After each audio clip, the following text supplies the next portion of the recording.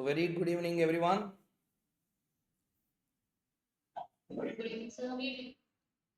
today we are going to start with the most important chapter in our syllabus, whether it can be a total income problem, whether it can be a separate problem at CA final level for 25 marks, almost around 22 marks, and at inter level for around 14 marks, one chapter will account for, and the name of the chapter is Profits and Gains of Business or Profession.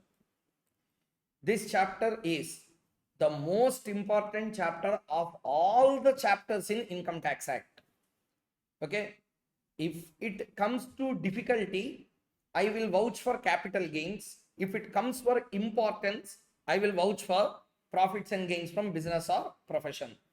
So when a person asks what is the most difficult concept in entire income tax, if you read properly, again disclaimer, reading summary and everything, capital gains is also easy. But you see the videos what I have uploaded on capital gains consistently over time, the BERAC, the interlinkages, everything, when you see it will be blowing our mind. So many provisions, so many concepts will be coming in income tax with regard to capital gains area. So complication wise capital gains, importance wise PGBP. So these are the two topics. In that, one is parallelly going on, another one we are going to do now. I think every one of you are ready for this, correct? Shall we begin? Yes, sir. Yes, sir. Yeah. Yes, sir. See, only for this chapter, what I am going to do is, first today's session, in this particular session, what we will do, entire session we will cover PGBP as a conceptual clarity first. Okay, because PGBP there can be 50-60 questions. To do every question, every section you should have a clarity. So every time I can't ask you, because one question you will take. In that one question, 36, 35 scientific, and next one 29, 30, 32 depreciation, additional depreciation, provisos, actual cost 43. And one question, 6-7 sections will be touched in exam, because that question will come for 14 marks. Only depreciation adjustment, why they will ask for 14? They will ask for 5 marks. Only actual cost, why they will ask for 14? They will ask for 4 marks. Only bad debts adjustment, interest on capital borrowed, why they will ask for 14 marks? They will ask for 4 marks. Therefore, what mindset you need to start? One question will have 10 to 11 sections of entire PGBP will be involved in the exam question. Therefore, it is not correct to anyone directly starting with PGBP workout unless and until you have clarity on entire chapter. Did you understand what I said, everyone? Yes, sir. Okay, sir. Yes, sir. So at least whoever have done the PGBP before, do you agree with my statement, everyone? Absolutely, sir. Yes, sir. 14 marks question, only one section will be touched or multiple sections will come? Multiple sections are asked, sir. Then multiple sections if they ask, I will take one question in power what to say, workout batch. In that one question, 6-7 sections will be there. What I have to do, I need to go and refer first all the 6 sections I have to tell you, then we have to start. How much time it will take? Rather than that, one full class we will put on understanding entire PGBP, get full clarity. Then workout batch, whenever we do question, I will tell, in that particular section we have already read. Then you will understand easily. Clear, everyone? Yes, got it, sir. So that's why for this chapter, we cannot directly go into the questions and answers. First, we need to know entire PGBP. Okay. Almost all important concepts of PGBP, I kept in 45 pages. Okay. 45 pages I have written all the important contents. I'm not telling entire PGBP. Entire PGBP will not be complete in 40-45. All important contents I have written. Wherever required, we will extra write the notes. But this is the notes for PGBP. Okay, let us see. Learning objectives of PGBP chapter. They are using 4 words: profits, gains, business, profession. So we need to understand the meaning of the terms. What is a profit? What is a gain? What is a business? What is a profession? Next one, section number 45, capital gains ki charging section. What is that? What will be charged to capital gain? Any profits or gains arising from transfer of any capital asset. Okay. Unless and until subjected to the provisions of section 54 to 54 GH. Like that, they have given certain things. Are the charging section for PGBP. Am I clear? Like that, there is a charging section for house property also. Likewise, there is a charging section also for PGBP. That is section number 28. That we will learn. Next one. Rent, repairs, insurance on building and plant and machinery. Next one. Depreciation concept. This is one concept. This is a very big area in entire income tax. Depreciation, there are so many aspects. 32 basic concepts. Balancing charge, block of assets, depreciation on a block, capital gains on depreciable blocks, additional depreciation, miscellaneous. Expenditure on scientific research, investment linked deductions, general deductions under 36, specific deductions under 37, or in simple language, if I have to write, actually reversal I have to write it.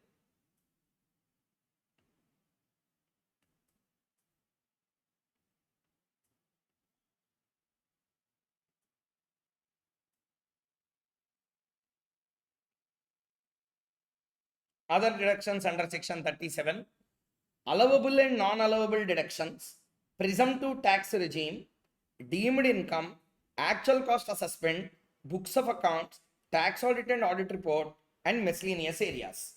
These are all the various concepts we have to cover. In that, first we are going to start with charging section. Are you all with me? Shall we continue? Charging section. Yes, sir. Yes, sir. Yes, sir. Yeah. Please listen. Today's class is a mix of theoretical and practical. So please keep your mind here. Point number 1. What is the... Yes? It's under section 36, no, sir. Huh? General deduction is under section 36. 36 is general. Why I am writing specific here is for our understanding. There is only list of 13, 14 deductions are there. Specifically, those are only deductible. Clear? Okay, sir. That's why for our understanding. Normally the name is general deductions. Okay? Sir, Yes. in the learning objectives, there is something called active cost. Hmm. Is it related to depreciation? No, this is actual cost assessment is under section number 43. This is for the purposes of capital gains, depreciation, or even scientific research. Wherever the word cost comes into picture, this section will get attracted. Okay, sir. Okay, let us begin with the concept now. So what is the name of the chapter? PGBP. This is governed by chapter number 4D of Companies Act. Let us read what is there. The scope of chapter 4D is given in its charging section as follows. Section 28, clause 1. The following income shall be chargeable to income tax under the head PGBP. The following income means these incomes will be chargeable. Number 1. He is not telling these incomes are only chargeable. These incomes are chargeable. Means what? The following income is chargeable. He is not saying only the following incomes are chargeable. And he did not use the word namely. He did not use the word in the bare act. Whenever the term namely comes, they are saying only these. Okay, but here the word namely does not come. Means what? The list we are going to read is only a illustrated list. Illustrated means these are some of the contents in the list. These are not the only contents. First of all, everyone understood the charging section intention. Yes, sir. Yes, sir. So, charging section is inclusive, not exhaustive. Okay. So, there are 3 words. Income, business, profession. These are defined under 3 different sections. 2 clause 24 defined income, 2 clause 13 defined business, 2 clause 36 defined profession. Okay. So, meaning of income covered in basic concepts to income tax. Already covered. This is not the time to learn. Definition of business. We will read now. Business includes, example, always try to understand whenever business word comes, generally people think buying and selling. Adi trade. Business la trade is one of the item. Business has four items. Number one, trade. Number two, commerce. Number three, manufacture. Number four, adventure. Adventure means taking up a new venture separate from that of our existing ventures is called as an adventure. So business includes trade, commerce, manufacture, adventure. Any concern in the nature of trade, commerce or manufacture. Next, what is a trade? Buying and selling on repetitive basis of goods is a trade. Commerce, any commercial activity, banking, insurance, transportation, anything. Manufacture, in a manufacture there will be a input, there will be a process, there will be a output. Input and output both are different from each other in terms of its name, identity and value, and this output will be sold for making a profit. That concept we call manufacture. So tell me, what is a manufacture? Manufacture involves an input, process, output, and the output will be sold for profit, and the output will be different from the input in terms of name, identity and value. Example, potatoes and potato chips. Tell me, potato and potato chips. Potato is the input, potato chip is the output. Process will be there, long process will be involved. Now tell me, potato and potato chips are having same name. You will go to market, vegetable shop and you will ask, give me 1 kg of potato chips.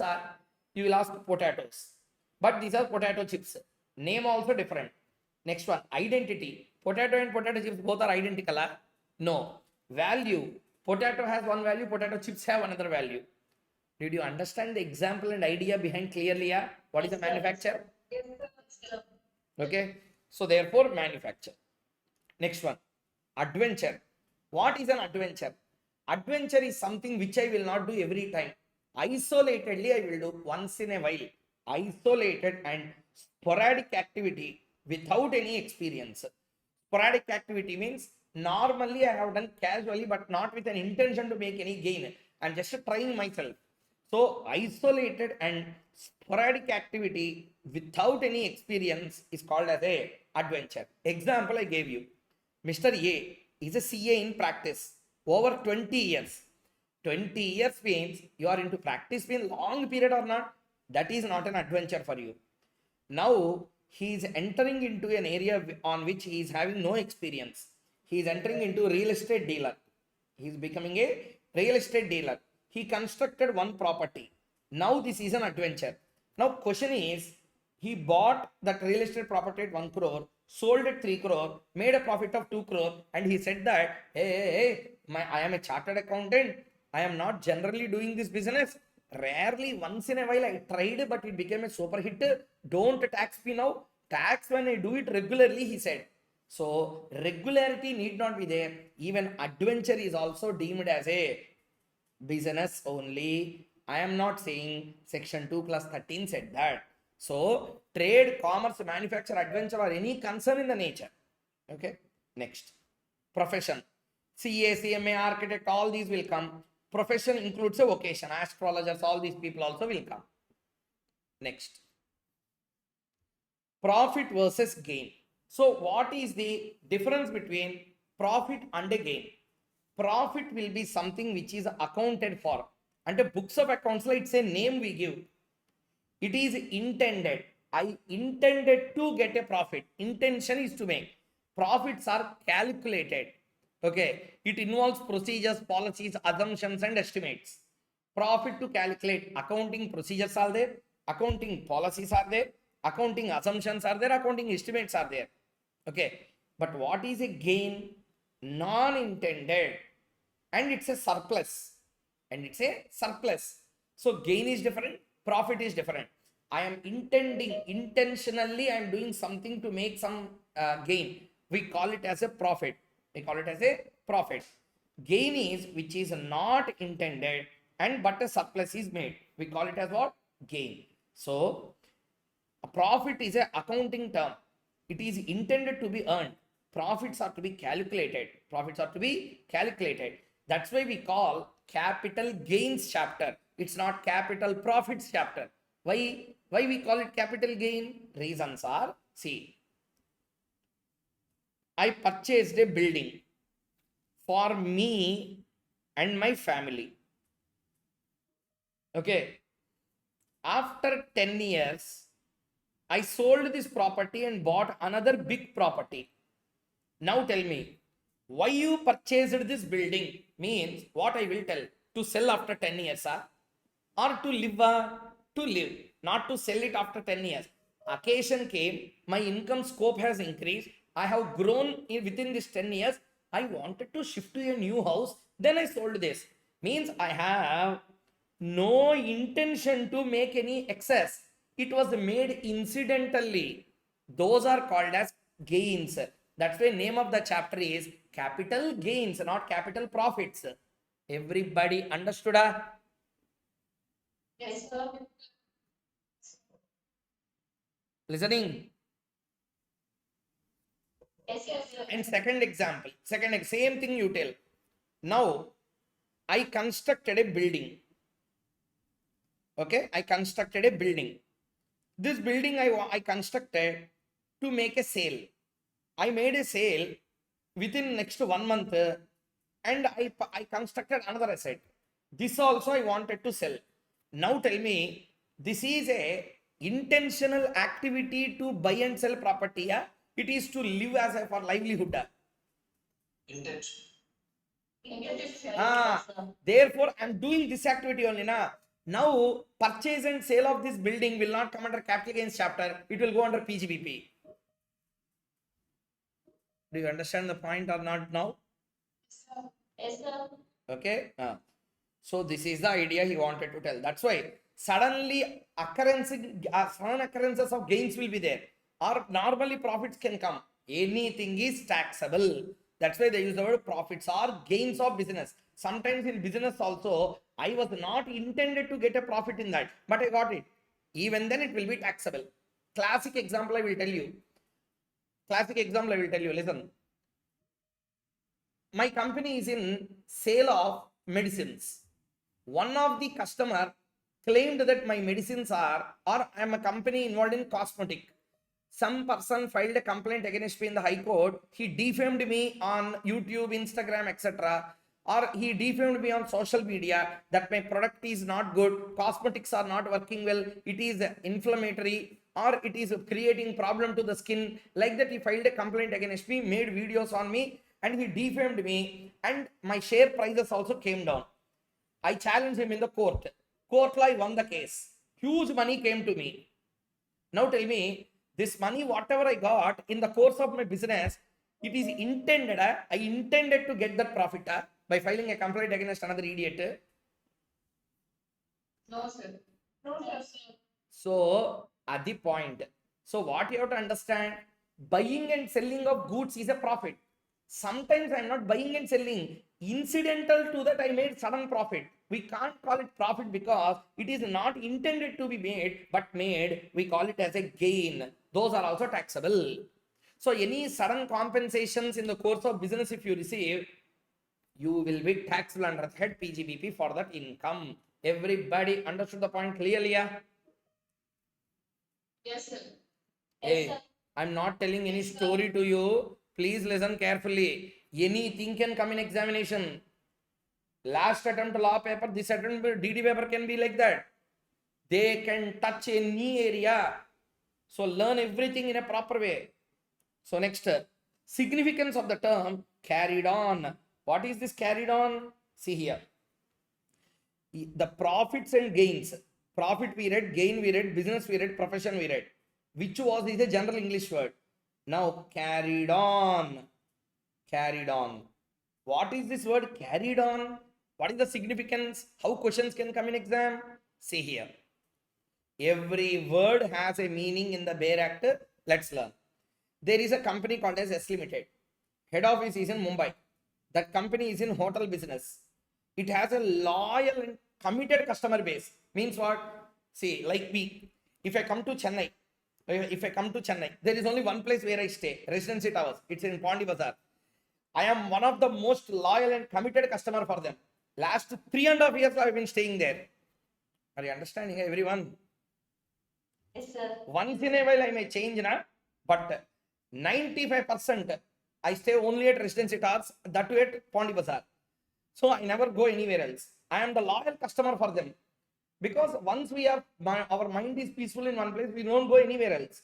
So there is a company called as S Limited. It is operating hotels, head office in Mumbai. It is having a loyal and committed customer base and highly reputed. Now listen carefully. They gave franchises. Franchisee in Delhi, Chennai, Kochi, Hyderabad, Bangalore, Visakhapatnam. Like that, different places they started their hotels. Okay. Next, franchisees made good business and they made profit. Now what happened? See here. Yes Limited. Yes Limited took some percentage of profit. Okay. That particular hotel also took some profit. Let us understand this way. You can understand easily. There is a hotel. That hotel has a brand. Let's say the name of the brand is The Residency, is a brand. Okay. Let us say example. Or Taj, anything you take. Example. I love The Residency, that's why I will promote it obviously to people.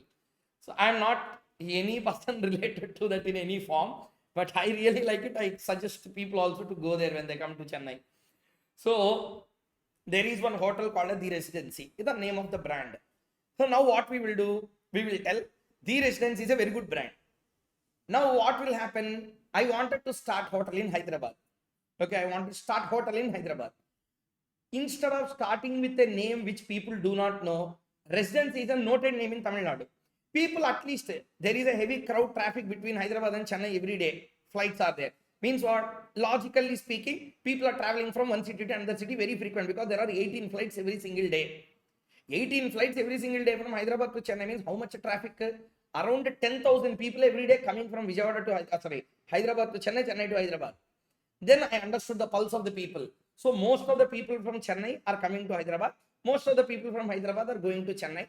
Definitely Hyderabad people goes to Chennai means they will know about residency. Those people definitely will know. I will start one hotel, but I will not start in my name. I will take the franchisee of The Residency and I will use it. I am using. Now, this is the example. I am in Hyderabad. I started the hotel. Staff are mine. Accommodation mine. Expenses are mine. Name only I will use The Residency. So now I will use the Residency name in that particular platform. And people from Tamil Nadu or Chennai, whenever they come, they saw that, okay, Chennai, that residency towers, this is also there in Hyderabad. They started coming. Almost filled with Tamil people. Let us say, for example, from this, what is the moral of the story? Your name gave me profit, na? Remaining all is my effort only.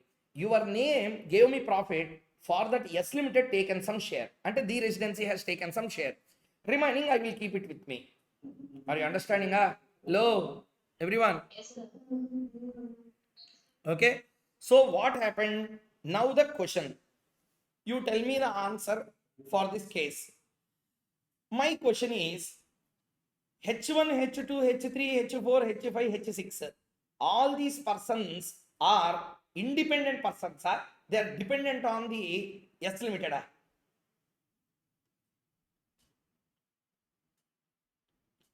They are all independent hotels.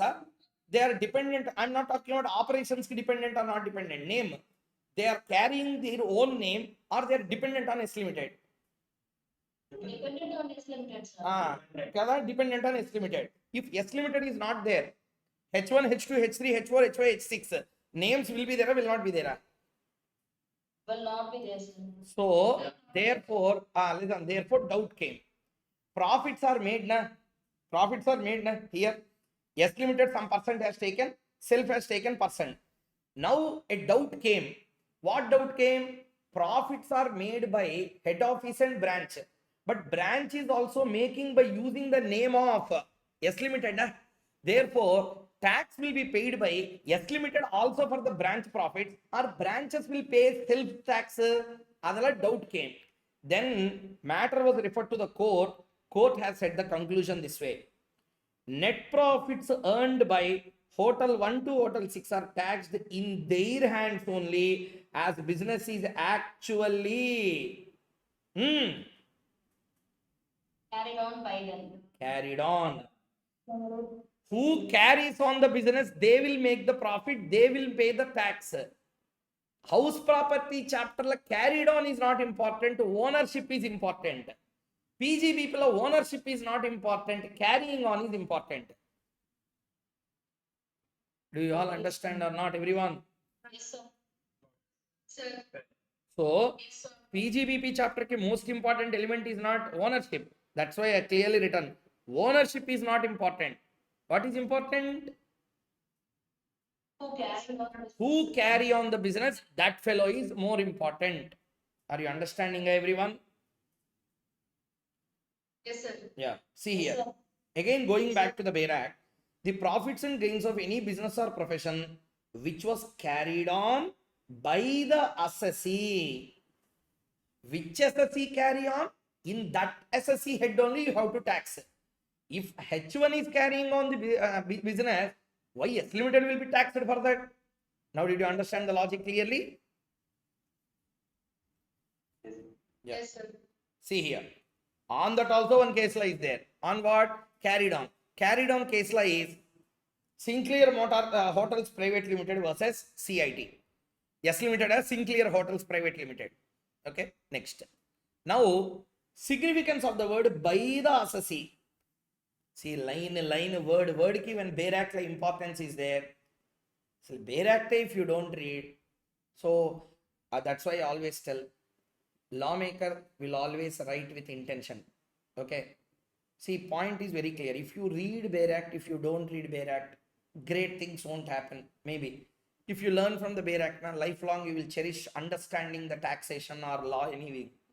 If you don't read Bear Act, normally, normal books you will read, okay, you will pass, you will qualify over. The great touch of tax or law you will not understand. But at least students should know, na? Yes, there is a thing called as Bear Act. Parliament has written that with an intention. A fool only don't understand the importance of Bear Act. Whether you read Bear Act or not is secondary. Respect is what matters always. Because Parliament has spent years together. Every year budget they are changing something. They are spending crores and crores and crores and crores of rupees in drafting the law every single year. That was separate session called as budget session. For income tax amendments they are bringing means. Which fool will tell Bear Act not important? Do you understand or not?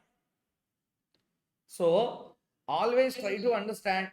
Lawmaker respect the makers of the law, whether you read or not. Whether you read, do not read, secondary. Another thing, because at the comfort of some students, some people don't like it. Some people tell that, oh, no, I will just read from normal. Very good. But show some respect towards Bear Act. A fool only will comment that nothing is there in the Bear Act. Do you understand the point or not? Everyone. Yes, sir. So, point is reading, not reading, secondary. If you don't even understand what Bear Act is telling, that does not mean you'd have no proper ideology behind what is the concept of Bear Act means nothing is there in Bear Act. That's not the point. That's why students, you always keep in one thing in mind. Law means you should read Bear Act. You don't like Bear Act, that much of complication you don't want. You don't want to achieve bigger things in law. Read normally and pass. But don't tell nothing is there in Bear Act. Okay. So they have so many things. Lawyers, advocates, judges, they are putting constitution Bear Acts with them to read and understand. So read Bear Act if you have time. No, sir, I don't have any time. Your passing is more important for me than all these things. Therefore, you go by summary, whatever you want, like this. Instead of reading the entire Bear Act and learning all these, like this, you can read summary. Okay. But have a habit of reading the Bear Act whatsoever, whatever matters. So you see any advocate, you see any chartered accountant office, everyone will read Bear Act thoroughly. They will read every day what they are saying, what are the words used inside the Bear Act.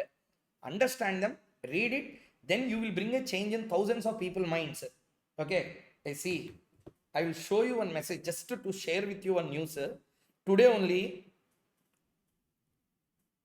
just a minute, I really wanted to share it with all the students. See, one student messaged me today. Visible or not visible? I don't know. Visible? Huh? Not. Not at all visible. Huh? I will show you one thing. See, what they have written is, I don't know the name also. So they sent like this. They went to one of the students shared me this.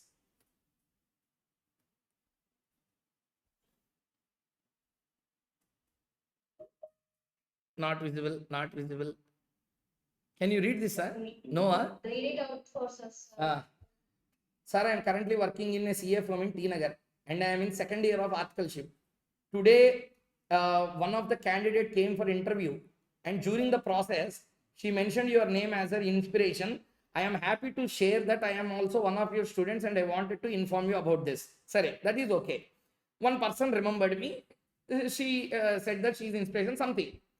But that firm, when she's joining, they asked to write something about inspiration. So she has written, camera not capturing.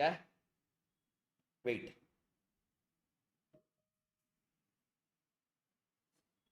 Your iPad down.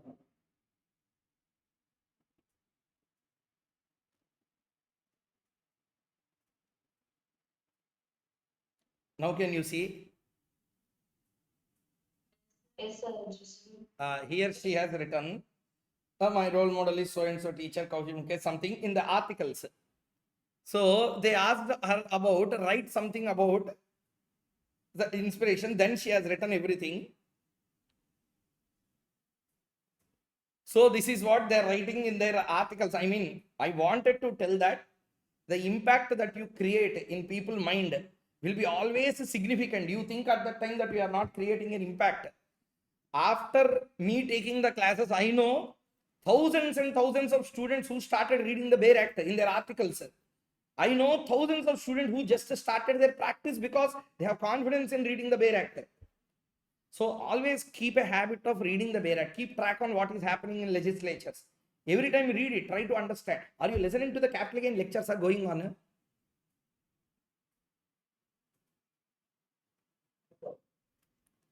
Are you all listening to capital gain, sir? Yes, sir. Did you find how much complicated the chapter was after listening? Normally, when you read capital gains chapter, that much complication you ever felt, I think, probably. Correct? When you read normally, capital gains seems to be very easy. It is never complicated. Why? You will read summary, na? This is the provision, this is the answer. Huh? Anyone saying anything? So, the problem will come only when you open the Bare Act. Then only all the problems will start. So, unlock the real potential within you. When you don't have a potential, then you will tell a Bare Act waste. Because if you have potential, you have to read that. So, therefore, please make reading the Bare Act as a proper daily habit, like how you eat, okay, how you sleep. Read sections in Bare Act every single day. It creates a lot of impact. Thousands of people will change because of reading the bare provisions. Because anyway, I said I did not read Bare Act. Some person only have written.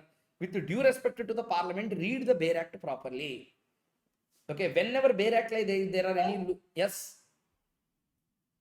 How to develop our interpretation skills with respect to This is always a question that comes only out of your practice. You will go on reading, that interest will give you answers. You will study so many books, you will read books. Like that, you will understand. Okay, sir. Clear? Because a simple logic here. Which books you will find all these explanations? Books anyway, it will not be there. I should read somewhere. Correct? So we can use interpretation of statutes and other chapters. Interpretation of statutes is the mother of all these interpretations. It's a mother of entire law. Interpretation of statutes. Person who don't respect Bare Act, how can he understand importance of interpretation? Then he will tell interpretation also waste. Obvious, na? Bare Act, if a person saying Bare Act is waste, then obviously interpretations are on the statute only. Then interpretation chapter also waste. Bare Act waste, interpretation waste, law making waste, law ne waste. Actually, sir, even I started learning law papers with Bear Act nowadays. It's actually good, sir. With law, Bear Act and with ICAI book. Referring Those both two, together, if you do, that's those two, if you do properly, you will get 80 plus. Okay? Thank you, sir. I'll definitely try to get it. You will get 80 plus if you do that properly. So, law bare act waste and interpretation waste. Interpretation waste and law ne waste. First Koushik Mukhesh waste. So, listen carefully. Learn law properly. If you are not able to learn it from the bare act, read somewhere, no problem. But don't create disrespect toward the bare act. It was written with a lot of intensity, lot of intentions in mind. So many things government will think and then put it in the law. Bare act waste, bare law waste, everything waste. Hey, any waste. So, point is, what is a manufacture? A manufacture we already read, adventure we read, profession we read, vocation we read, profit gain difference we read, carried on meaning we read. Now we are going to read by the assessee. What is the significance of these words in the bare provisions? Carried on, he did not stop. Carried on by the assessee. It continued. Okay, let's see. There is a company called as C Limited. Okay, there is a company called as a C Limited. Okay, so what they have done, they have entered into pre-incorporation contracts, and before incorporation some contracts were entered. Pre-incorporation contracts entered in the name of proposed company C Limited. Sir, company are not there means how will you enter into contracts, sir? As you already said in the class, sir, incorporation of company chapter, company is not registered. Company not registered means company are not there. When company not there, there can be no members, no shareholders. They are called as subscribers to the memorandum. They are not subscribers to memorandum. They are not subscribers to company. They are subscribers to the memorandum of the proposed company.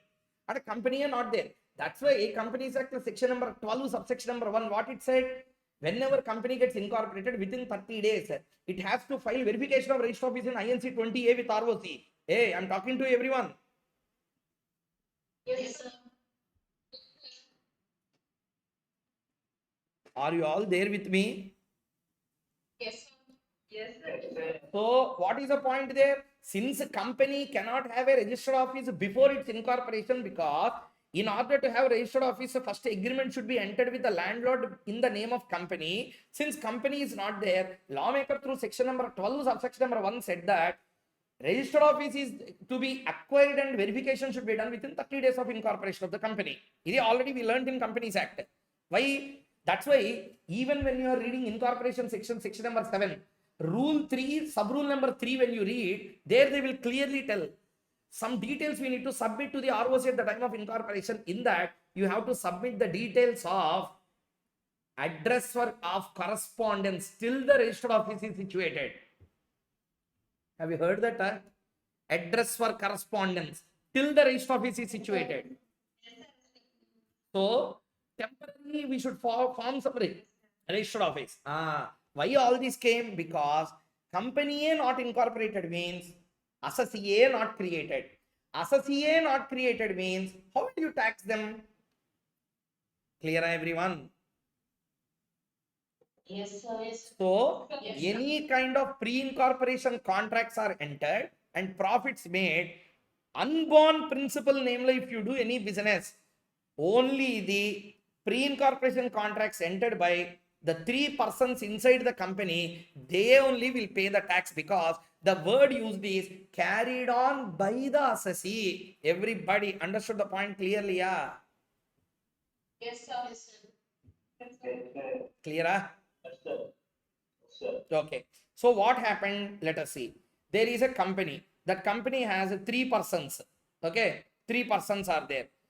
Registration applied. Company incorporated on 110. First board meeting held on 1410. They entered into pre-incorporation contracts on 17 itself. And before incorporation or after incorporation? Before incorporation. Incorporation not done, they entered into some contracts in the name of proposed company. Okay, they entered.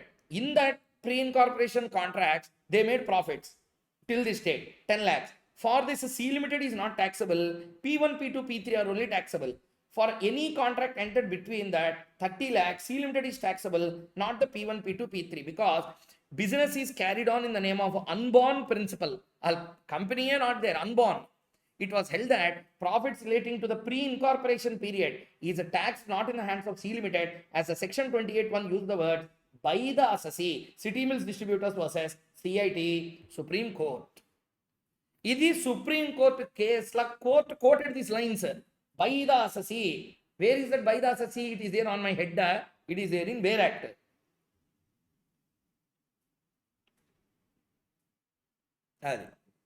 And a court also is considering what as a base to give judgment. They will see some sky. By the assessee they will not write. Court also cannot go beyond what is written in the bare provisions of law. So by the assessee important here. Carried on by the assessee. Assessee should carry on that. Whoever assessee carries on, in that hands only I can tax. So we now completed one line. 28(1) is completed. Up to here, everyone understood the point clearly? Yeah. Yes, sir. But it doesn't end here. The over, profits over, gains over, business over, profession over, carried on over, by the assessee over. Now we need to read at any time during the previous year. At any time during the previous year.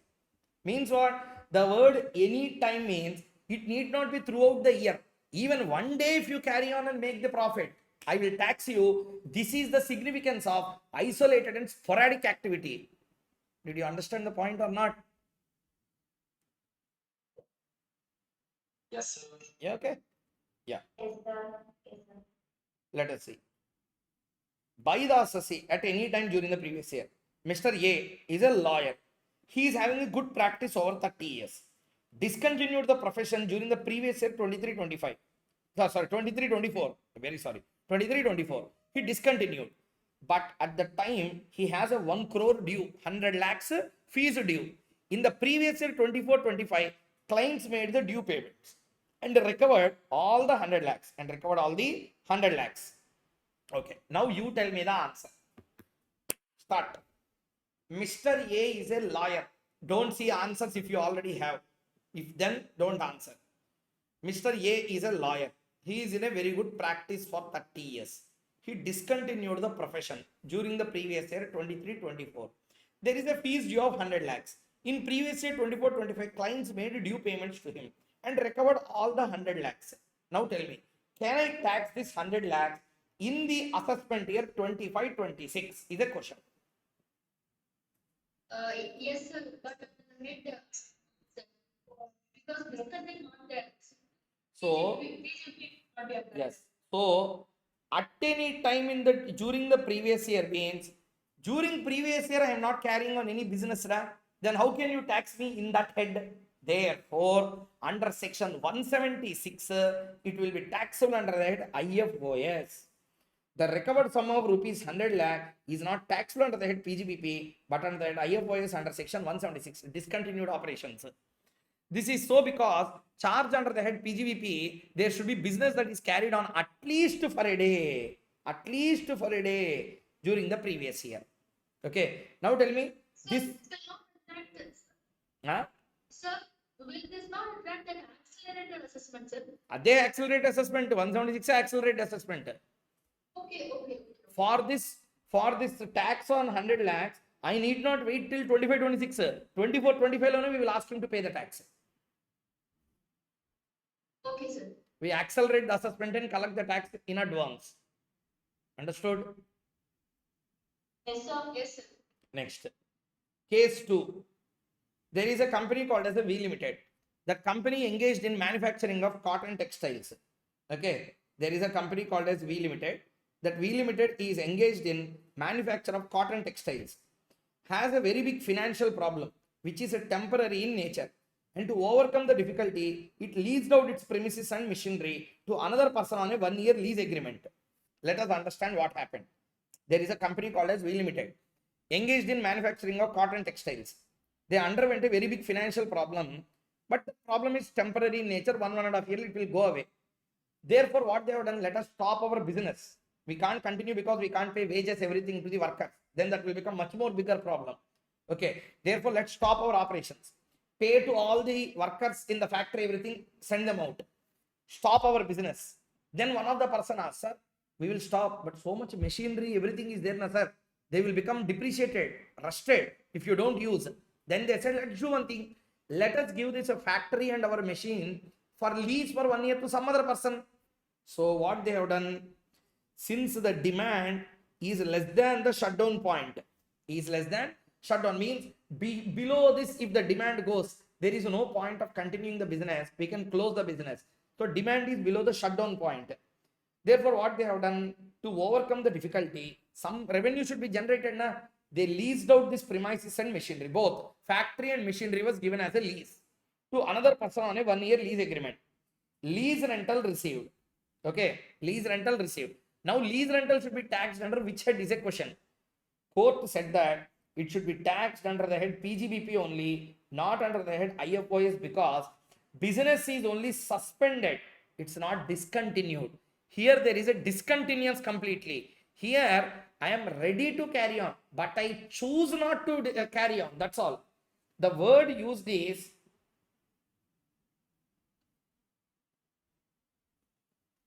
which was carried on by the assessee at any time during the previous year. Carried on. Carried on. Okay, carried on. Means what? The word carried on used here should be understood as ready to carry on as well, to be included into that. Or else what every person will do? Happily they will charge it to IFOS or some other head, or they will tell that I did not receive any income at all. Therefore they said that correct head you need to put the tax. Therefore lease rental received on a temporarily suspended business, income generated out of it will be taxed under the head PGBP only, but not under the head IFOS. Since business is only suspended but not discontinued, this was held in the name in the case law of Vikram Cotton Mills Limited versus CIT, Universal Plastics Limited versus CIT. Okay, do you know what a court has said? People asked court also. Court, why you have given judgment like this? The word used is carried on. Means actually it should be carried on. But here I did not carry on any business. Okay, I have just given my machinery and property or premises to lease to some other person. Why you are charging to the head PGBP? Then court gave a beautiful answer. Reason is you are leasing out the premises, correct? Yes. You are leasing out the premises and machinery for general purpose, to generally earn revenue, or to pay your business obligations. They said, I wanted to lease out this premises such that I will get lease rental. Okay, what you will do with that lease rental? I will pay my workers and employees. And I will make others to use my machinery such that I can use later on. Next one, to pay unavoidable fixed costs in my business. Means business is still there. Correct. Second, workers and employees are still on the rolls. Some employees and workers. Yes. And you wanted to use this machinery after 1 year, once the financial problem is settled. And you have an intention to carry on the business. Business is carried on. Premises and machines are given on lease rental. Business is still there. That way workers and employees are still on the rolls. Therefore, your very intention to carry on the business is still there. It is still alive. Therefore, we will tax it only under the head PGBP, but not under the head IFOS. Everybody understood the case law scenario clearly? Yeah? Yes. Sir, I have a doubt, sir. Yes. Instead of 1 year, if the lease agreement was more than 1 year or like 2 or 3 years, the business was suspended for those many years, what would have been the judgment given? Generally, business will not be suspended for so many number of years. Suspension happens maximum in months only. In this case, it is happening for a year. Suspension for 2-3 years. Now, what will be there in the business? They will sell the business entirely. Okay, sir. Next. Sir, Yes. I don't get how in the first case it's not taxable under PGBP. Huh? I don't get how in the first case it's not PGBP income. Here, business itself is closed completely. It is discontinued in 23-24. Carrying on a profession, right? Carrying on the profession, but not at any time. Read this. Read this. The previous year. Previous year he did not carry on. Carried on at any time during previous year. That business income only will be taxable in this year. So, what if we followed accrual system of accounting or something like that? What is this? And you subject to tax audit. What if we followed accrual system of accounting and was Accrual basis of accounting, accrual basis of accounting and PGBP has nothing to do. Let me explain one point. You have to receive 100 lakhs fees due, correct? Yes, sir. You did not receive. 2023-24 year, what you might have done, you might have written this as a bad debt. Correct? Oh, yes, sir. Okay. You might have written this as a bad debt. Receivables, you might have written this. Or completely you might have written off. Correct? Yes, sir. Yes, sir. Fees due is there. Receivable is there. That's it. Bad debt you might have recorded. That bad debts have been recovered now. Understood? Deemed income. So, but business is not there. If business is there, I will deem that as an income of that year.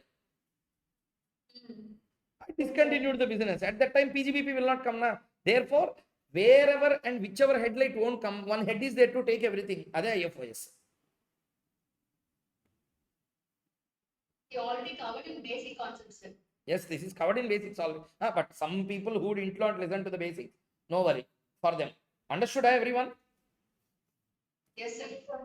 Business exists, very good. Deemed income of the business, section 41 will get attracted. Business is not there, on business side it can't come. Clear? Yes, sir. Yes. Next. Next one, reminding all, I'm just making a summary analysis. See here. Compensation for loss of office of any MD of an Indian company or other than Indian company. Simply, directors are there. Directors will get remuneration every year.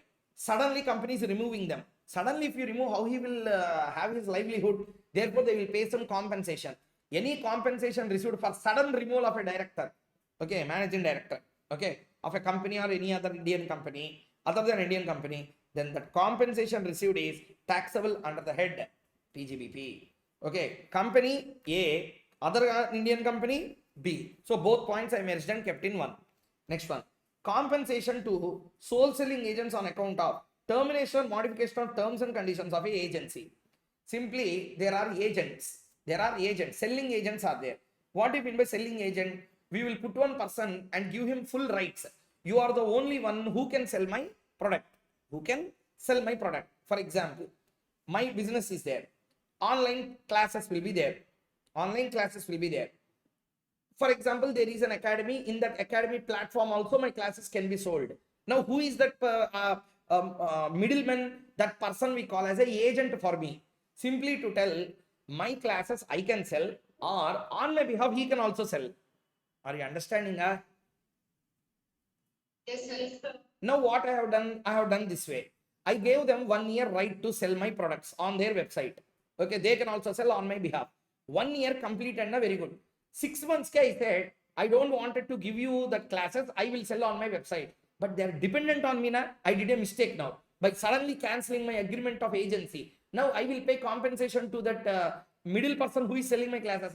For them, that compensation will become the income from business or profession. Understood? Yes, sir. Yes, sir. So one thing, very simple. All compensations received in the nature of business will become business income. Compensation received from government for vesting the property or compensation for termination of any modification of terms and conditions in a contract. Any compensation. So always remember, business related compensations will come under PGBP. Understood? Yes, sir. Okay. Yes, sir. Now question, sir, not like that, sir. There is a house property. That house property is a capital asset. That capital asset is damaged or destroyed because of typhoons or cyclones or earthquakes or any like nature. Then what will happen, sir? Then compensation received. Then it will not be chargeable under the head PGBP. For that, there is one separate section called as section 45 in capital gains. Listening? Yes, sir. Because it is not for the business. That compensation you did not receive for the business. That compensation you are receiving for capital asset. Clear? Done. So we completed A, B, C, D, E. Yes. Sir, one more time. Can you please explain that point, compensation received from government for resting the property with any example, sir? Compensation. Compensation received from government for vesting the property. With any example, can we explain it, sir? Vesting of property means, for example, company is having a factory doing the business. Okay, government said that we will take that factory from you. Okay, for that we will pay you money. Oh, okay. Okay, factory relating to the business, if it is vested, it's a business property. Okay, sir. Any compensation received for that will be chargeable under PGBP. But I have my self-occupied property. From that I am getting a house property income.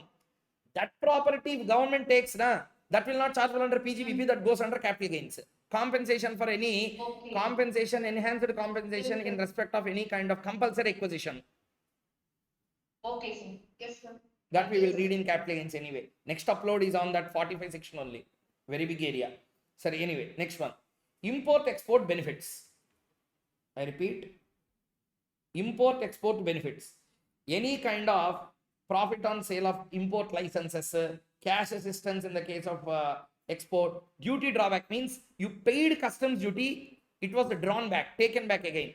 All these kinds, simply any kind of benefit or assistance, something you received in the form of import and export. Import export is a business transaction. All these will come under PGBP head. Next, any income earned by any association with respect to specified services performed to its members. Means any kind of association. See, there is a non-profit entity. That non-profit entity has performed some commercial services to their members. From that, it got money. That will become taxable only under the head PGBP, even though you are a non-profit entity. Example, there are some religious organizations in India. What they will do, they will tell that they are only for social service, but actually they are doing commercial activities also, selling the idols or anything, whatever they want, they are doing. Commercial activities are also performed to its members. If that be the case, it will be taxable part. Next, amendment with respect to 1/4/2024. Value of any benefit or perquisite arising from business which is received either in cash or in kind, partly both, whether convertible or not. Amendment 1/4/2024. They can ask a question in PGBP on this point. Read the point carefully first.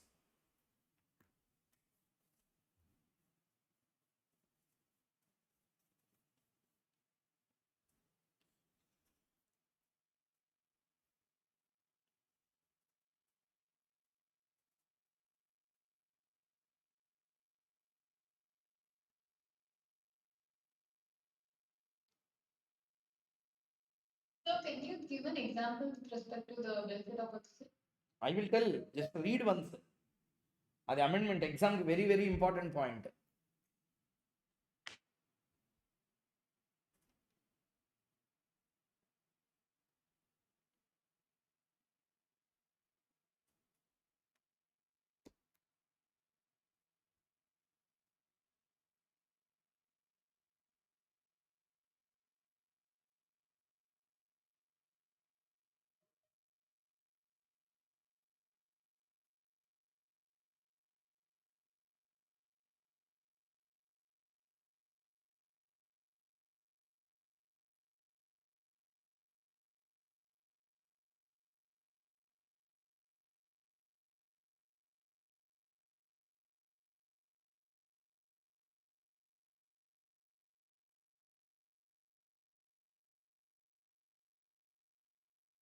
Have you read, everyone?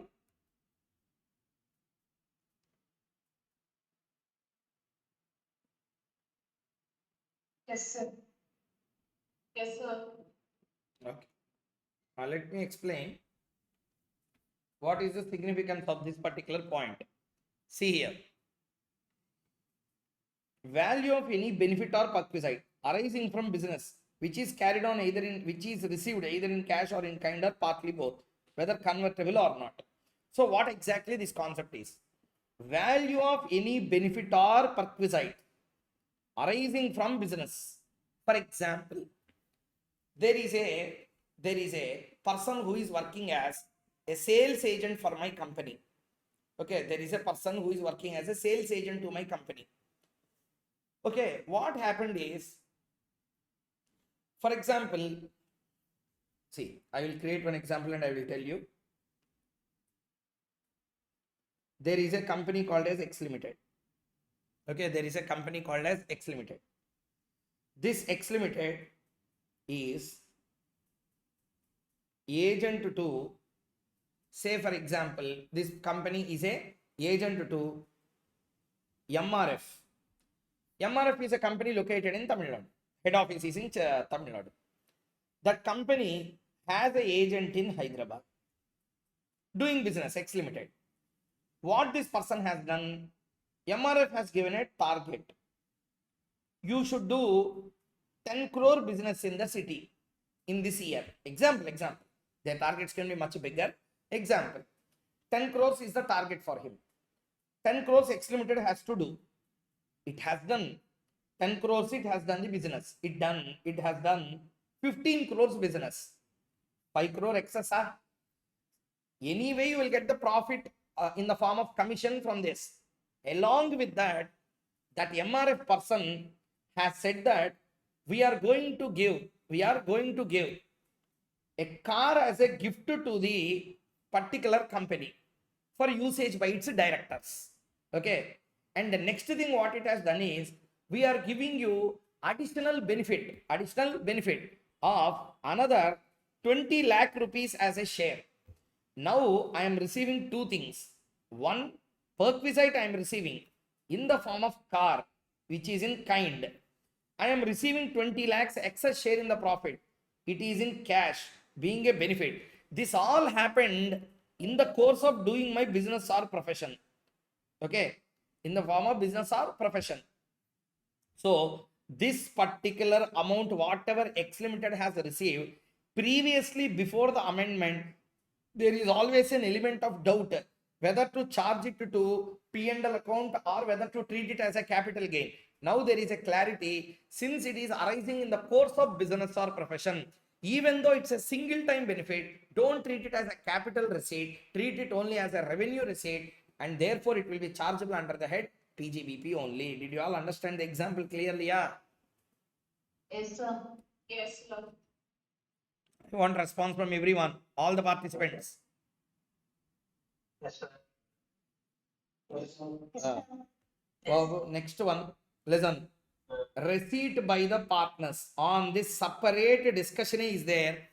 Problems are there. Hell a lot. Many questions were tested in exam on the partners receipts.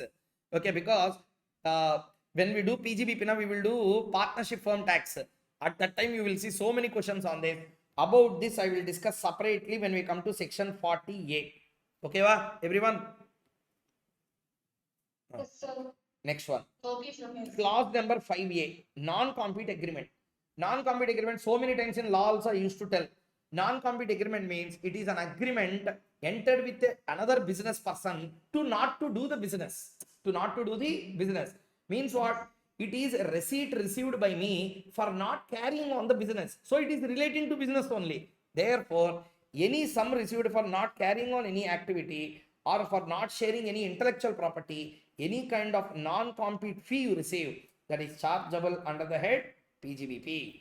Hey, I told you logic clearly. Examples also I gave you in law so many times. See, Yes, sir. non-compete agreement, there is a proper logic for that. Actually, the point is, whenever PGBP look, it has to come as a income. Income should be revenue in nature, not capital nature of income. It should be revenue income, not capital income. But PGBP la, both revenue incomes as well as capital incomes will get taxed sometimes. It is a classic example. Example I will tell you. Tell me. Point number 1. I am doing say for example, I have a hospital. Let us say I am a popular doctor, physician. I am having a hospital in Hyderabad. Very big, popular. I wanted to start my same hospital also in Chennai. Okay. I wanted to start. I am looking for some premises. There is one super specialty hospital in Chennai also. Say for example. Okay, there is a super specialty hospital. Opposite to that, I wanted to construct my hospital. Mine is very well worth and people know about me very well. Even South India, everyone know about my hospital.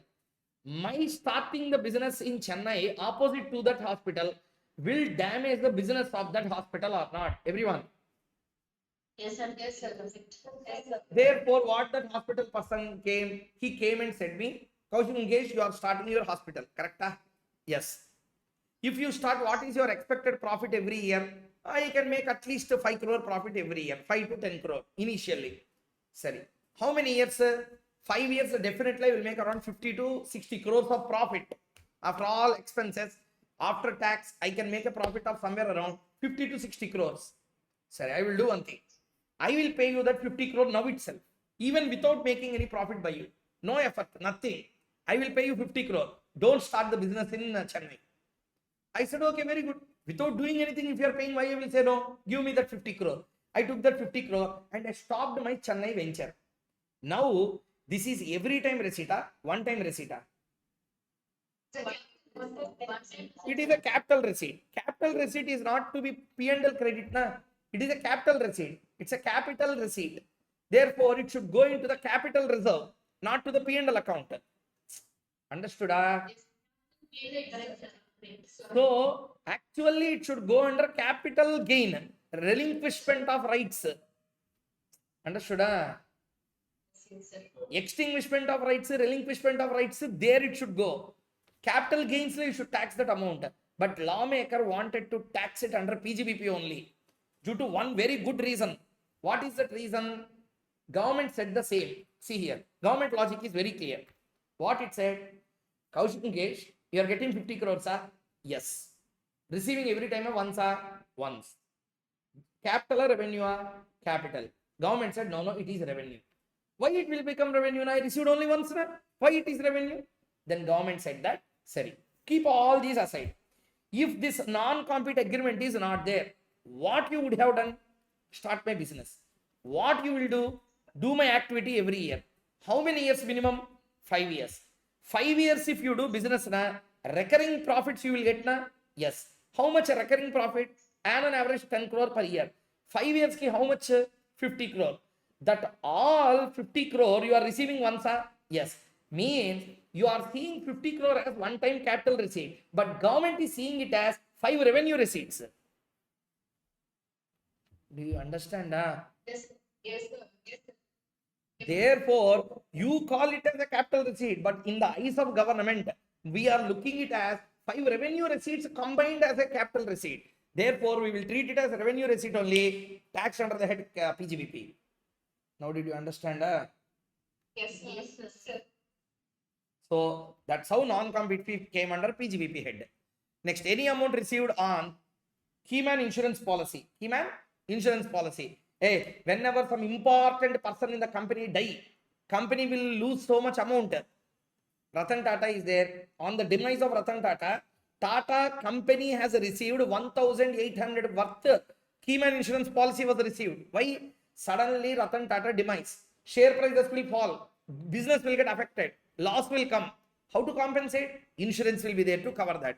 So on loss of any key person in the company, if company receive anything, we call it as a keyman insurance policy. Everyone clear? Yes, sir. This is not other sources. This is PGBPA. Reason, business affect ke you received that compensation. Correct? Yes, sir. Yes, sir. Next. FMV of the stock. Business income if the stock is converted into capital. This we will separately discuss here. There is a separate section on that 43 CA. There we will do. Next. Sum received on destruction or demolition or transfer of capital asset under section 35 AD on which full deduction is allowed. Common sense, na? There is a section called as section number 35 AD. 35 AD you will take 100% deduction on any investment made in the plant and machinery which is a new plant and machinery. You took 100% deduction. You claimed all the tax benefits. After that you destroyed that asset. Means you took benefit and you destroyed, return of everything into the P&L. 2 times I should not give the benefit. Any amount you received on sale of that particular asset on which 100% deduction is availed will be charged under the head PGBP. Understood? Yes, sir. With this, we completed the most important one, which is called as a charging section and the basics. We completed this one. Everybody in the class understood charging section 28 clearly? Yeah. Yes. Yeah. Next one. Income from PGBP. How computed? 29 sections said like this. Income from PGBP shall be computed in accordance with section number 32 43 AD 43D. This is what said in 29th over 29. Format under the head PGBP. Net profit as per P&L account. Hey, problem solving time very useful. Particulars amount. Net profit as per P&L account. As per the books. Now, what we need to do first, add. Add what? Expenses shown in P&L but not allowed. Provisions not allowed. Accruals not allowed. Outstandings not allowed. Any other deduction which is nowhere relating to business, personal expenses of directors not allowed. Bad debts provision not allowed. Depreciation in excess of section 32 not allowed. So all those are added. Expenses not brought to P&L but to be shown. But to be shown. For example, company has incurred some amount of payment to any worker, but they did not put it into P&L. Now you charge it. Or depreciation is provided at a lower rate. Put it extra and put the expense. Next one.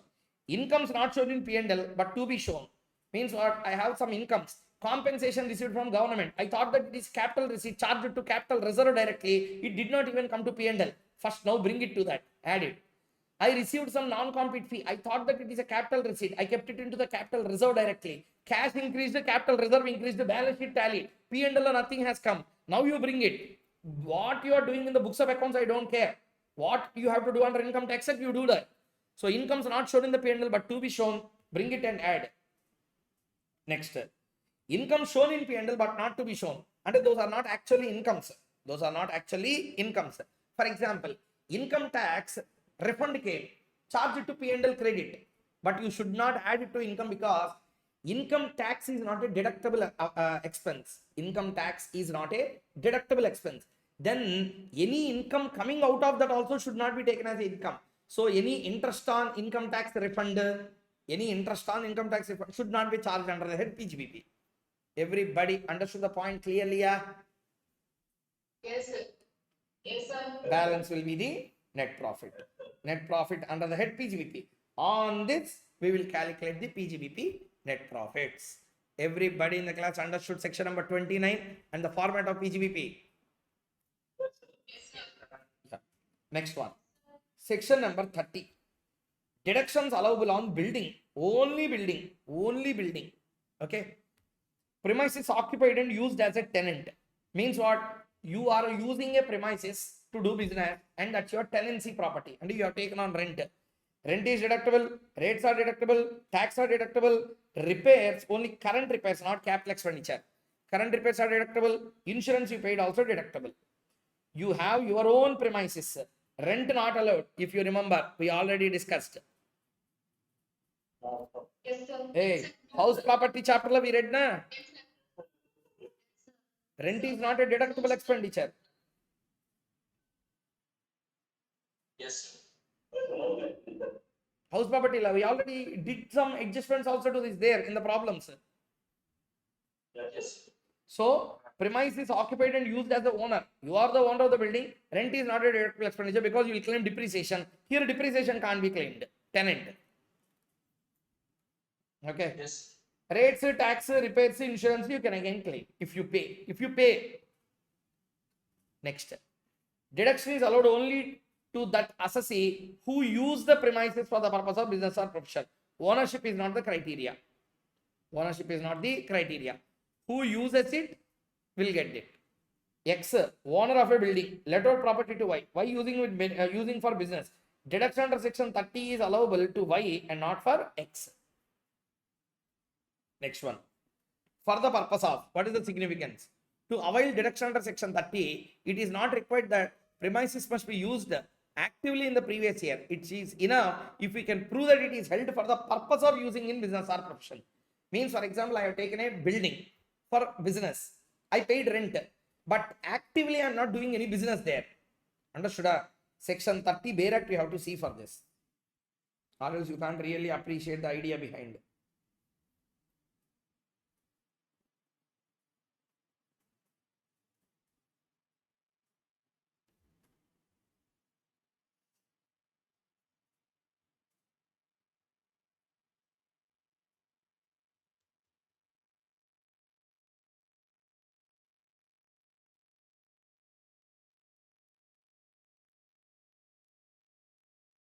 See, in respect of rent, rates, tax, repairs and insurance for the premises used for the purpose of business or profession, following deductions are allowed. Where the premises is occupied by the assessee as a tenant, rent paid, okay, and further if he has undertaken to bear repairs of the premises, amount on account of such repairs, other than as a tenant, amount paid by him on account of current repairs to the premises, all sums paid as land revenue, local tax, municipal taxes, any amount paid. Hey, if you remember, whenever we are doing the house property chapter, municipal taxes come to the extent of house property, 75% house property we deducted. Remaining part we deducted in the business, if you remember. PGBP. Yes, yes. Hey, we have done the questions, na? Yes. Those deductions are under section 30 only. Clear? Okay. So therefore, any amount of premium paid on insurance premium paid also will be taken as a deduction, provided if you pay. See here. Rent, rates, taxes, repairs, insurance of premises used for business. Purposes of business. The word purposes of is important. Means what? Actually, I paid rent. I took it for business only, but I'm not doing any business there. No problem, you can claim deduction because actively carrying on business he did not tell. Purpose should be for the purpose for the business. That's all. Whether really used or not, I won't see. Now, did you understand the importance of the word purpose of? Yes, yes, sir. Yeah. Next. Payment of arrears of rent of previous tenant, whether allowed as a deduction. See here. There is a person, Mr. A. He wanted to take a property, very good property in a very good locality that will boost his business. He went to the owner and asked, owner, I wanted to take this as a premises on lease. He said, I am not going to give. He said, why? I am ready to pay any rent you want. He said, that is not the problem. Old tenant vacated without saying, I have to recover amount from him. Once I recover, I will give you. Then this person asked, how much is due from him to you? Due is around 2 lakhs. I will pay the 2 lakhs. Give me. So why you are paying? I will pay. I want this premises. Then he said that he will pay. He paid also.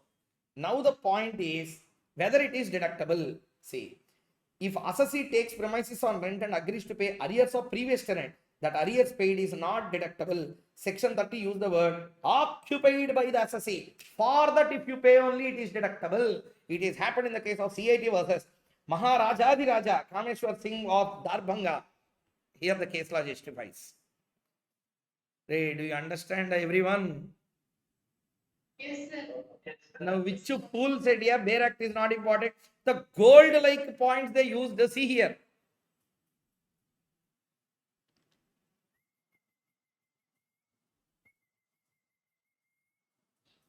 Occupied by assessee. You didn't occupy now, you are paying the arrears of rent of some other person. Hello, clear? Yes, sir. Yes, sir. Like this, they can give adjustments in exam. There are so many 14 marks question, they will give adjustments.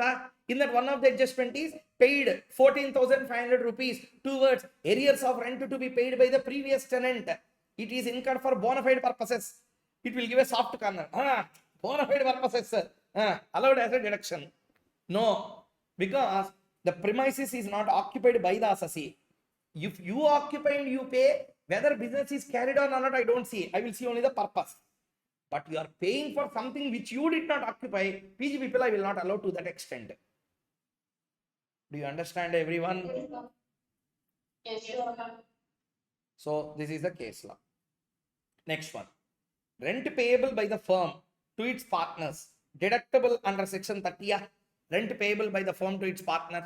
See, from the point of view of the firm, deductible. Whether I paid to partners or whether I paid to outsiders, anyway rent is paid, deductible.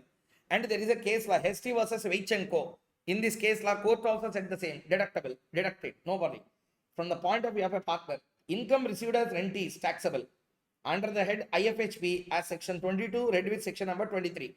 You know, I am a partner here, or you are a partner. You are receiving a rent, mind application. You are receiving rent from a premises. You have given it on rent to some person for his business.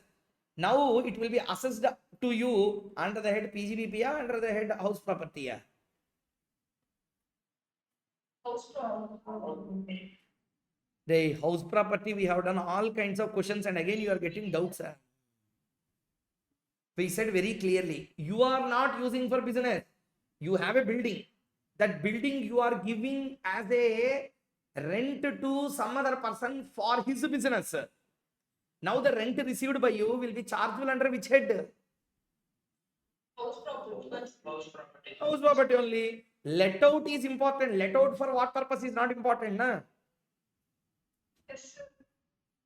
So Yes, sir. income received as rent is taxable. IFH will it is taxable. Okay. Under the head PGBP, not under the head IFHP. Rasiklal Balabhai versus CIT, Gujarat High Court, they gave this judgment. Means where you are using from the point of view of a partner, there is a controversial decision. One decision said that charge it under IFHP. One decision they said charge it under the head PGBP. Under the head PGBP. But later this case law was squashed by the court. This is only in applicability today. Already we read this point. Correct? Whenever you are receiving any rent on a let out property which is used for the business of some other person, it will be chargeable under the head IFHP, not under the head PGBP. Correct? Next. Section number 31. Yes. That point, assessee takes premises on rent and arrears of the rent is paid by the current tenant. In the case in house property, in the case of house property, loss due to vacancy it's not be considered, no, sir. Loss due to? Vacancy. Hmm. It will be considered loss due to vacancy only, no, sir. The arrears in previous. No, listen. There is a section called as section 25A. 25A is arrears of rent that was received. Okay. There is a separate section for that. I will give you an example since you asked this doubt. I am a owner. You are a tenant doing a business in my premises. You occupied my premises. Mine is a 3000 SFT premises. I gave it on rent to you. You stayed there for 2 years. Last 1 month rent, 2 months rent you did not pay. Okay, last 2 months rent you did not pay. That will not become loss due to vacancy. That will become unrealized rent. Yes, sir. Understood? Understood? Yes, sir. Yes, sir. Loss due to vacancy is a irrecoverable loss. Unrealized rent can be recovered also. We can recover that from current tenant also, no, sir. If it's Anyone you can recover. Anyone you can recover.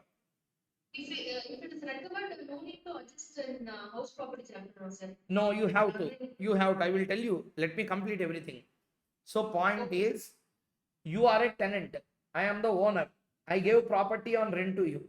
2 years agreement. 1 year, 7 months you paid properly. Last 5 months you shown me hell.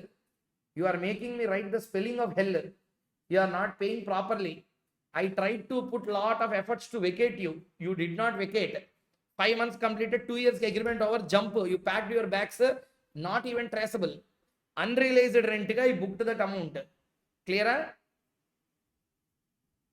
Yes, sir. Okay, sir. If I book it as an unrealized rent, what will happen? I will pay lesser tax. House property law. Yes, sir. Because we will compare ARR minus URR with the MVFR, whichever is higher, resultant whichever is lower, compared with actual rent receivable, whichever is higher we will take. Yes, sir. Since you deducted unrealized rent, amount will become reduced. Correct? Yes, sir. Yes, And sir. to the extent of unrealized rent, you paid tax or not paying tax? Not paying tax. Not paying tax. Listen, not paying tax. To the extent of unrealized rent, you are not paying the tax. Very good. 1 year completed. Another tenant came. He said that I will pay that amount of unrealized rent. Okay. Yes, sir. He paid that 3 months or 5 months of unrealized rent he paid. Now, let us see from the recipient point of view. Recipient recovered the unrealized rent which was already charged in the last years. Correct? Yes, sir. Now problem comes. Listen. Now problem comes. There is a benefit There is a disadvantage also because of recovering unrealized rent. Benefit, disadvantage is you have to pay the tax now when you realize the rent. Yes, sir. In the previous year, in which you realized the unrecovered rent, in that previous year, you have to put it as an income and will be assessed to tax in the next assessment year. You have to pay the tax on that. Recovery of unrealized rent. Correct?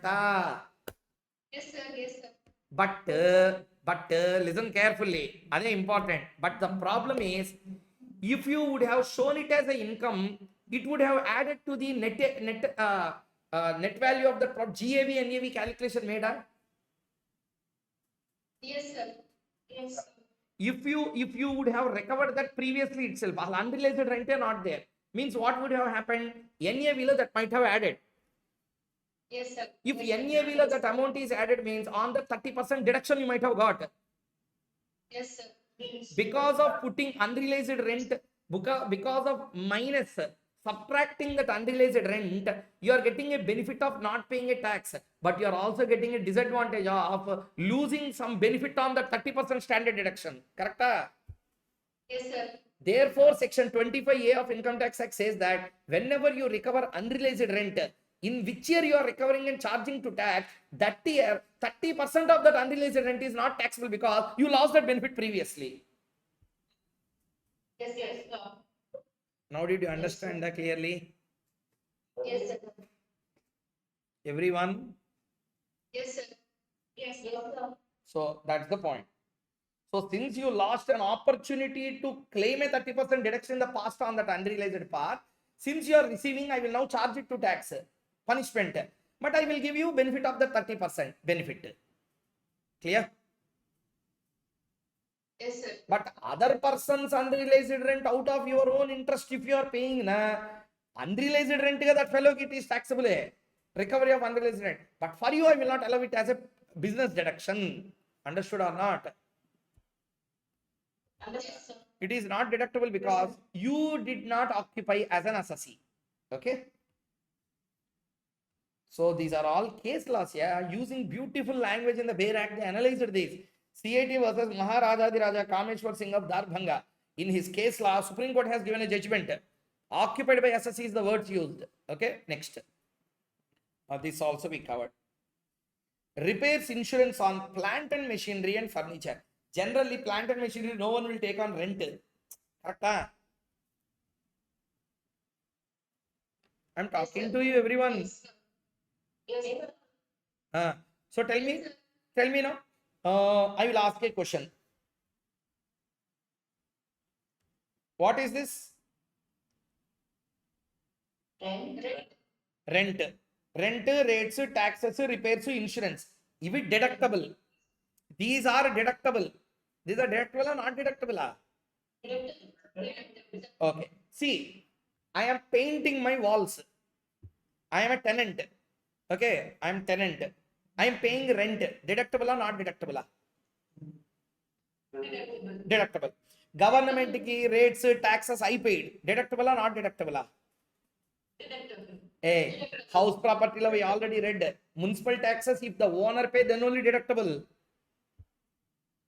Owner pay means no problem. No, sir. Okay. If he do not pay, tenant paid na, for tenant payment, you will not get any deduction.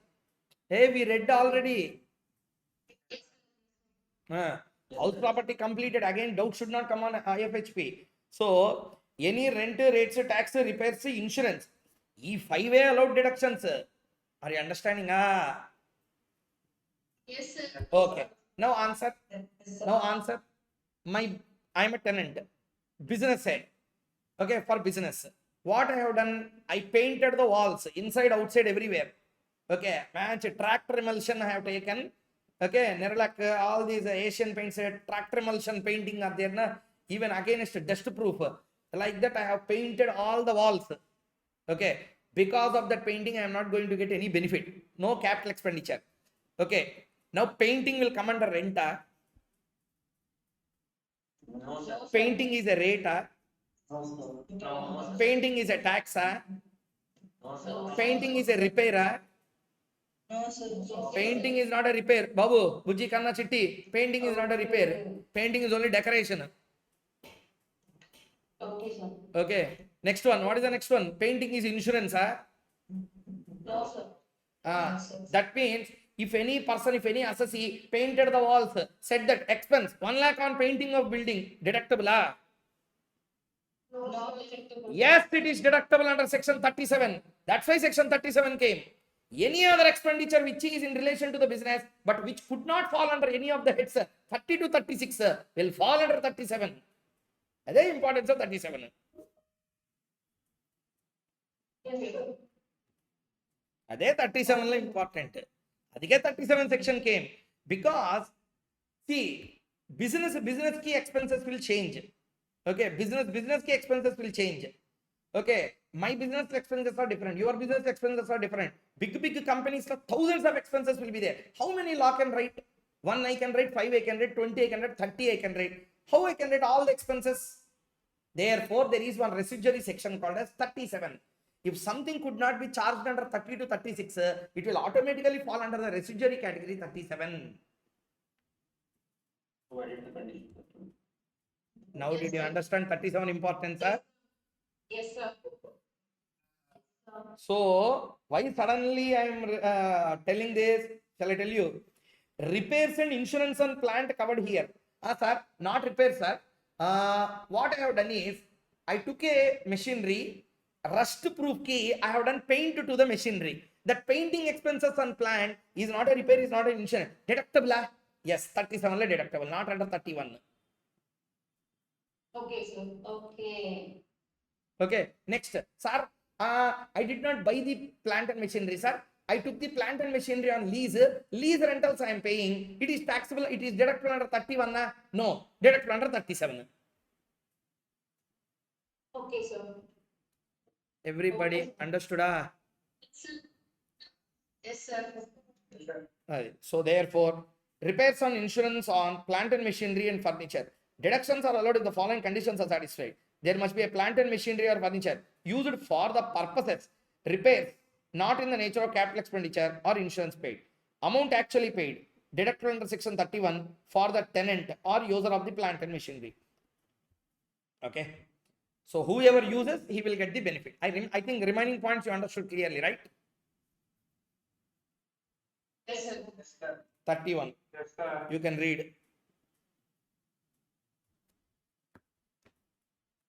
ఇది bare act.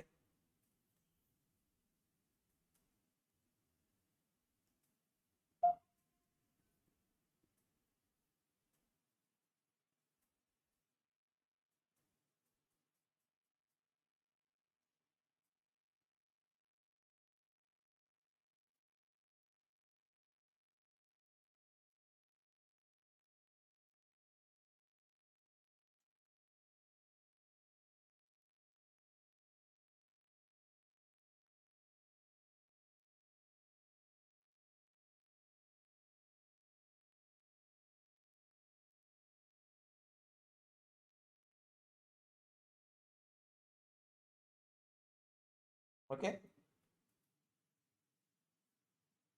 Yes, sir. Okay. Sure.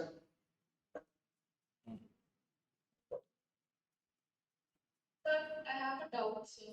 Yes. With respect to which section? With respect to section 31 only, sir.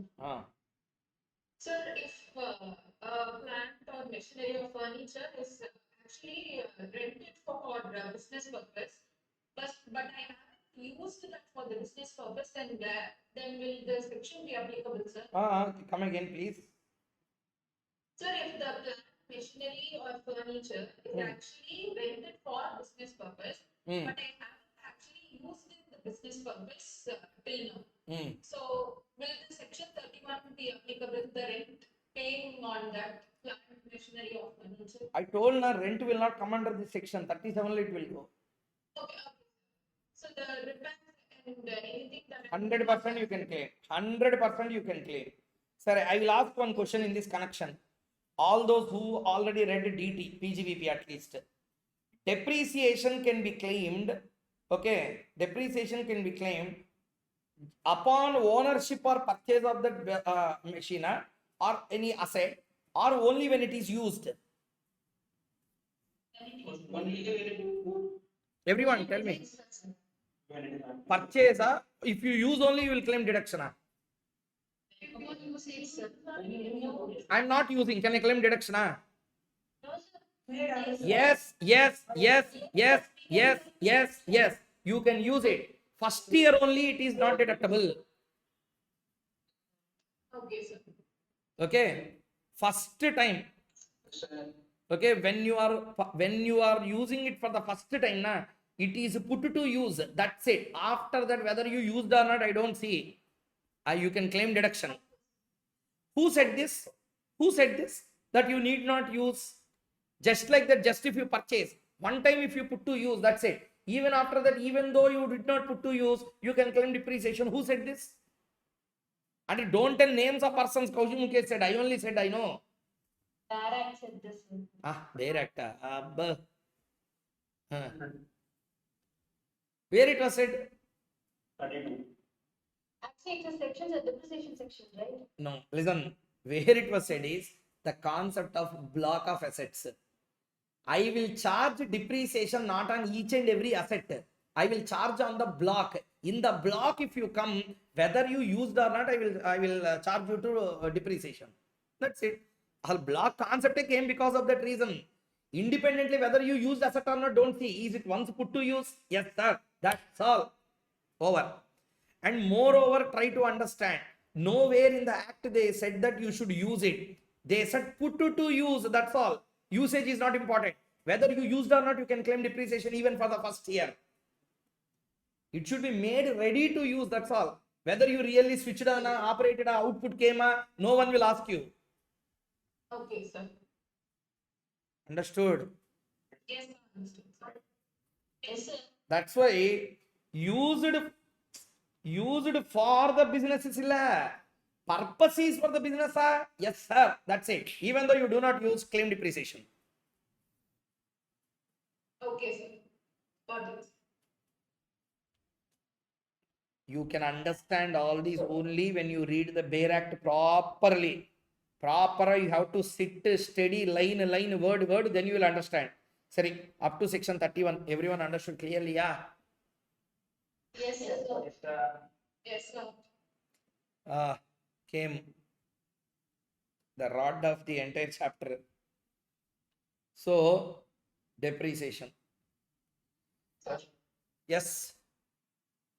if the municipal taxes is paid by the tenant, it cannot be allowed as a deduction for the employer, correct, sir?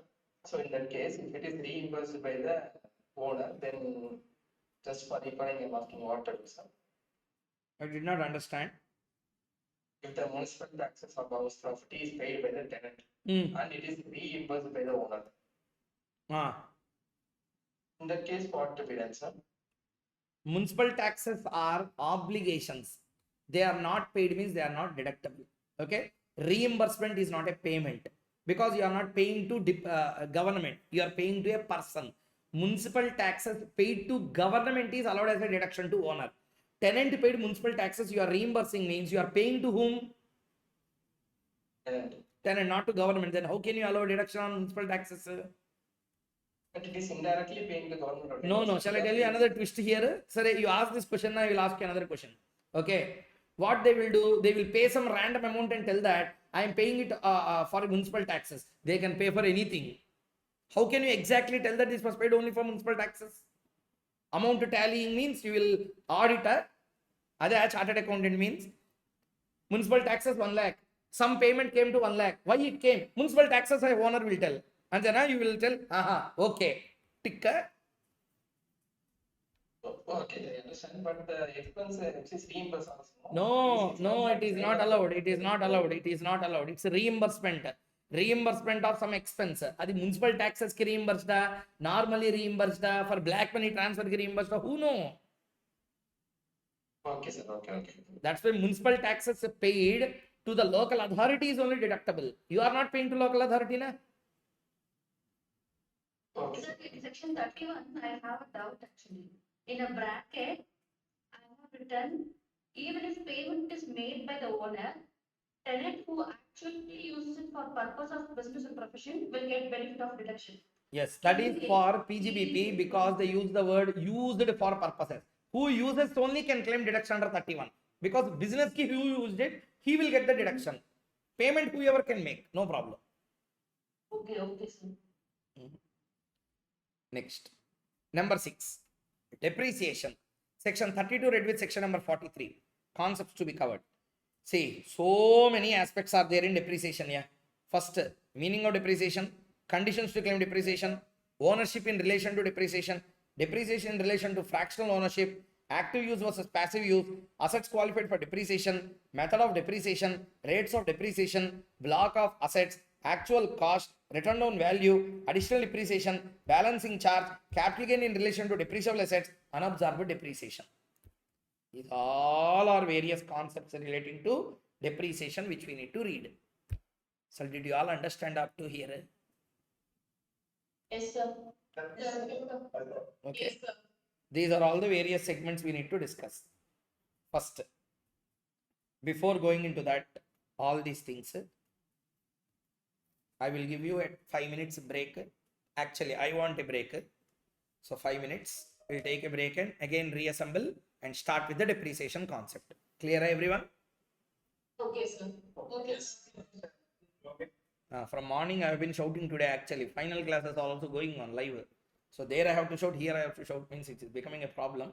Take 5 minutes, 10 minutes gap. We will reassemble and complete all the concepts in depreciation. Okay? Okay, sir. No problem. Depreciation. First one, depreciation is governed by section number 32. Okay, the word depreciation is not defined in the act because it's a general accounting terminology. Natural wear and tear, loss or decline in value over time, that's called as a depreciation. Conditions claiming depreciation. See, section 32, if you observe the bare act, might be you did not see bare act of 32 till now. See here how it will be.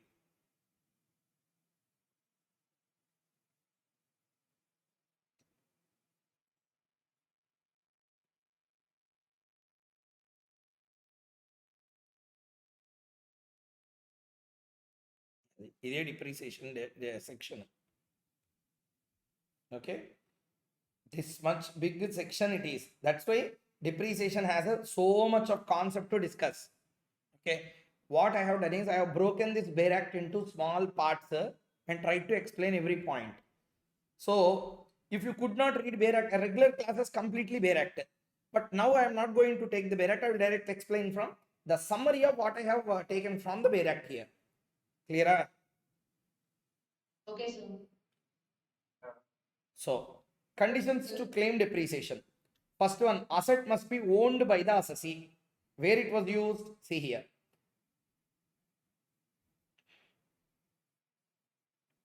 What is the word? Owned.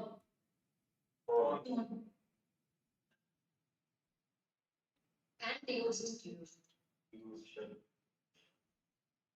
By the assessee. All conditions must be satisfied. It should be owned Okay. and it should be used by the same assessee here. This kind of language you will not see in the other sections. Okay, a repairs plant section like this you will not see. Okay, va? Yes. Yes, sir. So, owned and used. And the important thing is purpose must be business or profession. Purposes, that's all. Is it kept aside for business purpose and not used for any other purpose? Yes. Did you use it? No. But I am making it available for use. That's it. Depreciation can be claimed on that. Clear? Yes, sir. So, Now doubt will come. Sir, why anyone will buy an asset but not use the asset, sir? Then why depreciation is claimed? It's unnatural, na? And it is unethical and unfair as well. Then everyone will buy something and tell that I will be using it for business and claim depreciation. Yes, yes, department said the same. If it is a capital asset which is purchased for the purposes of business, plant and machinery, land and building, etc., whether you really used or not, I will not see. Is it kept aside for the purposes of business? Yes, sir. That's all. Deduction can be claimed. So what is important? Using it is important. Making it available for use is important.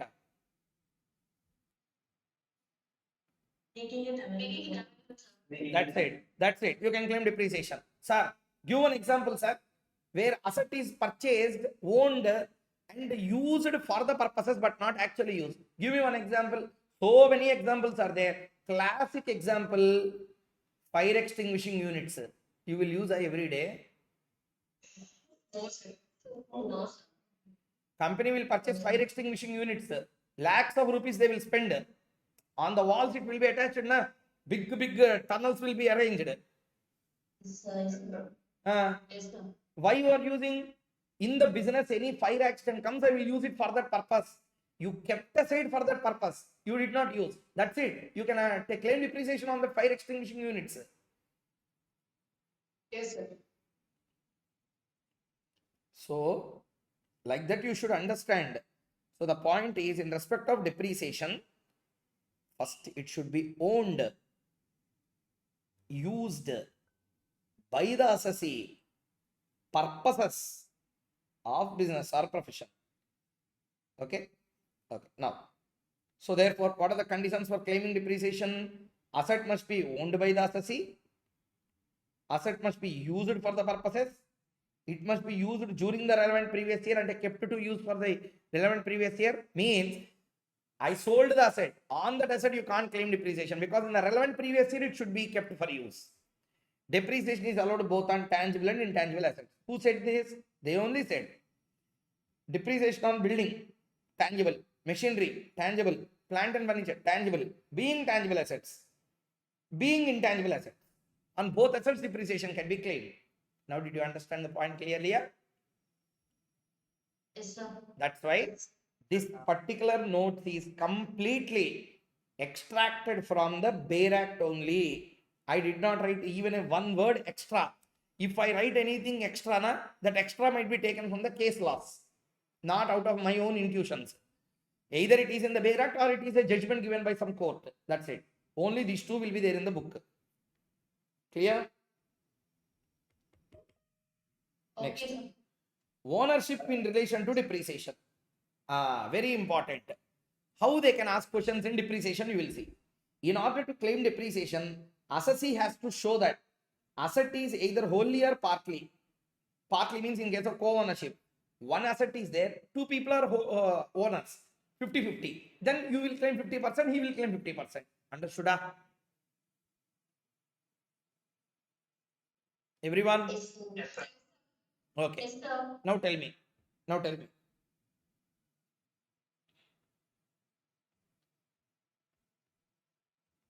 Mr. A purchased a building. Mr. B, and he is the registered owner. And in the records of the government, he is the owner of that building. Listening? Yes, sir. Okay. Yes, sir. B took it on lease, 10 years lease. Okay, B took it on 10 years lease.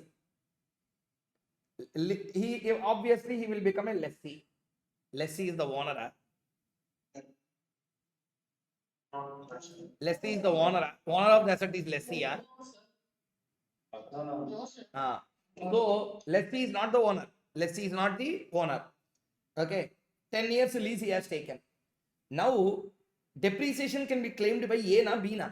For example, if A is using it for business, something like that, who can claim depreciation on that? A na B na? See, A na B na is not a question. A cannot claim depreciation anyway. It will become house property income for him. Correct? Yes, sir. My question is, can B claim a depreciation? No, sir, because he's not. No, sir. Yes, yes, But that's yes. right? No. Yes, and yes. See, the word he used is owned. He did not use the word owned and registered. Registration is not mandatory. Not registration, not mandatory. Registration in the name of assessee is not mandatory. Owned is enough. Do you know what is the meaning of owned here? The meaning of the word owned is exclusive usage rights should be there with me. That's all. I can claim depreciation. What should be there? Okay, sir. What should be there? Exclusive rights on that asset. I should possess. That's it. You will be called as the owner. So, in order to claim depreciation, assessee should show that asset is either wholly or partly owned by him. Owned. It is only the owner who can claim depreciation. Registered ownership is not required. Okay? Okay, sir. Okay. This is not my words, sir. This is not my words, sir. Exclusive possession rights and full control over the asset is mandatory. Mysore Minerals versus CIT, Varanasi Auto Sales Limited versus CIT. In both the cases, Supreme Court has given judgment like that. That's why I said, if something I write either from Bare Act or from Supreme Court case law, but nothing is my intentions. Next, depreciation on leasehold asset. Just now we discussed. Lessor can claim depreciation. In case of finance lease, lessee only can claim depreciation. IDFC versus CIT. Next one is ICDS Limited versus CIT. Next. Very, very important. If lessee incurred capital expenditure on asset leased, explanation 1 to section 32(1) will get attracted. Okay. See. 32 subsection number 1 la, there is an explanation. Read it.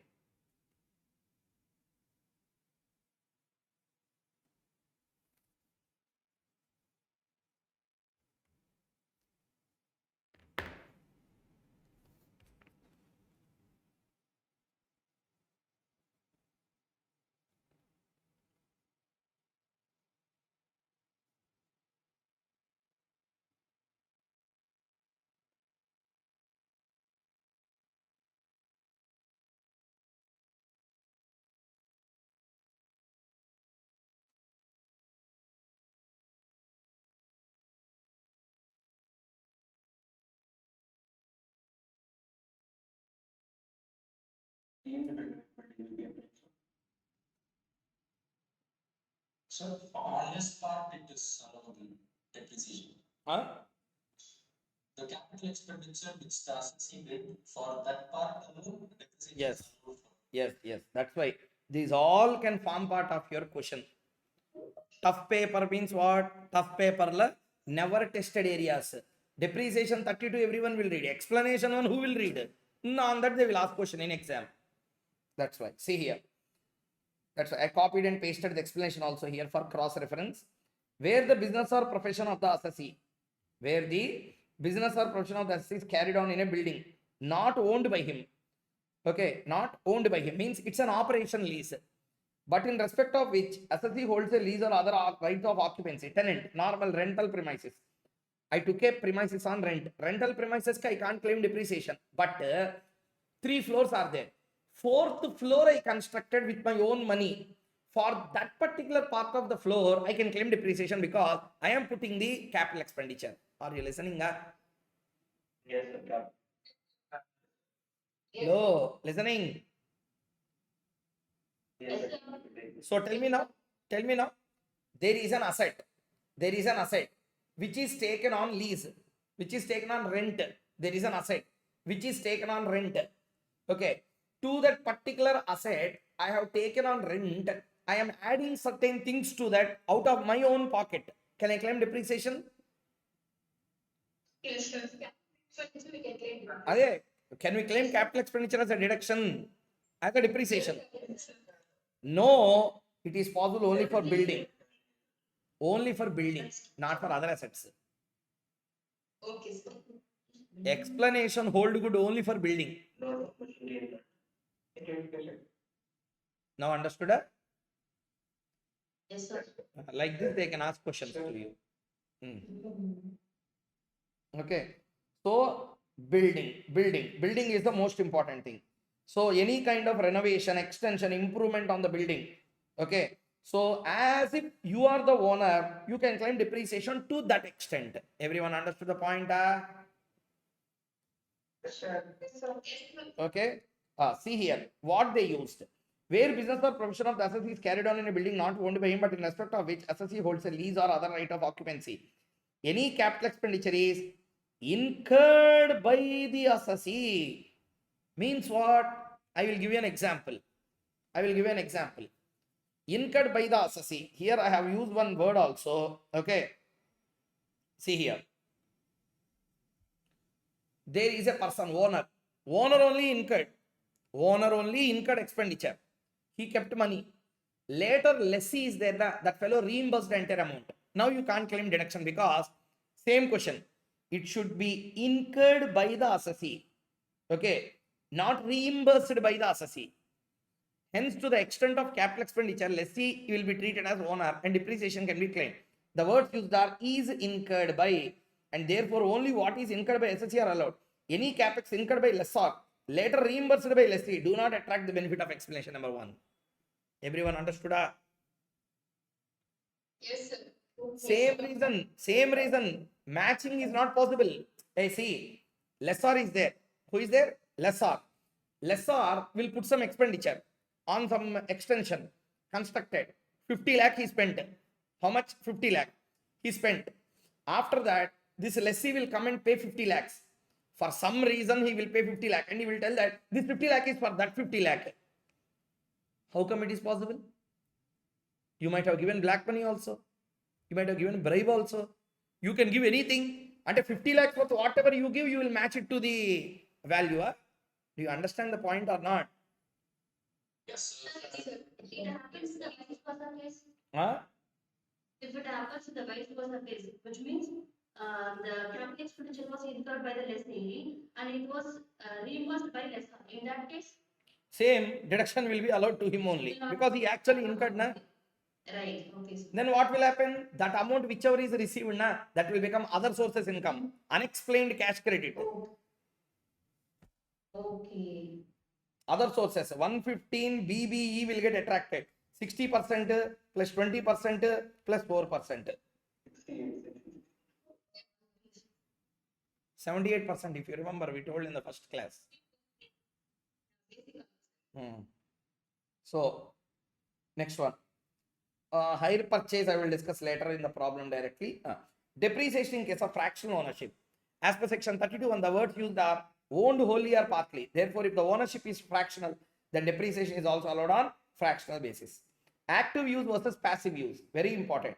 Section 31 emphasizes on used for the purposes of business.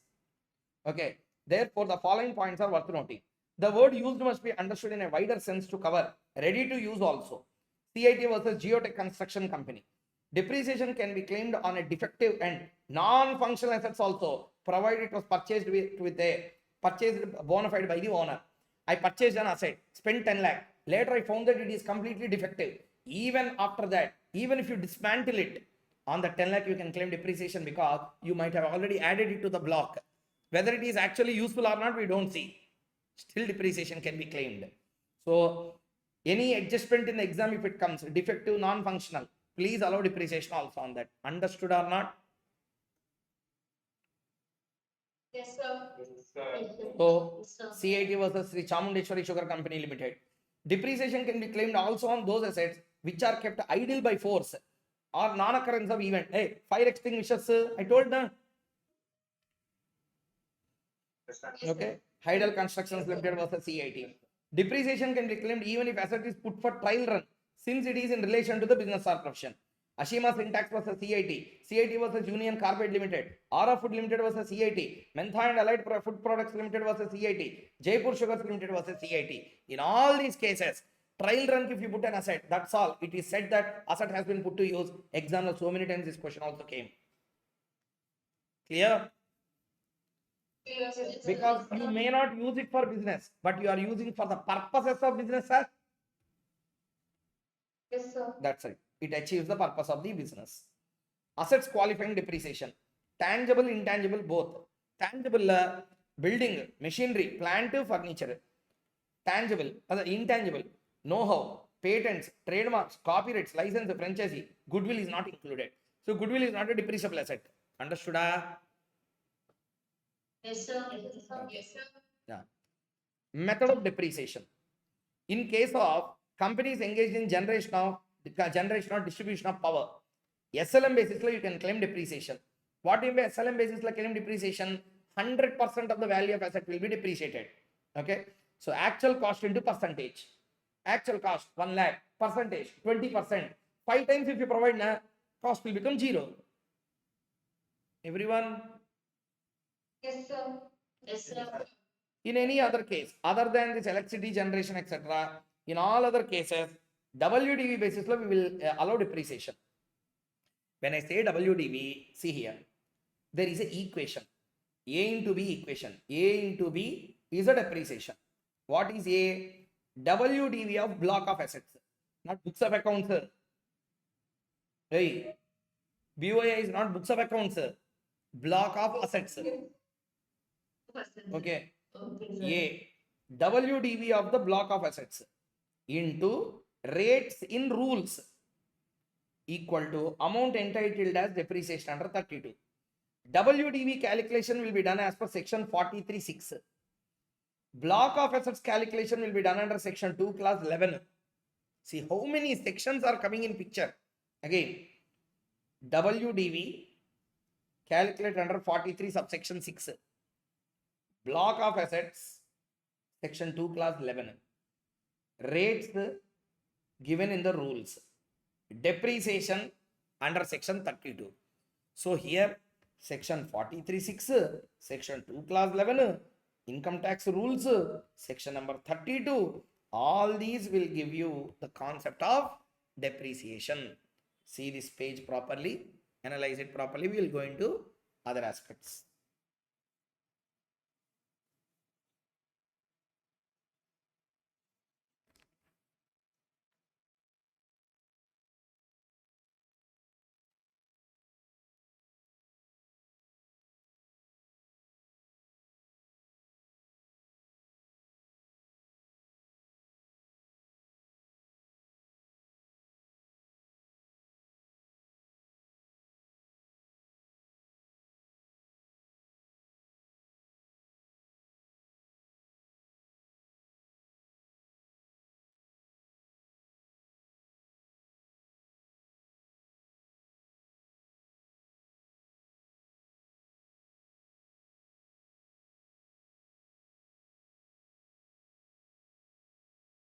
Sir, Yes.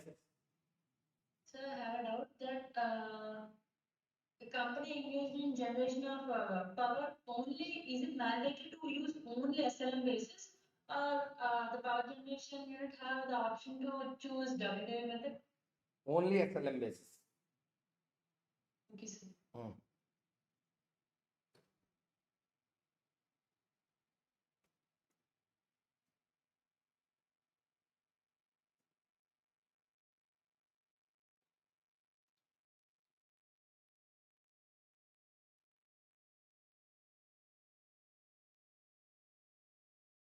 So we have said it shift to WDV for the whole life, it should be using the WDV. Huh?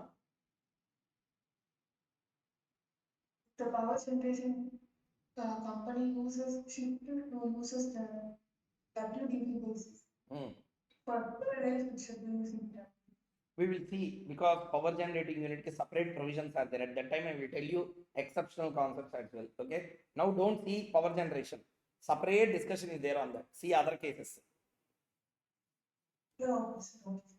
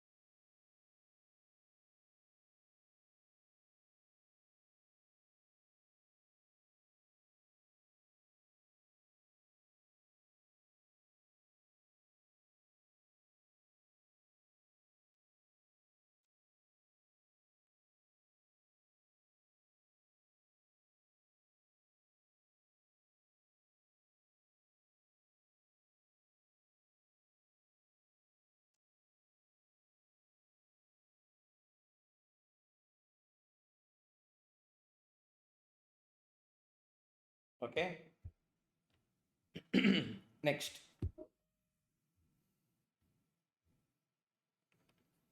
Rates of depreciation. This I will use full screen only because short screen you can't see it. See here. This I have taken from ISM directly. Riskless. Again, for rules, I can't show you income tax website and show the rules. Instead of that, I'm showing directly ISM document.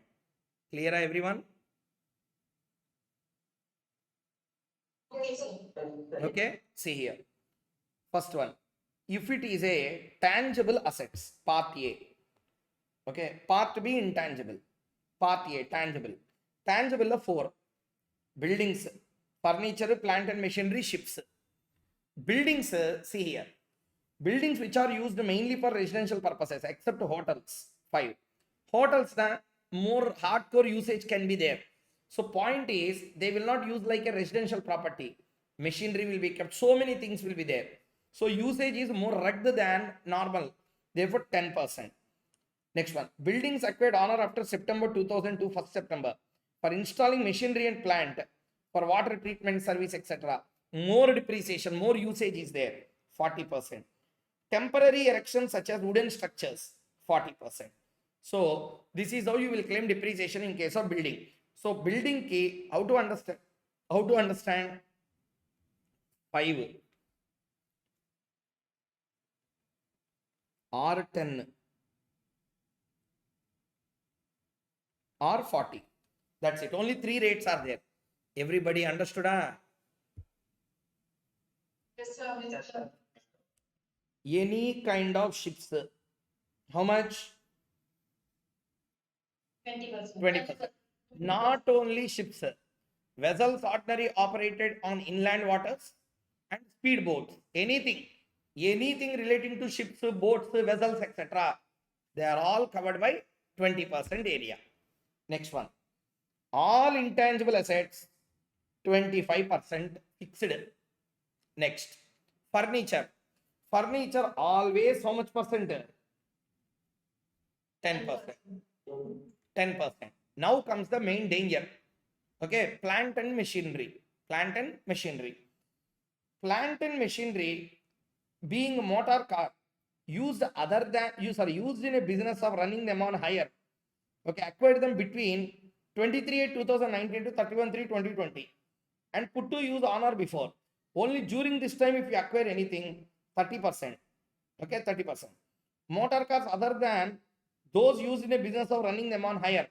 Means I am not using them on hire. My company purposes I am using 15%. Motor buses, lorries, taxes used in business on hire 45. So cars, hired cars, simply you remember like this. Hired cars acquired during 19 and 20, 23/8/19 and 31/3/20 and put to use on or before 31/20, 30%. Next, motor cars other than using for the business, normal purposes I am using 15. Buses, lorries used for hire 45. Next, other than the 3 mentioned, any other motor buses not for use for my self purposes. For example, my company is in cement manufacturing. I have to take cement from one place to another. Now my lorry is not used for hire for my purposes, 30. Molds used in rubber and plastic goods factories, 30. Aeroplanes and aero engines, very important, 40. Exam asked. Pollution control equipments, water treatment plants, etc., 40. Semiconductor industrial plant and machinery, 30. Life saving, again important for exam. Life saving medical equipment, 40. MRI scanning machines, all these things are there. CT scan, MRI scan, all these are 40. Machinery acquired and installed on or after 1st September 2002. Wait. Okay, in a water supply project, 40. Containers made of glass or plastic used as refills, 40. Energy saving devices, again asked in exam, 40. Any kind of renewable energy, 40. Windmills, 15%. Computers, very important again, asked in exam so many times, 40. Books, annual publications or other than annual publications owned by assessee carrying on a profession. For example, I am a chartered accountant. I purchase so many books, lakhs of rupees I will purchase. What percent I can claim depreciation? 40. Okay. Next. Books owned by assessee carrying on business in running and lending libraries, 40. Any other plant and machinery, 15%. Okay. So tell me, motor cars, what is the rate? Motor cars used for hire. 30%. Wrong. 15A. If it is acquired between this time only, 30. Yes, sir. Okay. Motor cars acquired between these two dates and put to use before this date, then only 30% deduction. All other cases, 15% allowed. Okay, wow. So, what are the various rates they have given? 15, 30, 40, 45. 45. These are the 4 rates for plant and machinery. What is this? What we understood now? Rates we calculate, rates we saw. Rates are in section, rates are in rules. Rules. That's why see here. What is this?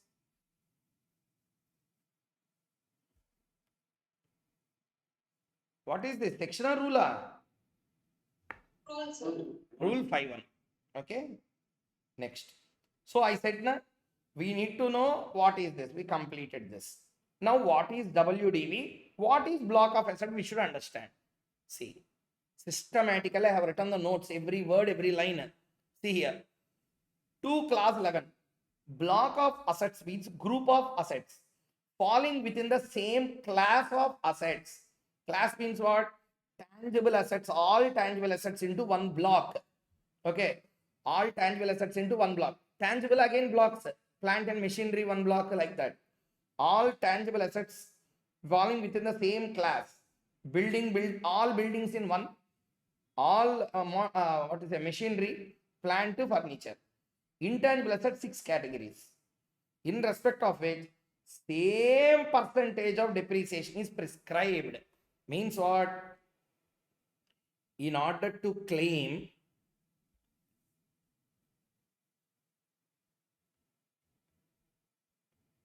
something as a block,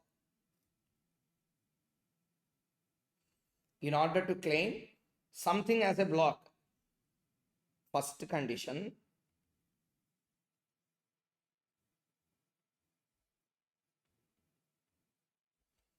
they should fall under same class, which means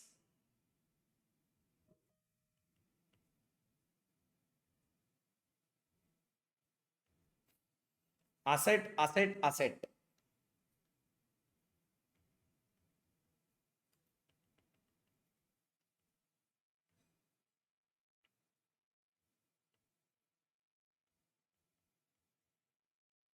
See, asset is a building. Asset is a building. Asset is a building. Can we create a block? Yes. Asset is a building. Okay. Asset is a building. Asset is a building. Asset is a building. Can we form a block? Yes, sir. No, if the rates are different. This is a 5%, this is 10%, and this is okay, let us take 40% also. One. Tell me, can all the 3 form part of a same block? No, sir. No. Okay. Next. Furniture, building. Furniture 10%, Yes, sir. 10%, 10%. Now can we form a block? No, sir. No, sir. Now also you cannot form a block. Maximum you can form a block with B and B 10%. Understood, everyone? Yes, sir. So this is a classic example of understanding how to form a block. So to form a block, first it should be all should be tangible. Okay, all tangible only will come into one block, all intangible separate block. So tangible block la again, it should be same class. Buildings come under one class. Sorry, all buildings can be again made as a block. No, again depreciation percentage also should match. Understood? Yes, sir. Yes, sir. Okay, yeah. Next one. So actual cost. What is it? Actual cost is a very, very, very, very big area. Which one? Actual cost area. One of the biggest areas in this chapter, 43. In that 43, subsection 1 and second proviso, we are going to read through the table. What do you mean by actual cost? On this only you will apply depreciation. So what is actual cost? Actual cost incurred by the assessee minus portion of cost made by any other person or other than subsidies, donations, grant, remove. Any other incidental expenses. That will be called as the actual cost of asset. Everyone understood? Yes, sir. Yes, sir. Yes, sir. See, lawmaker intention, a mind-blowing intention, Bayrakla. They use the word cost. Actually, what is the cost? I wanted to know. Whether you incur all these things, I don't want. Simply, listen. At what price I purchased, say example, 100. In that you got 30 rupees as a subsidy. Then how come your cost is 100? Actually, it is only 70. Correct? Yes, sir. Adi, that's the meaning of actual cost. Understood? Yes, sir. Yes, sir. They did not use the word cost. They use the word actual cost. Okay, what? Yes, sir. Other person in the sense, like, apart from this assessee, if any other person also can. Other person, if they pay, for example, from company account, 10 lakh machinery, 9 lakh went. Another 1 lakh, some other person has met. Clear? Like government. Okay. Some other person has paid. On that 1 lakh, I will not give you depreciation because that cost you did not incur. Yes, okay. Or sometimes government will tell you start business there, on any machinery you purchase 30% subsidy they will tell. Okay, Oh, okay. you will purchase for 100 lakhs, government will give you 30 lakhs in that, then you did not incur that cost. Correct. I incur only 70 lakhs. Then actually what is the cost? 70 lakhs I have That's it. incurred. That's why they use the word actual cost. Mm. So any incidental expenses are allowed as a addition. You can add those incidental expenses to the asset cost, but disallowance of incidental expenses paid by specified modes. Those incidental expenses you paid by account pay check or account pay draft or electronic clearance, then allowed. Paid in cash or other modes less than or equal to 10,000, actual expenses will be allowed and will be added to the cost of the asset.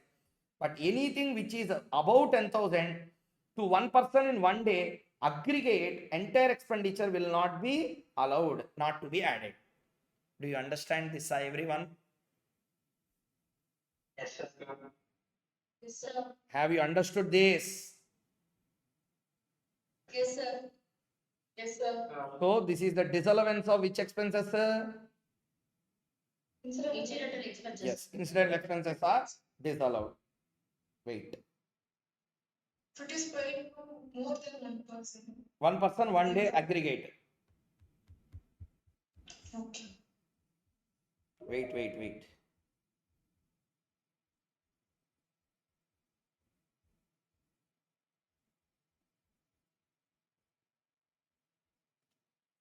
Please see here. What is the section number? 43. Okay. Who already completed PGBP and other than me? Because in class we discussed everything in the bare actor. Normally, if you would have read, see what is the length of 43. It starts there.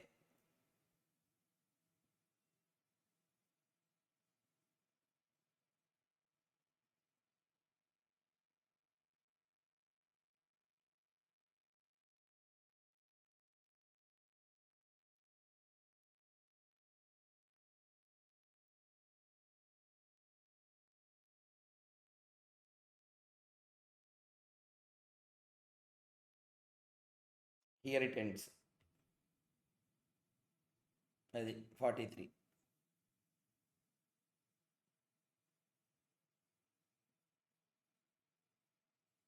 You will get heart attack if you see company income tax bare act. So listen, actual cost means actual cost of the assets to the assessee reduced by that portion of cost thereof met directly or indirectly by any other person or authority. Now did you understand how our table has formed here? Yes, sir. Yes. Okay. Next. This is again irrelevant. Wherever irrelevant, I will strike off. In the regular class also I tell them. Okay, because it is after 1967 or before 1975. We are in 1967, 1975. No. Next. Read this.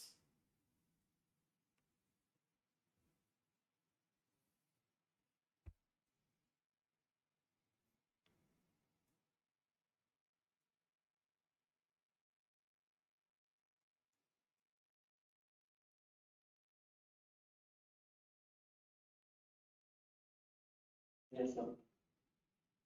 Now understood, everyone?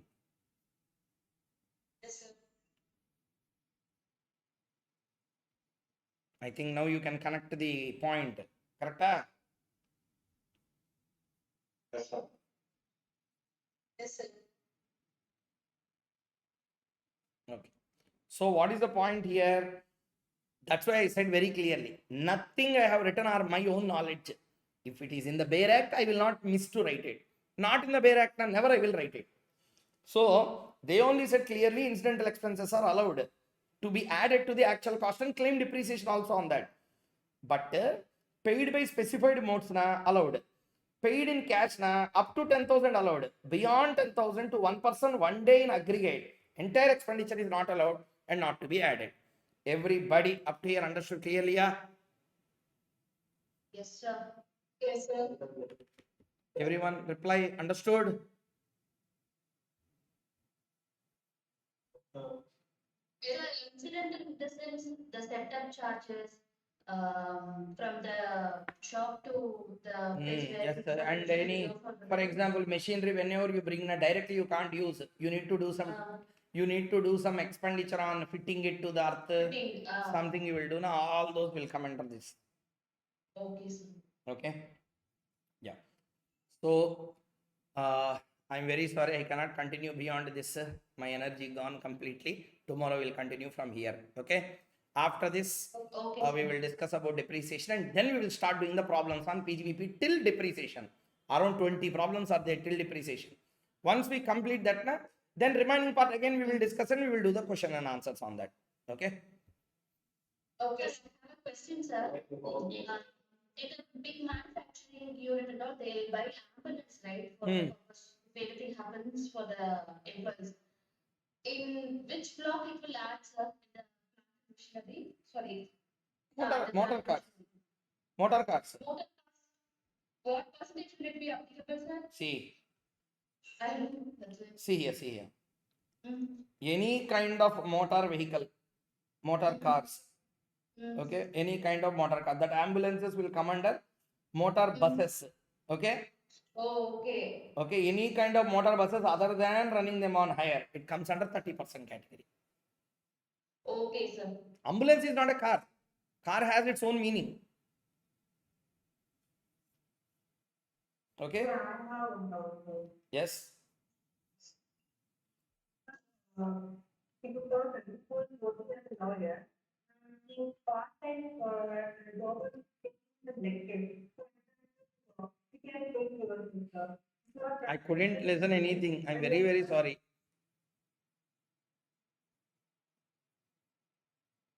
Sir, am I audible? Yes, now it is audible. Your name? Sir, if a person who is working as a profession and partly he do some taking lecture. For example, a person who is practicing as a lawyer and he's also taking some lecture. So is it taxable under PGBP, sir, or those salary for lecture taxes under salary? Salary, how you are taking is important. Are you taking the salary in capacity as an employee then salary head. Okay, sir. but I'm getting a rent only on a freelancing basis. Means what? I am a lawyer, but I'm also getting on a freelancing basis. Okay, there are two situations again. Are you giving any professional lectures, or you are giving a normal everyday lectures type, or occasionally? For example, I will go to ICA again 3 days next. What is the date today? Yeah. 7th, 10th, 11th, 12th. I am having CA final AFM classes revision at ICA Hyderabad. I will take for 3 days. For that, ICA will pay me. It will not come under my PGBP. Understood? Okay. It will come under IFOS. Okay. It will come under IFOS. Okay, that will not come under my professional income because I did not render any professional service to them. Sir, what if you are practicing as a chartered accountant and now you have also taken some lectures for the students? Now, the revenue from those lectures will be taxable at PGBP or PGBPA. IFOS? PGBPA. I am the classic example. Na? You are taking me as an example indirectly, not indirectly, directly. Okay. I am paying lakhs and lakhs of tax every year under business head only. Chartered accountancy is a profession. This is a business. Okay, sir. Okay. Thank you, sir. Yeah. So tomorrow we'll meet again. Yeah. Done. Over. Energy over. Done. Okay then. Thank you very much. Good night. Meet again in the tomorrow's class. Night. So today in this session we are going to complete the most important aspect called as depreciation adjustment. With regard to the depreciation concept, we have completed in the last class up to assets qualifying for depreciation.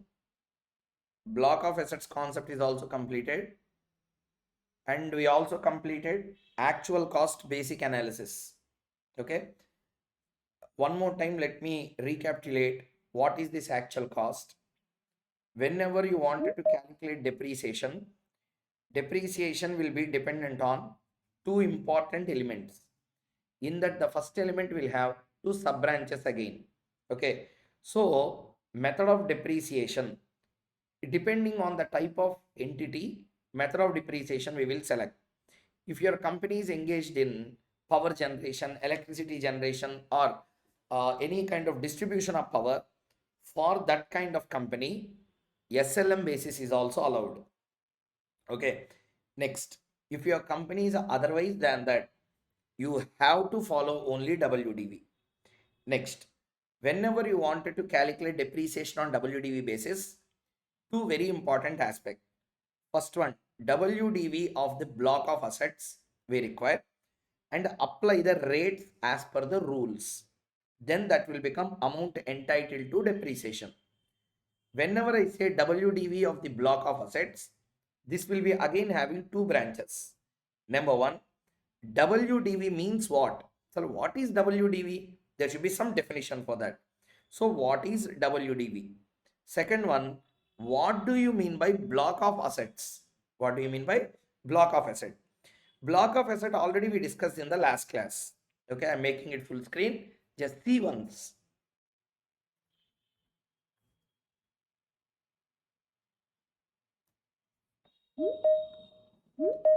Is the screen visible, everyone? Yes, sir. Yes, sir.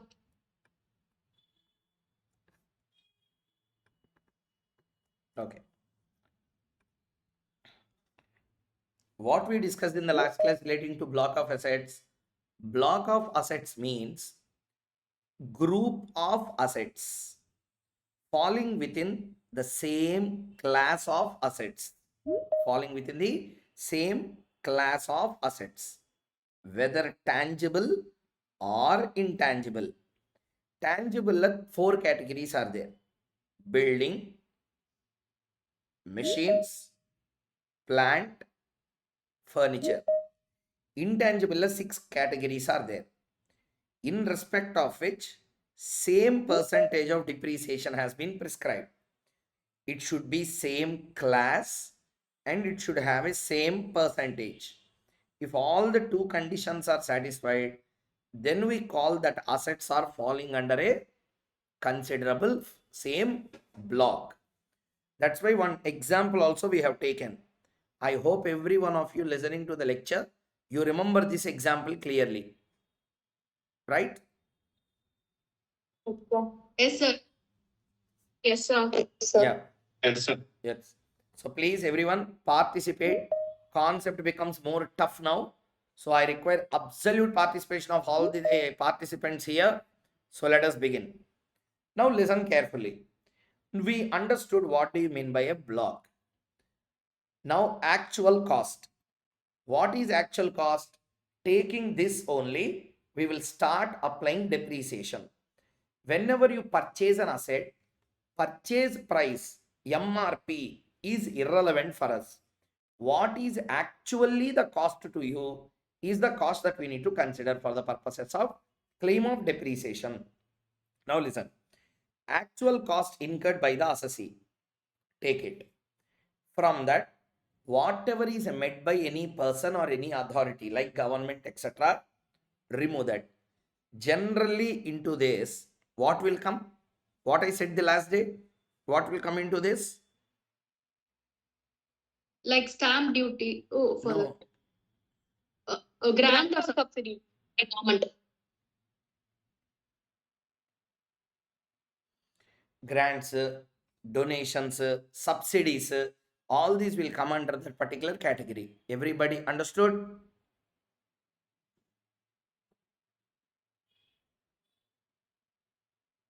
Everyone understood?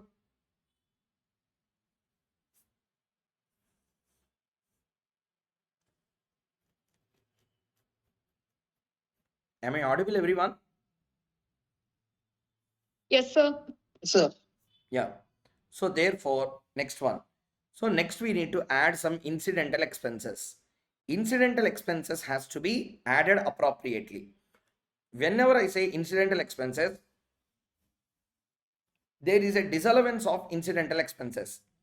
If any incidental expenses paid by specified modes, means if the incidental expenses are paid by account payee check, account payee DD, or by electronic clearance system or electronic mode, then allowable and can be added to the cost of asset. You tell me one answer now. Incidental expenses added to the cost of asset means we will claim lesser depreciation or more depreciation. More. You can say. More depreciation. More depreciation. More depreciation means more tax or less tax. Less tax. Less tax. That's it. Therefore, government is ready to take lesser tax. You add incidental expenses, no worry. But that incidental expenses must be paid by specified modes, then only we will allow. Sir, no sir, I did not pay by any of these. I paid by cash. If it is up to 10,000, again I will allow. If it is beyond that 10,000 to one person in one single day in aggregate, entire expenditure will not be allowed and therefore cannot be added. Everybody understood the concept clearly? Yes, sir. Yes, sir. Next. Yes, sir. What Yes, is sir. the written down value? See here, what I discussed in the last class and even in the today's class, what I said, depreciation is nothing but multiplication of two things, A and B. A, WDV of block of assets. So what block of asset means we understood already. What is this WDV? Full form I'm not asking. How to compute this WDV is a question. See, for that also there is a section. Section 43 class 6 says like this. WDV for an assessment year will be determined as under. Okay, first one. Identify depreciated value of the block. Depreciated value of the block. If you purchase the asset this year, okay, then depreciated value of the block will be the actual cost, whatever we calculated now. No, sir, mine is not the asset that I purchased today. That block was there over a period of 4 or 5 years. Then opening balance we call as a depreciated value. Everyone understood or not? Meaning, Yes, sir. Yes, sir. okay? See, I observed from hundreds of students who have taken DT or elsewhere, when I ask a question, everyone has a knowledge in computing the depreciation. Every student for that case has a basic knowledge. If not super knowledge, everyone fairly have a good knowledge in computation of depreciation. But they are not reading depreciation from the bare provisions and doing it as a procedure, like a FMO, costing law, tables and formats are there na? Like that they are learning and they are doing.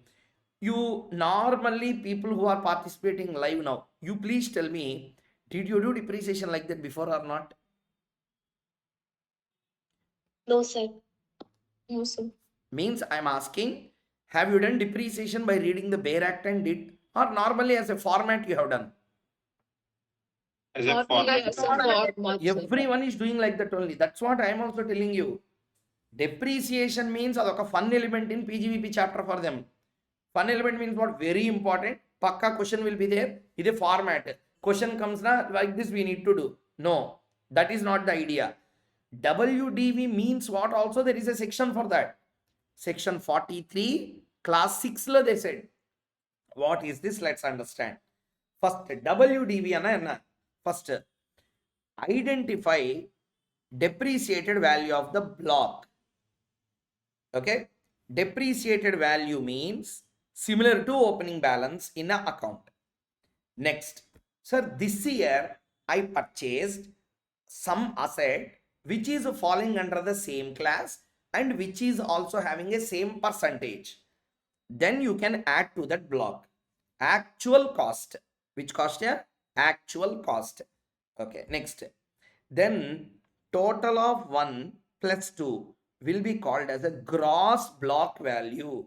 In our understanding in our class, I will write GBV. What is GBV? What is GBV? Gross block value. Gross block value. Okay, again, apply your mind. First, identify the depreciated value of the block. Next, add the actual cost of assets that are acquired in the previous year. Next, total of 1 plus 2 will be called as a gross block value. Now, minus money received, including scrap, in respect of any asset in the block upon sale, demolition, etc. Simply to tell, if you sold any asset, that value you reduce here. Okay, sir, I did not sell, sir. Money received including scrap. What is scrap, sir? When you do not sell the asset, but you demolished an asset. But you what? Demolished an asset. In such case, demolition time you don't get any sale value. What value you will get? Scrap value. That's the scrap value. Sale ki money will be received. Demolition ki scrap will be received. Anything received like that, reduce that. That will be equal to the WDV of block of asset. That WDV they are saying here. Everybody understood clearly?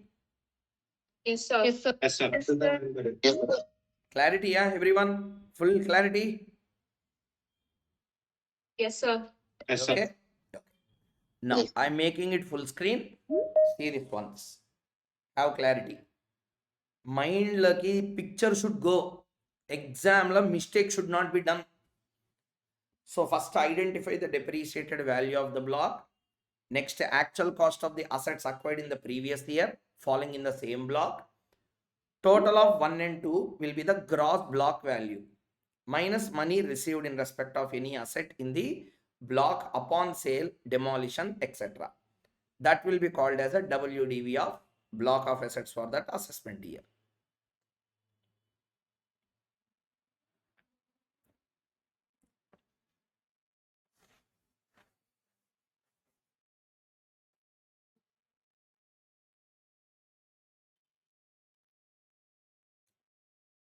If you say okay, we'll continue. Okay, yes, sir. Okay, sir. Okay, what? Everyone? Yes, sir. See here. Yes, sir. Now question. Now we need to understand what is this Sale value versus gross value. And step 3 versus step 4. There is a controversy between 3 and 4. Now we need to understand how many controversial cases can come.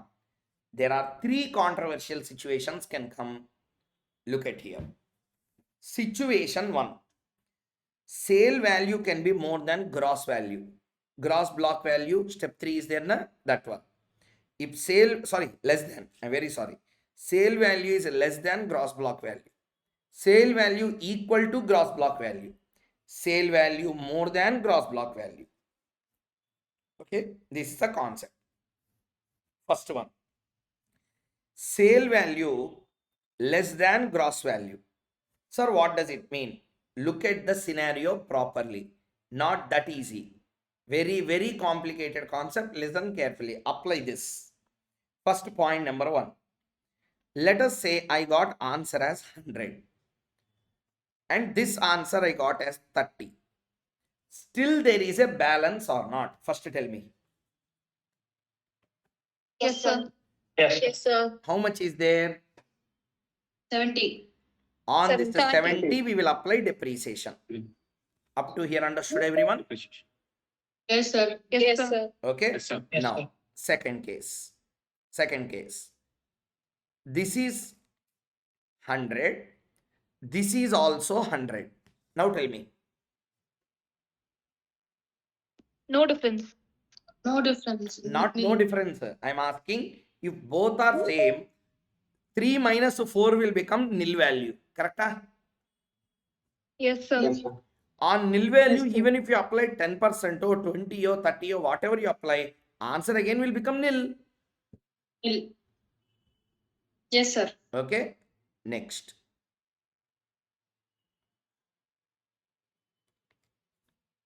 $70, $100. Tell me, what do you mean by $70, $100? Now you answer my question. See, I will give you an example. Separate page I will write in the sheet. See here. Gross block value, sale value. Case 1, case 2, case 3. Mind application, please listen. Gross block value is 100. In this, there are 5 assets. Gross block value is 100. In this 5 assets. Gross block value is 100. In this 5 assets. Gross block value is 5. In this, one of the asset was sold for 30. Now, what is the WDV? Tell. 70. 70. Next, there are 5 assets. Their depreciated value is 100. Opening balance. Company did not purchase anything. Company did not purchase any asset during the year. So there is no question of actual cost addition. Okay. Then gross block value will be automatically the opening balance, a gross block value. Agreed up to here. Yes, sir. Yes, sir. Yes, sir. Opening balance will become, Cross block value. because there is no Gross block addition value. made during the year. Correct? So company has sold there are 5 assets. Now you please tell me, I will ask one question. This 100 is opening value, I mean the gross block value. This 100 will be market value. Cross block value. Can I call this as a market value of all the assets? Can I call like that? No, sir. No, sir. You Yes, cannot. sir. No, you cannot. You cannot. No. We don't know what Because- their market prices really are. We don't know. We are going Yes, sir, only sir. by the rates given under Income Tax Act. Go on reducing every year at a fixed percentage and we are moving on. Are you with me, everyone? Yes, sir. Yes, sir. Yes, sir. Because reason is very clear. Income Tax Act will not allow revaluation reserves. Agreed, everyone? Yes, sir. So Yes, sir. revaluation reserve will not be allowed. What government will ask, when you are selling the asset, At the time of sale, I will ask you what is the market value. At the time of sale, I will ask you what is the market value. If you are selling above the market value, I will encourage you. At the market value, I will encourage you. Below the market value, if you sell, balance will be treated as a gift under IFOS. I'm talking Yes, to sir. you, everyone. Yes, sir. Yes, sir. Yes, sir. Okay, means what? There is a building. There is a building. Stamp duty value 100 crore. You are selling only at 80 crore. I will not allow you. You sell at 80 crore, you sell at 20 crore. I will tax you only at the SDV values. Agreed? Yes, sir. Yes, sir. Yes, sir. Okay, so. And what is the government intention? Normal situation la, I don't ask you what is the market value. You also don't tell me anything. But at the time of sale, if you are selling the asset, at that time I will definitely ask you at what price you sold. You will tell one price. If it is a fair market value, I will allow you. If it is not fair market value, I will target only at FMB and I will tax you. Sorry, that all capital gains law problems we will do IFOS and capital gains combination questions. Now listen carefully. Why I am telling this all of a sudden? In this block, how many assets are there? 5. 5. 5 years of 5 assets ki what is the gross block value? 100. Okay. Now I have a question. I have a question. Market value of these assets. Market value of these assets sometimes can be even more than 100 lakhs or not. Yes, yes, sir. Yes, sir. Gross Yeah. block value is 100, but market value can be more than 100. Agreed? Yes, sir. Yes, sir. Yes, sir. Akade problem started. I sold 3 assets in this 5. 3 assets in this 5. 3 assets value, market value, the sale value to be very precise, has come to 100 exactly. Are you with me, everyone? Yes, sir. Okay. Yes, sir. Now tell me, how many assets are totally there in the gross block originally? 5. 5. Now the number of assets in the gross block came from 5 to what? 2. 3. 2. Hey, not 3. Not 3. 2. Yes, sir. 3 are sold. Means how many are still there? Only 2 assets. Now assets are, one second, in the block, assets are still there or not there? Still there. I'm talking to you all, everyone. 1 or 2 people are only answering. What is this? I'm asking you, Still there. Yes, sir. is there assets still in the block or not? Yes, sir. Yes, sir. However, even though assets are there, value became nil. Yes, sir. Yes. Therefore, you cannot claim depreciation on the balance too. Waste. Now, did you understand the meaning of Yes, sir. block? Impact of block, sir. did you understand? Yes, sir. Yes, sir. Yes, sir. 2 things are important. Yes, sir. See, okay. Now tell me, what is important? Assets in the number of assets in the block important, value important. Value. Value. Both are important. There you do the mistake. Both are important. Okay, sometimes what will happen? Let us see. Third case. I will create 4th case also because you gave wrong answer. Okay, now 4th case you tell. How many assets are there? 5. 5 assets, sir. 5 assets are there. Very good. I sold all the 5 assets at 70. Okay, I sold all the 5 assets at 70. Are you with me, everyone? Yes, sir. Yes, sir. Yes, sir. Now tell me, is there any WDV? No, sir. Yes, sir. Value. Yes, sir. No, sir. No, sir. Is there any WDV? No. No, sir. And you are answering as per my body language without applying your mind. Yes, sir. And you will tell yes, sir. No, and you will tell no. No, sir. Is there, 1 minute, I'll ask one question. What is the gross block value? First answer that. 100, sir. 100. Very good. At what price I sold? 70. 70. Value still there? Yes, sir. Yes. Yes. How much is there? 30. 30. Very good. Okay. Now, my question is, How many assets are there? Zero. Then how can you claim? If asset is there, you will claim depreciation. Now value is there, but assets are not there. In this case also no depreciation. Yes, sir. Okay, sir. Okay, sir. Are you listening? Ah? Yes, sir. Yes, sir. Yes. Okay. Now I will ask a question. Wait, listen. Now I will ask a question. What is the gross block value? 100. 100. Sir. Now listen. I sold how many assets? All the 5, sir. How many assets I sold? 5. 5. Yes. If I do not sell, if I do not sell, over a period of 4-5 years, I would have claimed depreciation on entire 100. Yes, sir. Yes, sir. Hey, listen carefully, or else you can't understand. Again, I am beginning. If I did not sell, okay, if I did not sell at all. On that 100, I would have claimed depreciation every year. Yes, sir.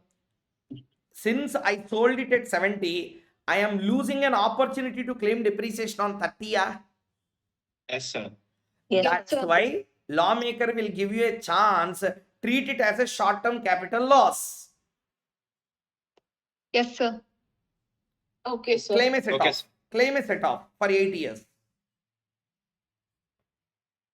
Okay, sir. Now do you Yes, sir. understand the concept clearly? Yeah. Yes, sir. Yes, sir. Everybody, please tell me, did you understand the discussion up to here clearly?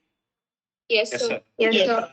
So Yes. what you understand now, my point is 5 assets are there. 5 assets block I sold directly. If I do not sell the block, on that 100 I would have claimed depreciation or not? Yes, sir. Yes, sir. I sold at 70 only. Because of that, I am claiming 70 rupees as I sold at 70. Because of that, my number of assets in the block became 0. Though there is a 30 value, that 30 value can't claim depreciation because assets were no more there in the block. Correct? Yes, sir. Therefore, government Yes, sir. said that, look, assessee, if at all you did not sell, you would have claimed depreciation on that balance 30 also. Because of the reason that you sold the asset, you are now ineligible to claim depreciation on the balance 30, which is unfair from government point of view. We will never do that way. Therefore, you do one thing, claim this as a short-term capital loss. Understood? Yes, sir. Yes, sir. Everybody, full clarity up to here? Yes, sir. Yes, sir. Yes, sir. Yeah. Now next, let us come to the third situation. Let us come to our third situation. There are 5 assets. There are how many assets here? 5. 5 assets. 5 assets. Gross block value is 100. Gross block value is 100. 100. Sale value, I sold 2 assets. I sold how many assets, sir? 2 2 assets. assets at 120 lakhs. Market demand is there. I sold it. 120 lakhs I got totally. Now you tell me how many assets are still there in the block? 3. 3. Very good. But block value has become minus 20. Correct or not? Yes, sir. So on minus 20, you can't anyway claim depreciation. What they say is this 120 I will break into 2 parts. Part 1 up to gross block value 100. Part 2 beyond. Are you with me, everyone? Listening? Yes, sir. Yes, sir. To the extent of 100, adjust to gross block value and make the block value 0 and stop claiming depreciation. Extra 20 came na. This reverse to the fourth case. This is short-term capital gain. Yes, sir. Okay, sir. Yes, sir. Are you listening, everyone? Yes, sir. Yes, sir. Now, I will ask a question. 2-3 times I repeated one line. Short-term capital gain, short-term capital loss, short-term. Why not long-term? can be also long term or not? Because depreciation benefit is there. No. I'm not asking about that. I am telling short term all the time. There is chance also asset if it is held for more than 3 years. There can be a chance of long term also or not? Sir, Yes, because sir. it's written value. I'm asking you question. First tell yes or no. When there is a short term, there is a concept if I hold the asset for more than 3 years and 36 months, there is a chance also to become a long term capital gain or not? Yes, sir. Yes. Everyone, Yes, sir. Yes, sir. answer is no. Sir. Answer is no. It can never happen. Always in case of depreciable assets, adike you should read capital gains properly. Section 50C, all these things they said very clearly. 50A, 50C, all these sections they said clearly. Not at completed capital gains means okay. Learned also you are not remembering the logics means bad. You should know why only short term. Logic is extremely simple. Do you know why? Whenever I say depreciable asset, depreciable asset ki we will claim depreciation. Next year ki opening balance it will start. Depreciation opening balance is every year balance. Every year it will open.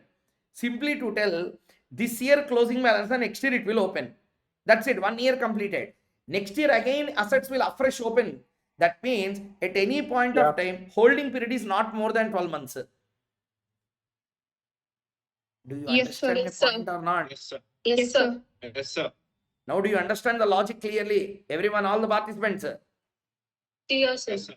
Yes, sir. Yes, sir. Okay. Always asset, that particular asset will have a opening and closing balance. See, I will give you an example here. How to tell you? See, I have gold biscuit. Gold biscuit ki this year opening balance, next year ki closing, like that it will not be. Same value will continue over a period. Correct? Okay, sir. Hey, assets side, vacant land is there. Agricultural land or non-agricultural land, vacant land is there. 5 crore. Tell me, balance sheet lo how much you will write?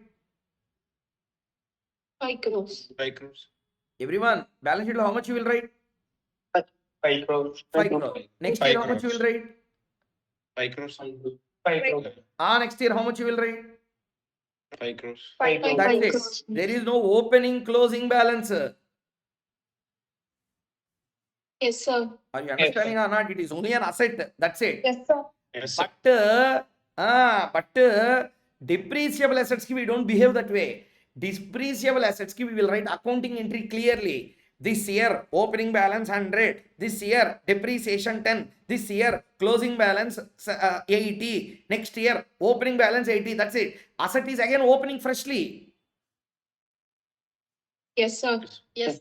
Therefore, at any point of time, if you see the period of holding of that particular asset, hey, listen here, I will tell you like this. Beautiful example I will give you. Opening balance 100. Let us say depreciation 10%, minus 10. Closing balance 90. Next year opening balance 90. Up to here, understood everyone? Yes, sir. Yes, Okay. sir. I will ask a question. What is the opening balance? 100. 90. Sir. Inga. 100. 100, sir. 100. See, 100. 100 is the opening balance. 100 opening balance became how much? 90. 90. How much depreciation? 10. Now my question is, 100 value is held for how many years? 1 year. Yes, 1 year. That's why. 1 year. That's why. Next, 90 is there. Next year 9 rupee you will deduct.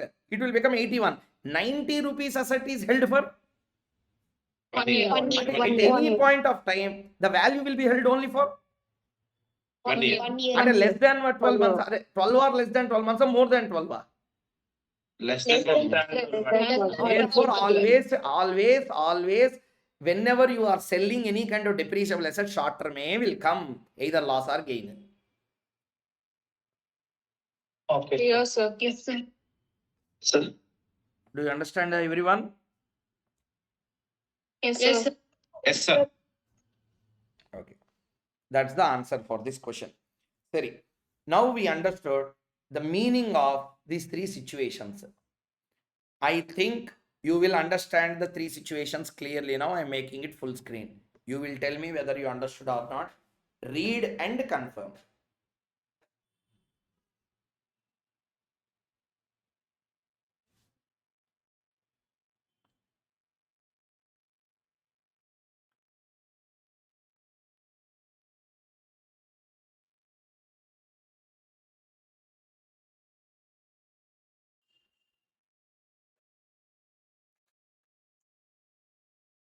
Yes, sir. Yes, sir. Okay, everyone? Yes, sir. Yeah. Yes, sir. Sale value is not sale consideration. It is sale consideration minus expenses. Case law, CIT versus SR Shipping, CIT versus Hindustan Motors. Sale consideration does not mean FMV or SDV. It is actual sale consideration. Okay. Depreciable assets ki fair market values SDV not required. Actual sale net after all expenses. CIT versus Cable Corporation of India Limited, Composites India Private Limited versus CIT 2024 Mumbai Tribunal. 2024. Therefore, they can ask a question on that in exam. Depreciable assets ki fair market value to you need not compare. Even though you are selling for less than fair market value, no problem.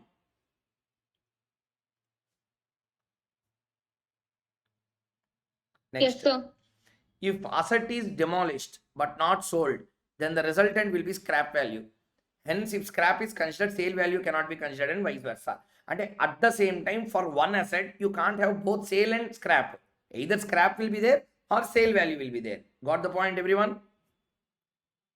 Yes, sir. Yes, sir. Yes, sir. Now, let us start doing some illustrations on depreciation. See the question. On April 1st, depreciated value of block of asset, rate of depreciation 15% is rupees 80,000. It consists of plants A and B. Assessee purchases plant C, rate of depreciation 15 on December 28th, 2024 for rupees 30,000 and sells plant A on May 3rd, 2024 for 1,80,000. Now asking us calculate depreciation and depreciated value for the year ended 2025. Read the question.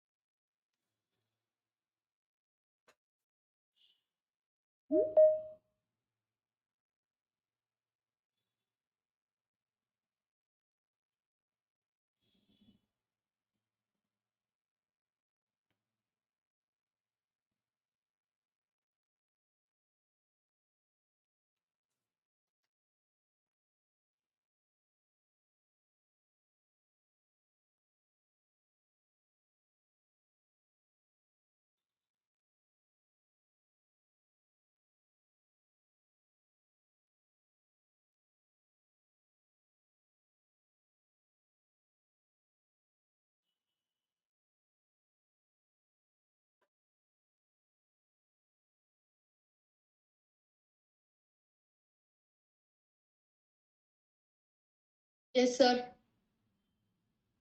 Okay, everyone? Yes, sir. Yes, sir. Yes, sir. Yes, sir. Okay. Let us continue. Now you please tell me now. On April 1st, 2024, what is the depreciated value of the block? 80,000. 80,000. 80,000. How many assets are there? Two assets. assets. Two assets. Now they purchased an asset on December 28th, 2024 for how much? 30,000. 30,000. It became how much? One asset purchased. How much? 1,10,000. 1,10,000. This is the value of one block, one asset in the block, or three assets are? 3 years. Three assets. Very good. So tell me, originally plant A and B are there, which is worth 80,000. Then plant C was purchased, which is worth 30,000. Okay. Next, on May 3rd, Plant A was sold for how much? 1,80,000. How many assets are sold? One asset sold, all the three are sold. One asset. One asset only is But one asset. because of selling like this, my gross block value is still there, completely exhausted. Completely exhausted. Completely Still there. exhausted. Yaar adi? Exhausted. Exhausted. Still there, exhausted. Exhausted. Exhausted. I cannot write 1,80,000. To the extent of 1,10,000, I will first make the value of the block as nil. Balance how much is still there?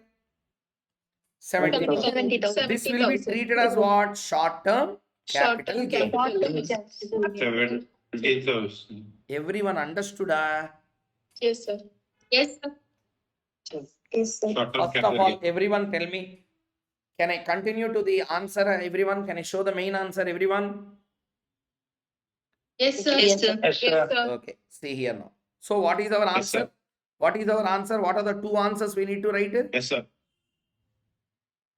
Nil depreciation and 1,10,000. First one is Capital gain. block of Nil. assets value became nil. Block of No depreciation can be Nil. claimed under PGBP. Yes, sir. Yes, sir. Yes, sir. And moreover, for the excess money you realize, you have to pay tax as a dash capital gain. Short-term capital. Short-term. Short-term Can capital. if the holding period of that asset is 3 years, can I claim long-term capital gain? No, sir. No, No, sir. sir. No. No, not possible. Depreciable assets, there is no question of long-term. It is only short-term always. I told you the reason also. short-term. Yes, sir. Yes, sir. Okay.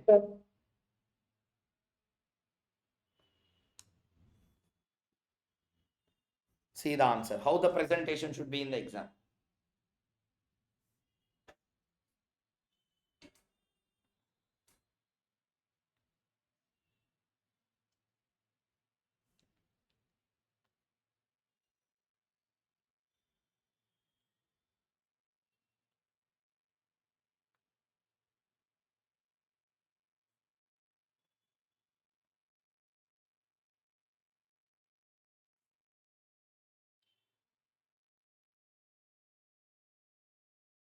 Okay, well? Yes, sir. Everyone clear? Huh? Yes, sir. Yes, So sir. any excess value beyond the gross value will become what? Short-term capital gain, sir. Short-term capital gain. Now, read this question now. Considered as short-term capital gain. Yes. Take illustration 2. Read the question properly first.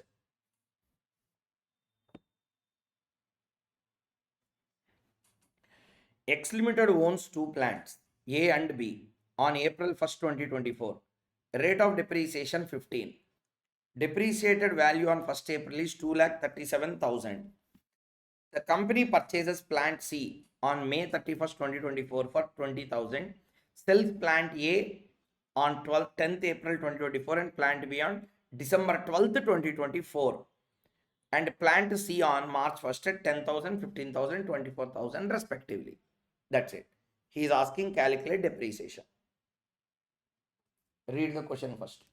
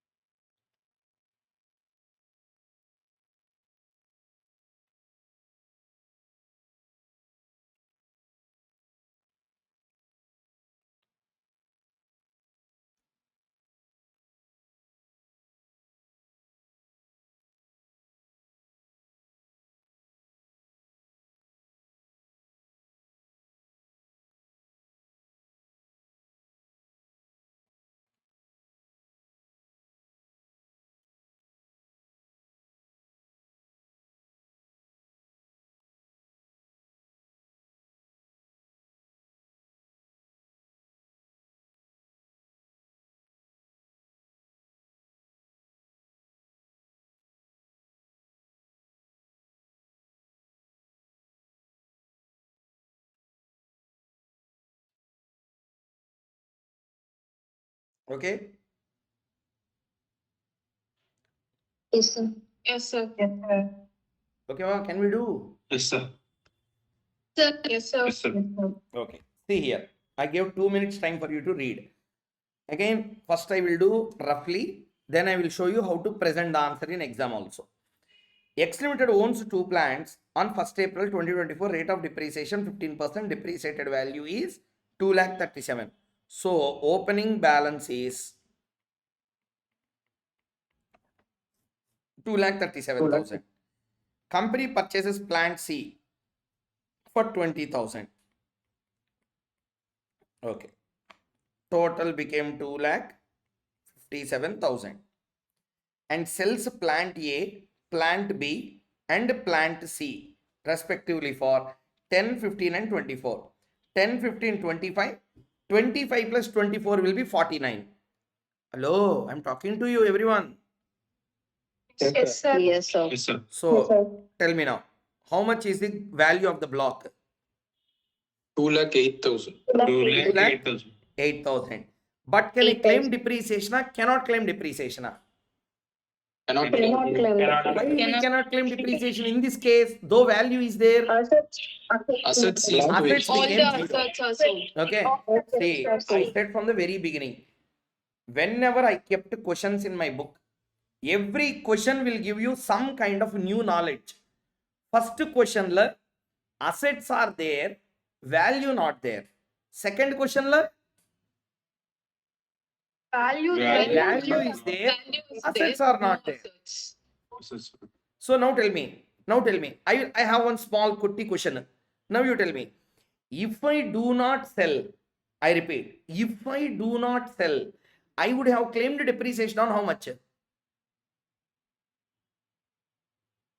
2,57,000. 2,57,000. Okay. But since I sold it, I lost an opportunity of claiming a depreciation to the extent of 2,08,000 or not. Yes, Yes, sir. sir. Therefore, this will be allowed as a short term. Capital loss. Capital Loss. Everyone understood the concept of logic, everyone? Yes, Yes, sir. Yes, sir. Read.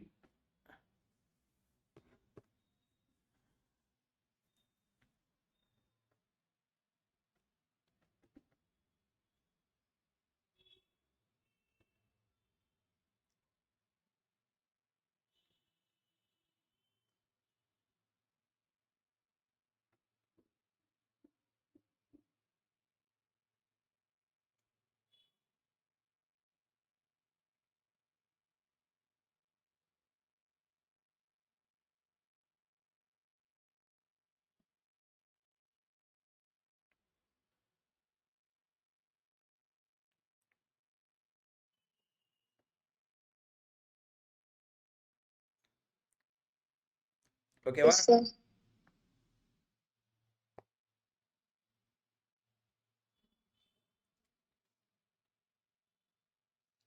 Everyone, can we continue? Yes, sir.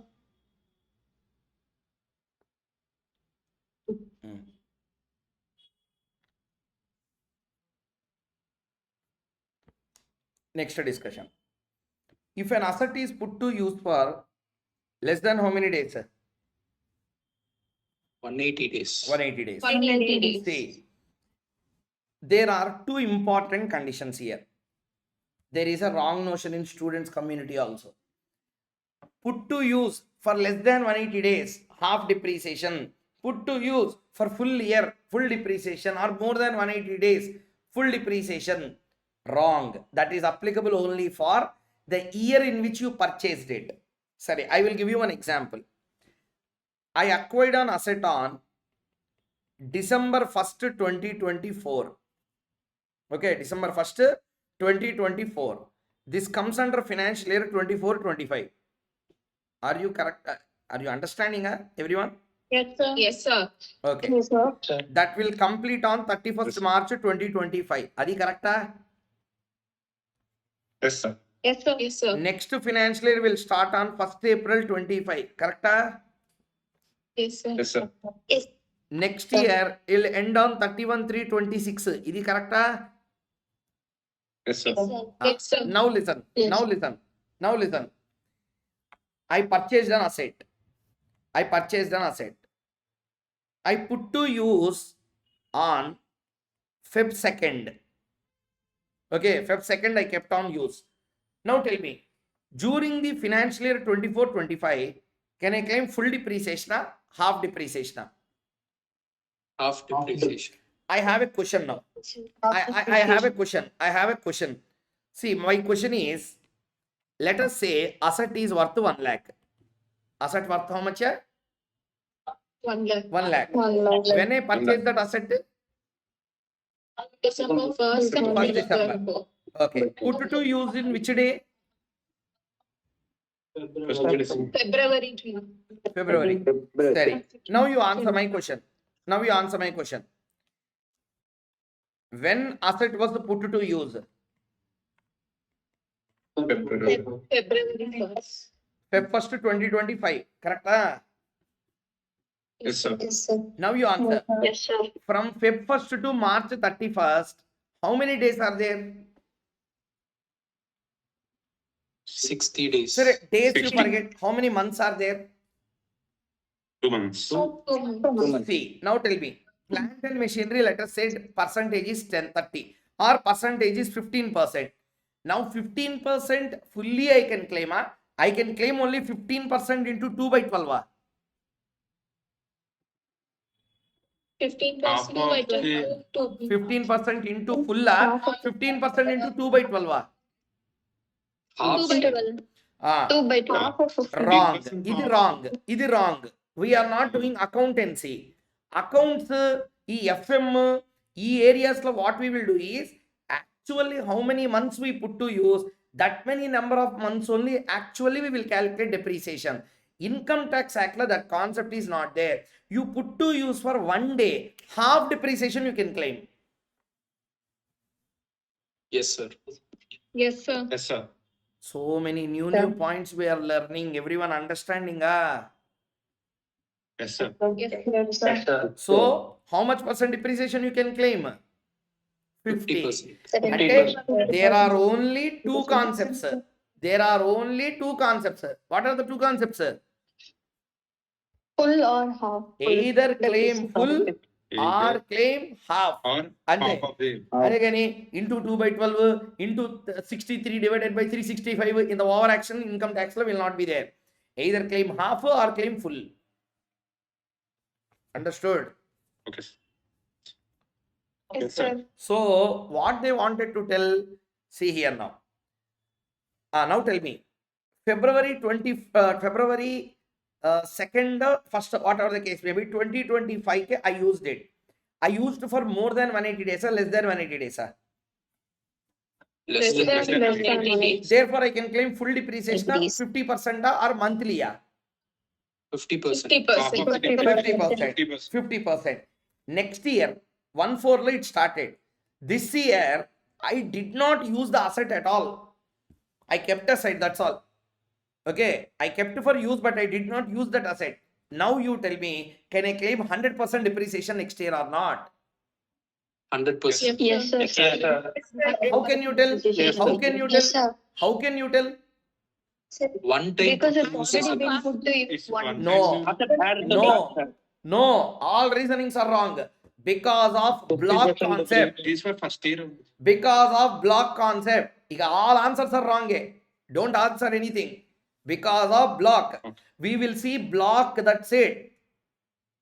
Okay. We won't see individual assets. Individual assets ki value are not there in income tax. Individual Okay, assets sir. ki value is there only in one case. Do you know when? Adding at the time of actual cost. Opening balance ki we will add the actual cost of machinery acquired, na? Yes, sir. And at that time only there is a meaning for that. After that, independent assets ki there is no value. Block A. Okay. Sir. Okay, sir. That's it. Appo individual assets whether kept to use or not kept to use, who will see? Block is in usage only, na? Yes, sir. That's it. Yes, sir. You can claim depreciation, no problem. Ade block concept. A block concept came because of that reason. Hopefully everyone understood clearly. Yes, sir. Yes, Okay. sir. So see here, very important. If the asset is put to use for less than 180 days, asset is acquired during the previous year, that is put to use for less than 180 days in that previous year. Okay, Bare Act you have to read. The word that is there in Bare Act. Okay, that previous year means which previous year? Previous year. Year of acquisition. Okay, now listen. Listen once. Okay.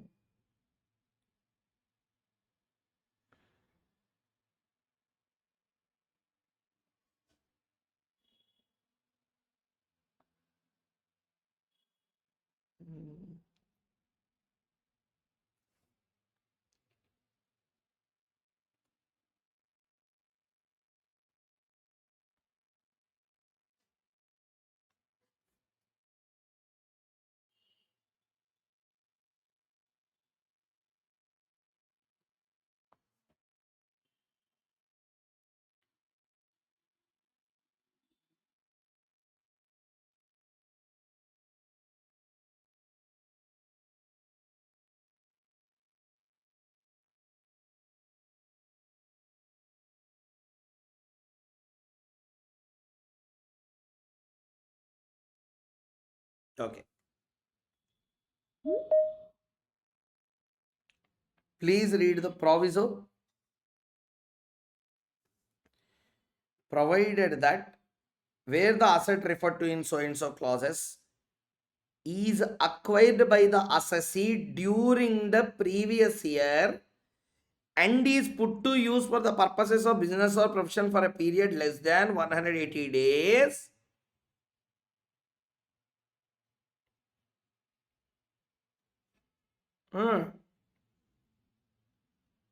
In that previous year. That not all other previous years. Next after year, even though you do not put to use, no one will care. That previous year only will be considered. Other significance of this that. Okay, sir. Okay, sir. Andike you should read Yes, sir. Bare Act first. There the words are given importance. What you are learning without reading Bare Act content directly you are remembering. Asset purchased, purchase year ke this should be seen. Some people are not even listening to that. Over. So the main thing that is important is that previous year. Year of acquisition ke we will see this. Hey, do you know one hypothetical situation? Asset is purchased this year. We did not even put to use. How much we can claim? Full depreciation. You can't claim anything. You You cannot can't claim anything. Next year also I did not put to use. Next year also I did not put to use. Then how much I can claim? not you can claim next year. You are not answering. Very bad. Very bad. You can Very, claim very next year. bad. Very bad. Asset purchased on 10th December 2024. 31/3/25. 31/3/26. How many financial years are there in the picture? Two financial years. This is financial year 1, this is financial year 2. Correct? Yes, sir. Yes, sir. Yes, My sir. question is, listen carefully. During this year I did not put to use. Can I claim depreciation? No. No, sir. No, sir. Zero. No need. Reason is very clear. What is the reason? If you put to use for one day also okay. Actually, if you don't put to use, I can't claim depreciation. Correct? Yes, Yes, sir. sir. Next. Financial year 2. And over. First financial year over. For that financial year concept over. Next financial year also I did not put to use. Now can I claim 100% depreciation or not? Yes, Yes, sir. sir. We can. Yes, sir. Everyone. No, sir. Yes, sir. Yes, sir. No. sir. No depreciation. No. No depreciation. Adent sir, just now you told. I never said that. Don't throw blame on me. I never said that. What I said, second financial year la Even if they use for 1 day, you can claim 100% depreciation. That's what I said. Yes, sir. Yes, sir. Yes, sir. And a 50% concept does not apply for second year. Do you Understood, understand or not, everyone? Understood. Yes, sir. Yes, sir. Sorry, let Yes, us sir. go back again. Tell me, first financial year, did I put to user, not put to user? Not put to use. Yes, sir. Not put to use. Not put to use. And can you claim depreciation or cannot claim? Cannot. Cannot. Cannot. Cannot? Cannot. Cannot. Second financial year also I did not put to use. Cannot? Cannot. Let us say I used only for 1 day. 1 day I used it. Okay, now you tell me. Depreciation. I used for less than 180 or more than 180. Less than. You should not ask that question. You should not ask that question. That's what you should tell me. Sir, you should not ask that question. Second financial year, the rule does not apply. Yes, sir. Okay. Yes, sir. Now do you understand Yes, the point clearly? Yes, sir. Yes, sir. That's it. See here. Date of purchase 10/5/25, put to use 10/1. Since asset is put to use, purchased okay, mailone purchase, but put to use for less than 180. In the previous year of acquisition, depreciation can be only half, which will be 7.5. I think you understood this illustration clearly. Yes, sir. Yes, sir. Yes, sir. Yes, sir. Next. That illustration is a simple one.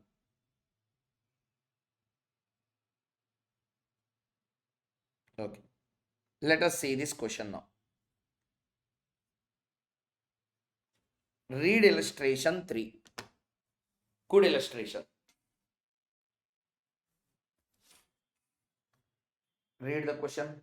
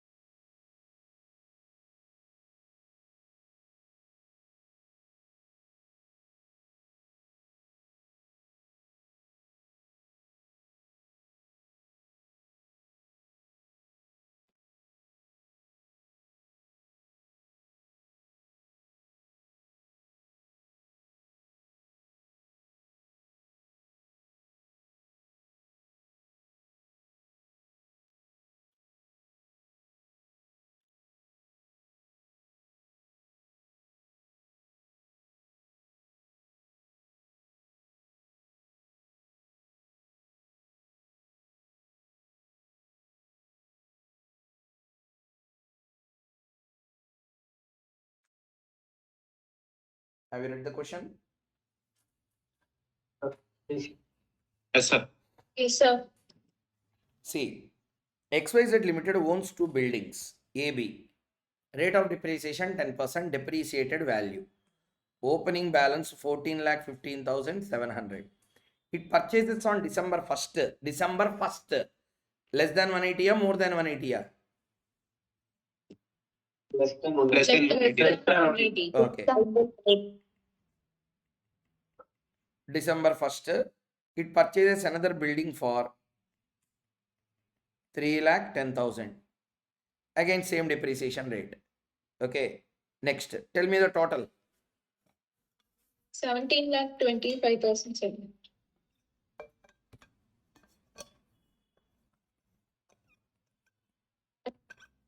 Correct, everyone?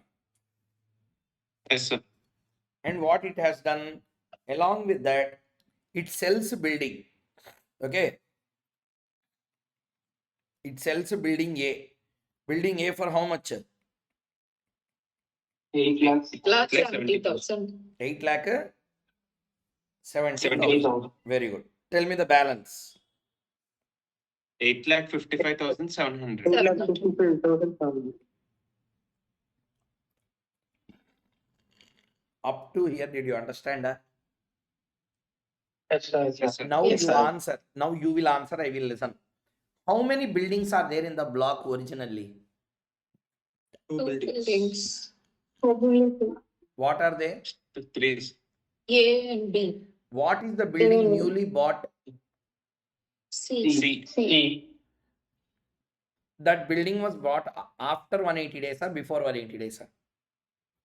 Before 180 days. No. A financial year already 180 days completed or not completed? That is my question. Not completed. Completed. Not completed. Completed. Okay, sorry. Completed or not completed? Completed. Completed means I purchased after 180 days. Ante only less than 180 days remaining after my purchase. Correct? Yes, sir. Yes, sir. Okay. Now you answer my question clearly. I sold asset worth at 8,70,000. Okay, va? Yes, sir. Yes, sir. Yes, sir. Okay, na everyone. Yes, sir. Yes. Now he is saying calculate the depreciation. Calculate the depreciation. Now there is a technical difficulty which you need to understand clearly. See here. Listen carefully. 8,55,700. This contains how many assets? Two assets. Two assets. What are they? Two. B and C. B and B and C. C. B and C. Now C was acquired when? December 1st. First December. 1st December. 1st December. Less than 180 or more than 180? Less than 180. Less than 180. Therefore, what we have to do is we need to break this into two parts now. Okay. Part 1 will be asset C. Part 2 will be the balance block. Are you listening? Yes, sir. Balance Yes, block sir. which is held for full year, we need to depreciate it 100% value. Yes, sir. So Yes, tell sir. me, how much is the C value? 3,10,000. Remove this and tell the balance. 5,45,700. 50. Hey, 45,000. tell the answer properly. 5,45,000. 700. Correct values. Yes, sir. Now common sense. To the extent of 3,10,000, we will apply the depreciation at the rate of 10%. 10% into 50%. 10%. But on this we will calculate it what percent? 10%. 10%. Tell me what is the value here? What is the value here? 10,500. 15,000. 500.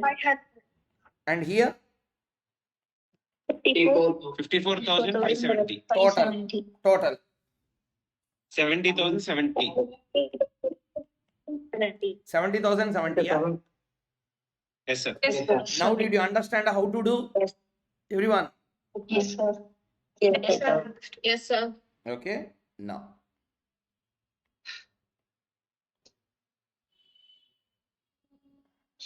Okay. That's it. Exact answer. 70,070. Everyone understood the logic now how to do? Yes, Yes, sir. Yes, sir. This is how you need to solve answers.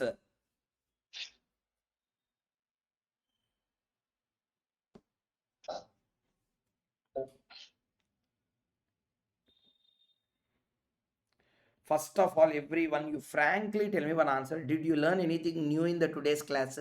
What you did not know before? Yes, sir. Yes, sir. Yes, sir. అది. Super. There should be Sir. some value addition if a session is done. It should not be like repetitively doing the Yes, same sir. nonsense again. Some value addition should be there.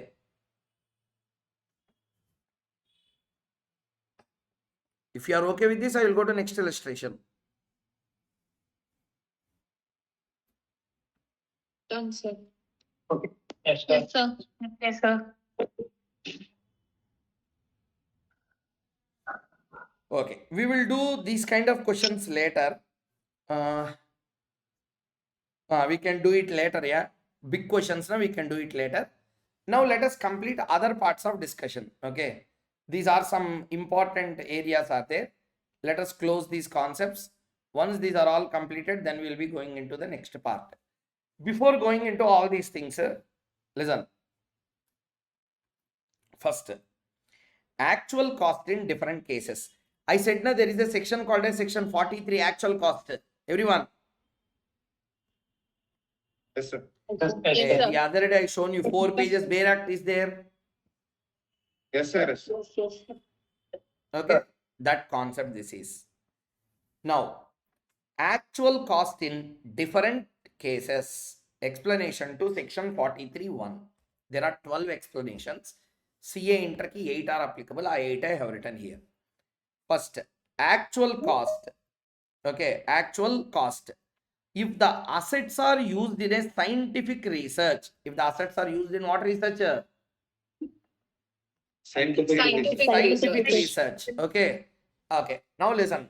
Now you tell me, I will listen to that. Do you know the scientific research section 35?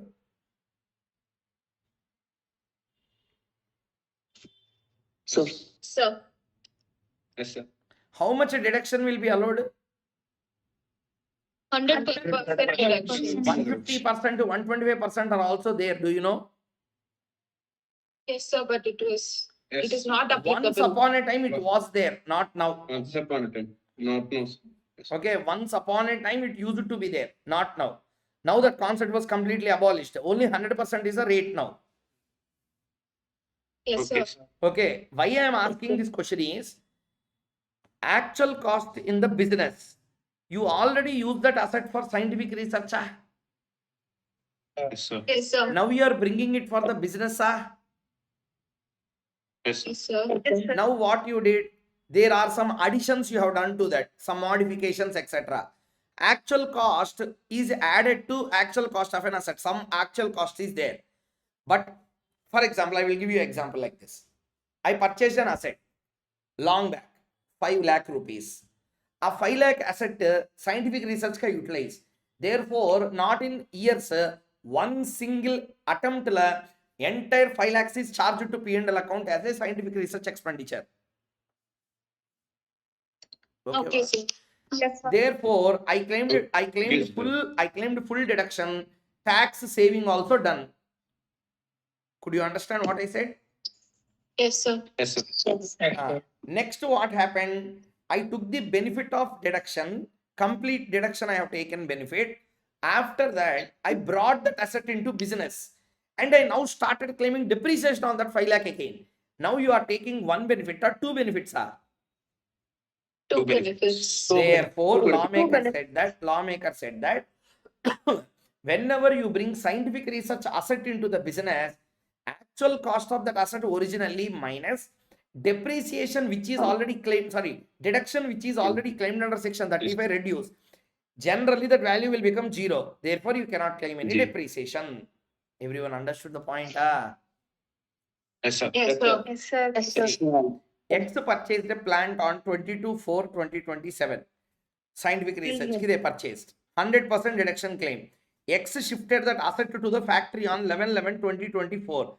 Calculate actual cost to claim depreciation. Actual cost at the time of acquisition, deduction claim, actual cost will become 0. Hence, no depreciation can be claimed. Everybody understood the concept clearly or not? Yes, sir. Yes, sir. Yes, sir. Okay. Next one. Next concept. Actual cost upon conversion of stock in trade into capital asset. Originally it is Stock and trade. stock in trade. Stock in Now trade. it became Stock in now it became capital asset. Capital, sir. Capital Business. asset. Now if you make it as a capital asset will claim depreciation, correct? Yes, Yes, sir. sir. Yes, sir. Sir. Hey, see, I will give you an example. I have a building. I am a real estate agent. For me, building is a asset with depreciation. It will become a stock in trade. Stock in trade. Stock in Stock in trade. Stock in trade, correct? Stock Okay, trade. stock in trade. Now, I stopped real estate business. Okay, that building will become stock in trade, asset for. Asset. Asset. Asset. Now, can I claim depreciation on that? Yes, sir. Yes. Depreciation will be claimed on what cost? Actual. What is the actual cost at that time? Actual. Fair market value. Fair That's what he wanted to tell you. Okay. I'm talking to everyone. Yes, sir. Yes, sir. Okay. Next. Sir, Yeah. can conversion happen even without changing the business? You can do, no problem. Through agreement you can do, not a worry. Example I am telling you that is easily understood. Okay, sir. Okay, sir. Next issue. Assets acquired by gift or inheritance. Whenever you are acquiring asset by gift, all these points are important. Okay, if the assets are acquired by gift or inheritance, and you acquired an asset, but that asset was not purchased by you, that asset was purchased by a gift or inheritance. In that case, actual cost to the assessee will be actual cost to the previous owner. If that previous owner would have claimed any depreciation, that will be reduced from that. Are you listening? Yes, sir. Yes, sir. Yes, sir. Did you understand? And a double benefit should not be taken by two people. Understood? Yes, sir. Yes, sir. Yes, sir. Next. FMB relevant or not relevant? Not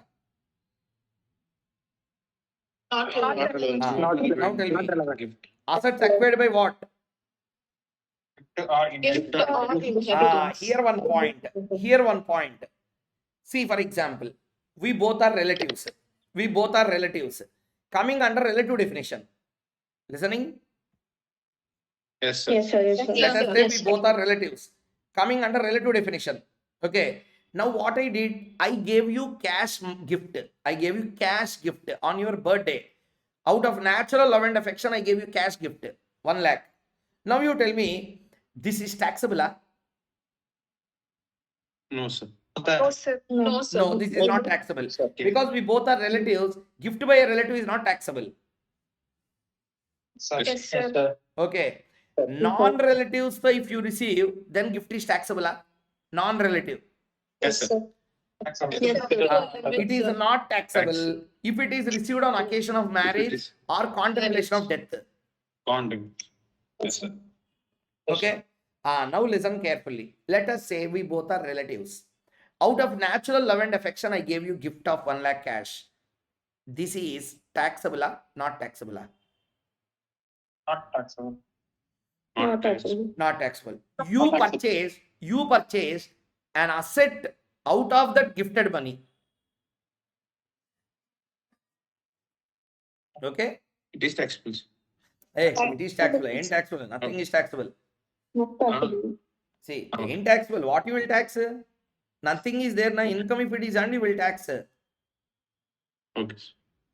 So now tell me, asset was purchased. Okay. I gave you how much gift?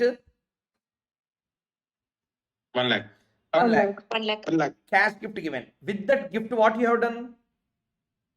Purchase. Purchased asset. Considered, sir. Now, this concept does not apply. In this concept will apply if asset is given as a gift, not cash is given as a gift. With that you purchased asset. Adilla. Okay, sir. Okay. Yes, sir. Yes, Okay, sir. sir. Okay. These are all there in which section? 43 section la 43 one below there are 12 explanations. Bare Act la. Bare Act points ki these are all simplified versions. Okay, va? Okay, sir. Okay. sir. Next, that's why Yes, see sir. here. Okay, sir. FMV is not relevant. Gift or grant in cash is not considered. Assets distributed on account of partition of HUF does not amount to gift or inheritance. That is different issue altogether. Okay. So HUF partition time, if anything comes na, that will not come under this category. Sorry. Now there is a question. Okay, sir. Now there is a question. Sir, can you explain that equation again? Which one? Actual cost of the assessee. This one, huh? Yes, sir. What is the actual cost to Koushik Mukesh? Actual cost to you minus if asset was held in the business from the date of acquisition, how much depreciation would have been allowed, that you need to deduct. Okay, sir. Do you understand the point clearly? Yes, sir. Understood. Okay. What is the meaning of that point? Can you please explain? Anyone can explain.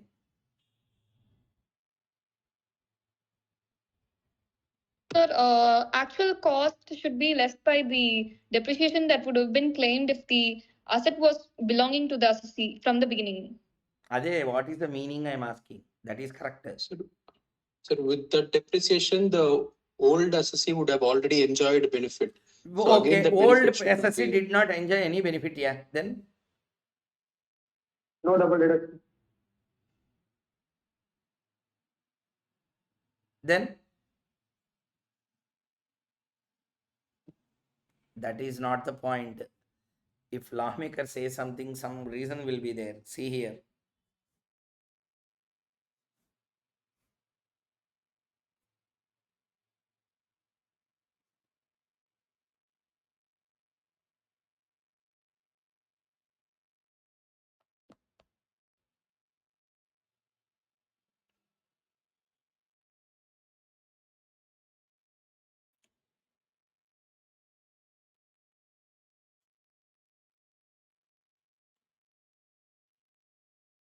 Read this.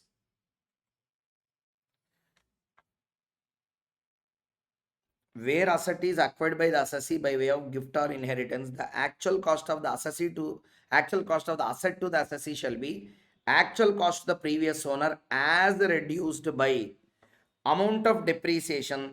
This is anyway not relevant because it is 1922. Read B point. Reduced by amount of depreciation that would have been allowable to the assessee for the assessment year commencing on or after, as if the asset was only the asset in the relevant block of the assets. In simple language, instead of doing all these things, what I have written as an equation, actual cost to previous owner reduced means minus depreciation allowable to the assessee. So what does it mean? Now did you understand the Bayer Act, everyone? Yes, sir. Yes, sir. What does it mean? Why like that they might have written?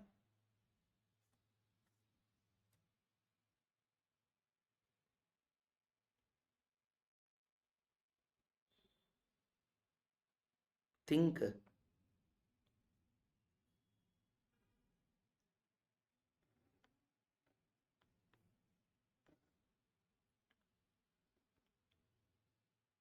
to keep the block value low.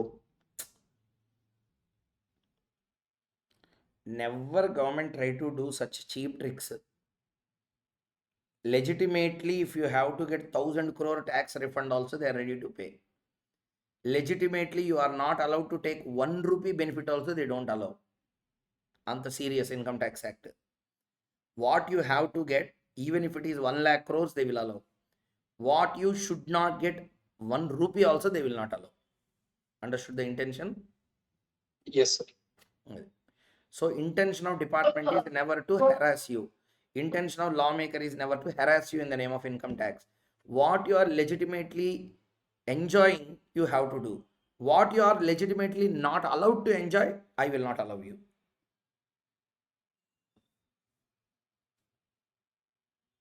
Shall I tell the answer? Shall I tell the answer? Yes, sir. Yes, sir. Simple logic. Do you know what does it mean? Logic Logic is very simple. Listen, let me explain. Logic is very simple. You purchased an asset, let us say building. Mr. A purchased. Let us say, for example, 2010 he purchased for his self-occupancy. Self-occupancy ki, is there a depreciation?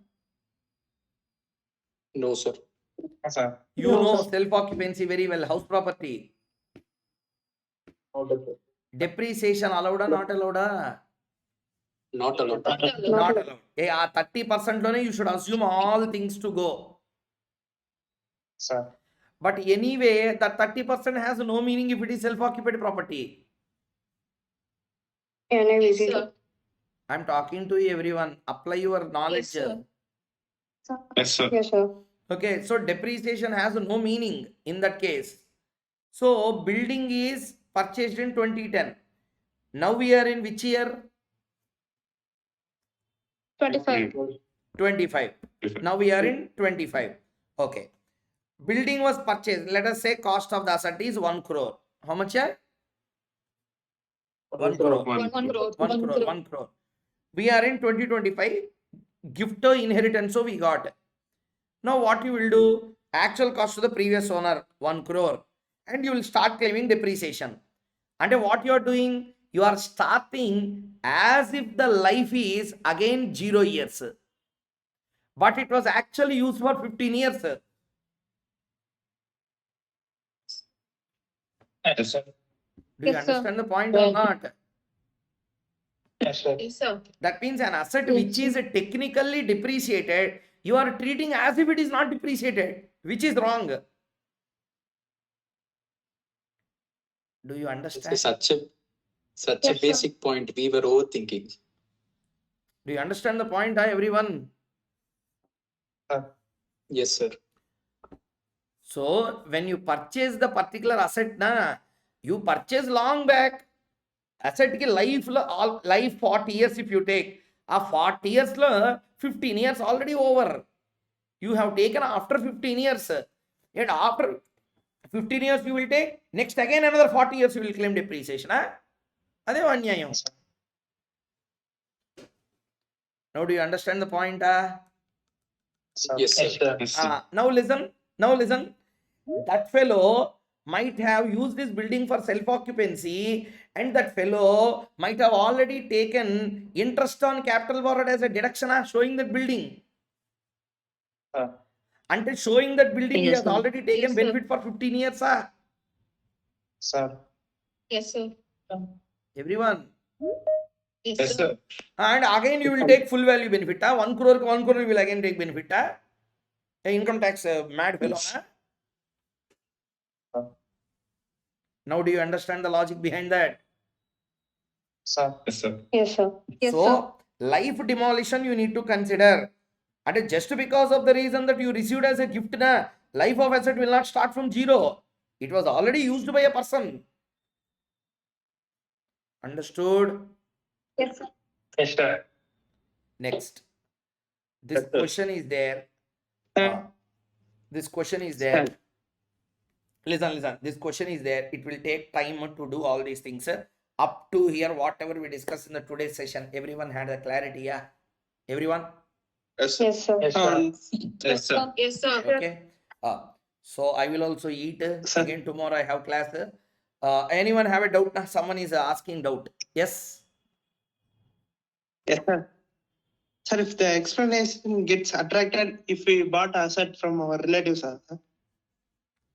Yes. Anything it will get attracted. Okay, sir. Okay. Thank you, sir. Sorry. So next tomorrow also same timing. Once after the class, we will start the taxation class as well. Remember 17th, 18th. 17th salaries balance concept I will cover. 18th income tax returns concept we will cover. Okay, everyone? Okay, Okay, sir. sir. Okay. Okay, sir. Okay. 17th salaries perquisites and some areas are there. Those areas we will cover. 18th we will cover the concept, and then again we will continue with PGBP. Once PGBP completed, main concepts will be over here. Remaining all are just 1 hour, 2 hours concepts. Okay, Okay, sir. Okay. Okay, sir. Okay. Yes, sir. Sorry, thank you very much. We'll meet again tomorrow. Okay. Yes, sir. Thank you, sir. First of all, everyone tell me, did you all Thank you. understand the concept for today's session clearly? Yes, sir. Yes, sir. Yes, sir. Ah, Yes, see, sir. this is a one best question that we can frame. So this is not answer, this is question. Whatever you are seeing is also a question. Answer starts here required, na? This is the answer. So that question we will do. Second hand asset we will do. After that, question is there. Next, reacquisition concept, capital borrowed, additional depreciation concept,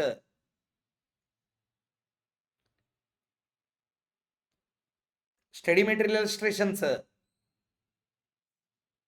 unabsorbed depreciation. Again, questions on that. Then we will start with expenditure on scientific research.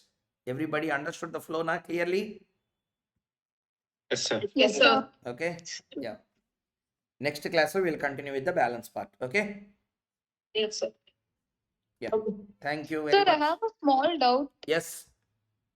During ISHP classes, you had said that service tax component will also be covered in municipal taxes levied by the government. What is it about, sir?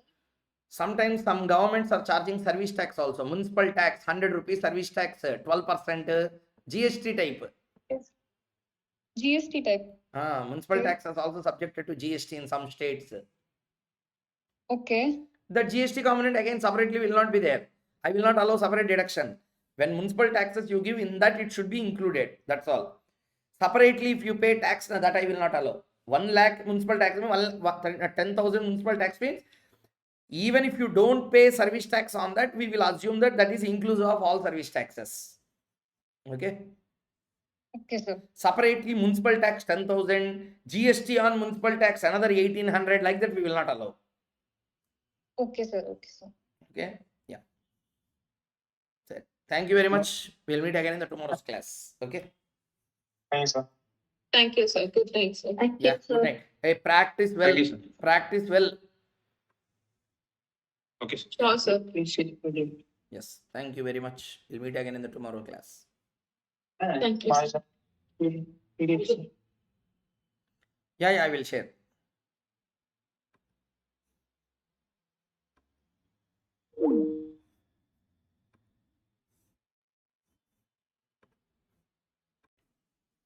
So very good evening, everyone. So today in this lecture, we are going to complete depreciation concept fully and other concepts also. And straight away, we are going to do some questions and answers in PGBP. See, once the concept of depreciation is fully over, along with actual cost discussion in the today's class. So many aspects will be there in depreciation.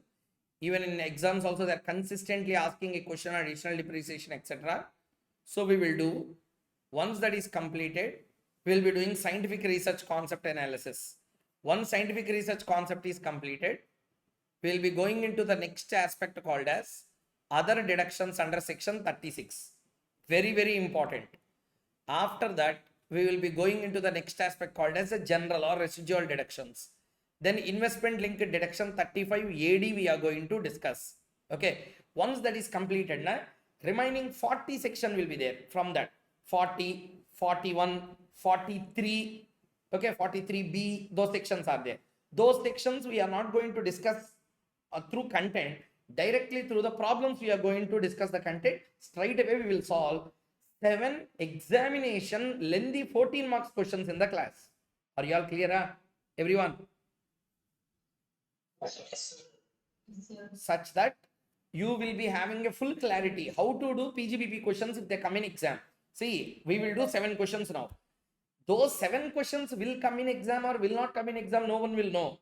But 70% of whatever the adjustments we do will come in examination. Are they there? Pakka. Are you clear, everyone? Yes, sir. So, we are now going to deal with the depreciation concept and complete it. Before we start with depreciation concept, overview type, I will go little faster and I will first give you 5 minutes overview of what we have completed in depreciation in the last classes. You can also quickly revise along with me. Number 1, meaning of depreciation is a loss.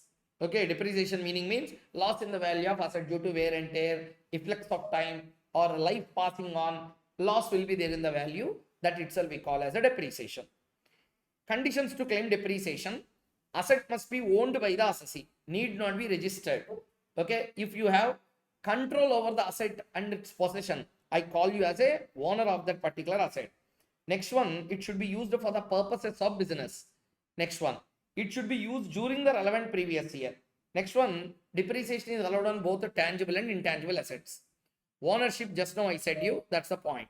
Next, I am not a owner of a property, but in one of the part of a building, I made all the capital expenditure. To the extent of that part, you can claim depreciation as per explanation number 1. Enough, Purinjida, everyone? Answer. Yes, sir. Yes, sir. Yeah. Next, depreciation, hire purchase, we will see the clear adjustment. Fractional ownership, asset is there, half belongs to me, half belongs to another person, 50% I can claim. Active use versus passive use. Use do not mean really to use. It should be put to use, means it should be made available for use. Simply to tell, it should be made available for the purposes. Whether really used or not is irrelevant. Assets qualifying depreciation. Tangible of 4. Okay, BMPF. Building, machinery, plant, furniture. Intangible. Know-how, patents, trademarks, copyrights, licensing, franchises. Goodwill is not included into depreciable asset. Okay, because goodwill, there is a benefit that was given under the capital gains chapter. Next one, method of depreciation. For companies which are involved in, okay, generation and distribution of power, SLM basis will be used, but one exception was given, they can use WDV also. They may, option was given to them. Under what condition, generally not available. Under what conditions those are available, we are going to discuss. Okay, SLM basis means what? SLM basis means I will give 1%. Okay, I will give 1%. Apply percentage directly on the asset. Okay, so in that way, they will be depreciating the asset. For understanding sake, I am telling you.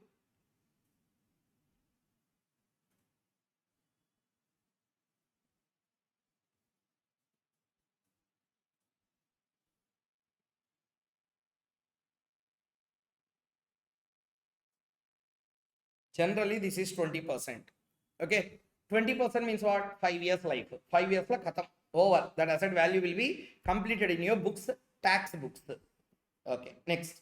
In any other case, depreciation will be calculated on WDV basis. WDV basis means how to do? First WDV of the block of assets. Okay, so take the block value totally, total WDV of the block. Okay, rates apply as per the rules. Then the amount entitled for depreciation under section 32 will come out. Whenever WDV I say, there are two words here. WDV of block. So there are two words. What is WDV? 43.6. What is block of assets? Section 2 clause 11. Next, rates of depreciation as per rule 5.1. Okay, tangible assets part A. Buildings have 4 rates. 5, 10, 40. Sir, 40 for what? 5 means normal residential purposes other than hotels, etc. Hotels na 10% means the intensity of usage is higher, therefore depreciation is also higher. Next, when 40% will be used, when the building is not for living, either for residential or hotel purposes, if it is used as a water treatment plant, machinery is installed in that building, because of huge operations going on, building might get depreciated very soon, therefore 40% depreciation is allowable if the building is used as a water treatment plant, etc. Next, furniture, always it will be 10%. Always it will be 10%. Sir, furniture, sofa set, not only those, they use the furniture and fittings. Electrical fittings will be there, na? Fans, etc. All those are eligible for furniture and fittings category, 10%. Next one, plant and machinery. 15, 30, 40 and 45. Mostly 15, in some cases 30, 40 and 45 are very, very rare. Okay, 15 very popular, 40 decent, 30 and 45 are very, very rarely seen. Let us see. See here. 15% generally. Okay, 15% generally. But if the assets are books, 40%. Assets are books, 40%. Computer, 40%. Any kind of renewable energy devices, 40%. Next one, containers, glasses, etc., 40%. Life-saving medical equipment, 40%. Okay. Next important, aeroplanes and aero engines, 40%. The water pollution equipment, etc., 40%. All these are 40. So that we have to remember. Block of assets means what? Block means group of assets falling within the same class. Class represents tangible or intangible. Okay. In respect of the same percentage is fixed. Actual cost. Actual cost means whatever the cost you have incurred, okay, minus any type of grant, donation, subsidy given by government, reduce it. Any expenses incidental to that purchase are involved, which is more than 10,000 means account pay, check or bank draft, etc. Less than 10,000 means you can pay by cash. But to one person in one single day, more than 10,000, entire expenditure is disallowed, not to be added. Written down value, 43, class 6. First one, identify the depreciated value of the block. Depreciated value means opening balance. To that actual cost means this actual cost should be added. After that, block gross value will come. From that, if any assets are sold within the block, reduce them. Then three situations can come. Then the sale value is less than gross block value, means still gross block is there. Then WDV into percentage. WDV into percentage.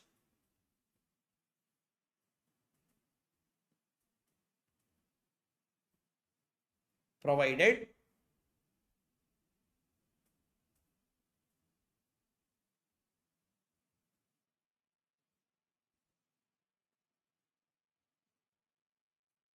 block still has assets. See, WDV value is there, but assets are not there. Do you remember this example, everyone? Yes, sir. Yes, sir. Everyone, do you remember that example? Yes, sir. Yes, sir. Okay. So next issue. Equal to na, okay, nil value anyway. If it is sale value is more than gross block value, to the extent of gross block value, reduce and adjust to the gross value. Nil, no depreciation. Balance ki we have to calculate the short term capital gains. Short term capital gains. So these all I have done already. Next, illustrations also we have done.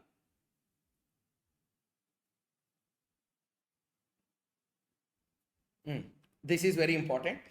There are almost around 8 to 9 important points we need to consider in actual cost computation. Which computation? Actual cost computation. 8-9 points are there. Let us consider them. Actual cost.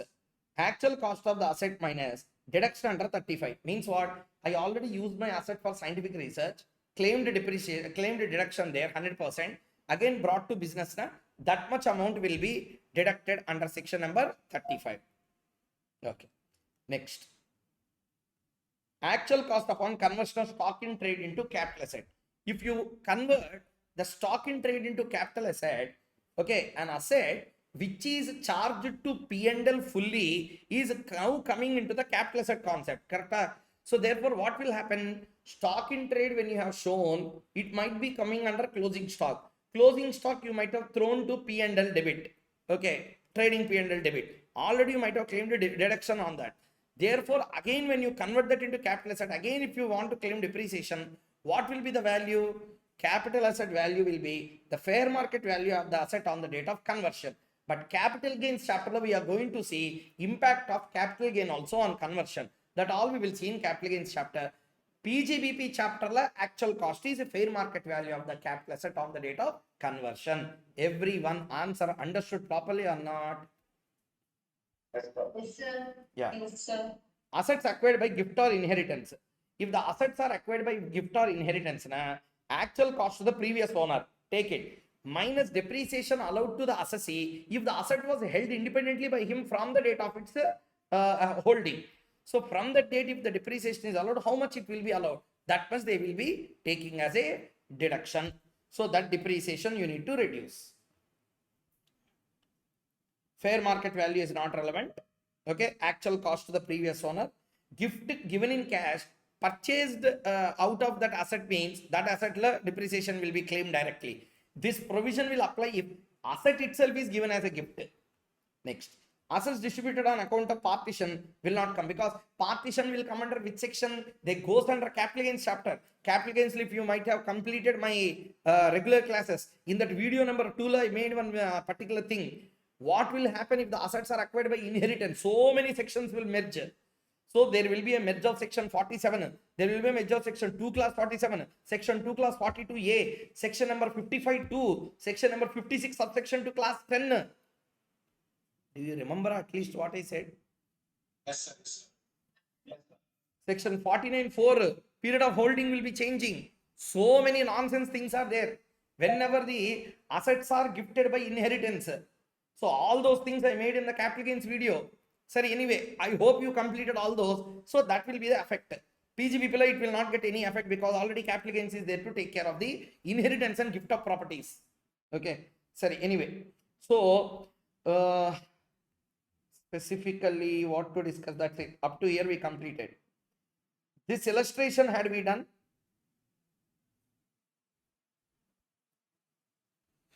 No, sir. Had we done with this illustration? No, sir. No, sir. No? Okay. Then see this question. See this question. 2 minutes time for reading the question. After that, we will go into solving.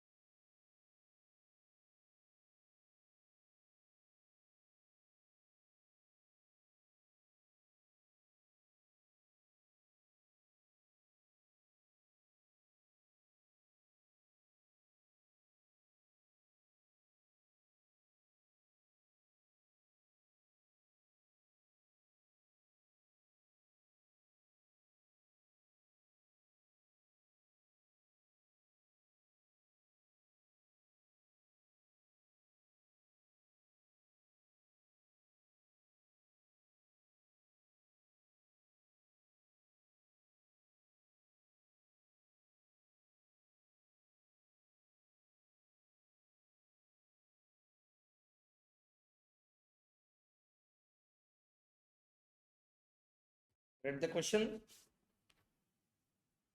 Yes, sir. Yes, sir. Yes, sir.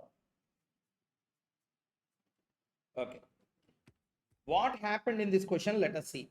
Assessee is Mr. X. Assets as on 1422, that time 15% slab. Details of transactions are as under. Depreciated value of the block on 1422, 1,55,000. They purchased plant D. PTU means what? Put to use on 11122, 1 lakh. Sale value of plant in 2022-23 year is 1,97,000. WDV on 31/3/23 is 58. Depreciation they computed 4350. Depreciation on 23.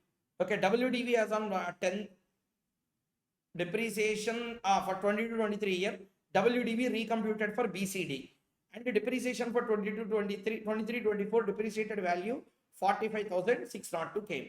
Plant D is gifted by X to his friend Y on December 20, 2024. Fair market value 86,000. Details of Y. 1424 plant L&M depreciation at the rate of 15. Depreciated value of the block on 14-2024 is 90,000. Plant D was put to use on the same day. Calculate depreciation in the hands of X and Y for 24-25 previous year. See the question properly. This is not RTP, MTP, question bank, any question. This was taken from DT Bible. There is one Bhagavad Gita for DT. One book is there.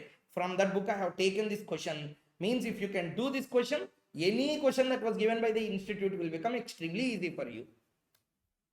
Because these kind of tough questions are not even coming for final. But I kept for your clarity. If you have any doubts on this, you search any book available in the market. I mark any, A-N-Y, any. Wherever you want, you search. This question you can't find.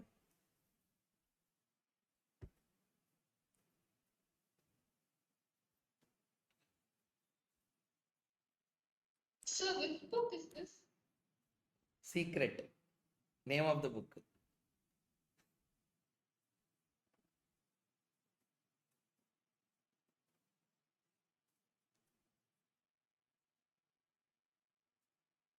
Nothing, nothing to hide here. Name of the book is Vinod K. Singhania. You might have heard, na, book very popular.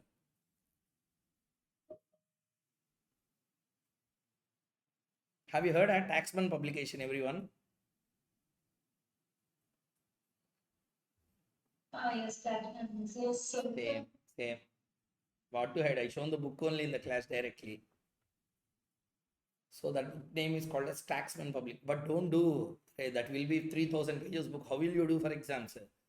My work is to do research on that, I will do. Sir, anyway, shall we start? Yes, sir. Okay. See, what is the difficult part of this particular question? Let us understand. Almost everything they only have given in the question. They are asking us to calculate again depreciation for the previous year 24-25 and assessment year 25-26. They are asking us the answer. Okay. Okay. See, first one. Assets as on 1/4/22. Observation required. Dates you put in mind. Okay. There are three assets A, B, C. 15%. Okay. 15%. My first question. Everyone read the question. Then I will ask one question. If you say yes, sir. Yes, sir. yes, sir. Huh? Have you read the question? Yes. Yes, sir. Okay. Yes, sir. Then I will select one person from the list.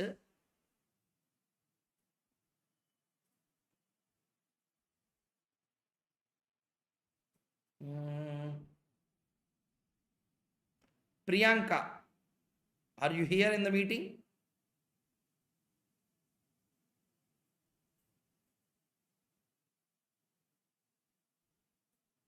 Priyanka, are you here in the meeting?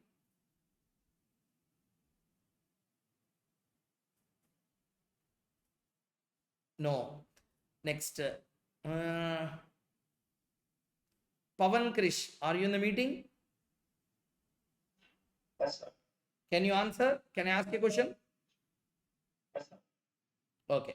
Then my question for you is, why we applied 7.5 rate on 58,000? Yes, it was put in before 180 days. And the block of this. See, my question is 58,000 is having how many assets? 3 years. Then why you are applying half rate?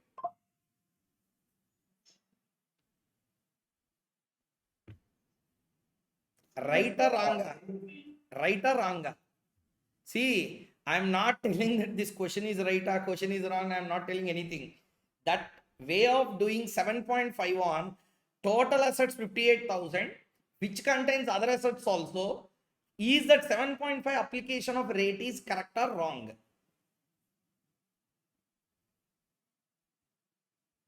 Sorry, think for 2 minutes. I will come back to you again. Let us choose another person. Who is there? Srinidhi, can you? Why 7.5%? One minute, Srinidhi. One person is interested to answer. PSGS. You are interested to answer? Huh? Yes, sir. Good evening. Yes, name? I'm Lokesh, sir. Lokesh, okay. Lokesh, you can answer. Sir, so the opening balance was 155,000 and the plan D was introduced on 1st November. So the first thing is plan D was put to use for less than 180 days. Correct. So we have to charge it with 7.5%. And if we look at the sale value, it is 1,97,000. So the cost of acquisition of plant D is 1 lakh. So if we minus 1,97,000, so we can assume that the first 1,55,000 value is totally reduced and the remaining WDB value is only of plant D, the new value. So we are applying only 7.5%. Subsequently, we will apply 15%. The next upcoming. Yes, yes, perfect, correct, 100% right, 100% right. Okay, so Srinidhi, you can answer. Sir, I have the same answer. Tell the answer. Yes, that is the asset was brought into the business in November 2020. So after that, they sold the plant A, which is for 1,97,000. Before that, the gross value of the block of assets would have been 2,55,000. So when they sell the plant A for 1,97,000, the 1,55,000, that is the depreciated value on the in the initial days of the financial year, 1,05,000 is assumed to be fully reduced, and the remaining value will be reduced against the value of plant D, that is the actual cost of plant D. So when the remaining value 58,000 is there on 31st March 2023, it is assumed to be fully of plant D, and depreciation for that year will be provided at only 7.5% because it's used for less than 90 days. Okay, very good, correct. Everyone understood? Sorry, I will also tell one last time such that if any doubt is there for anyone, you can get it clarified. See here. Here the first question is 1,55,000 is having 3 assets. 1 lakh is having 1 asset. Total block is having 2,55,000. Okay, 2,55,000. 2,55,000 you sold only 1 asset. What is that asset? Asset A you sold. Therefore, asset A value is 1,97,000. 58,000 is attributable to what? What and what? Plant B, plant C, and plant D. 3 assets are there in this 58,000 value. Up to here, everyone. So, everyone understood the point clearly up to here.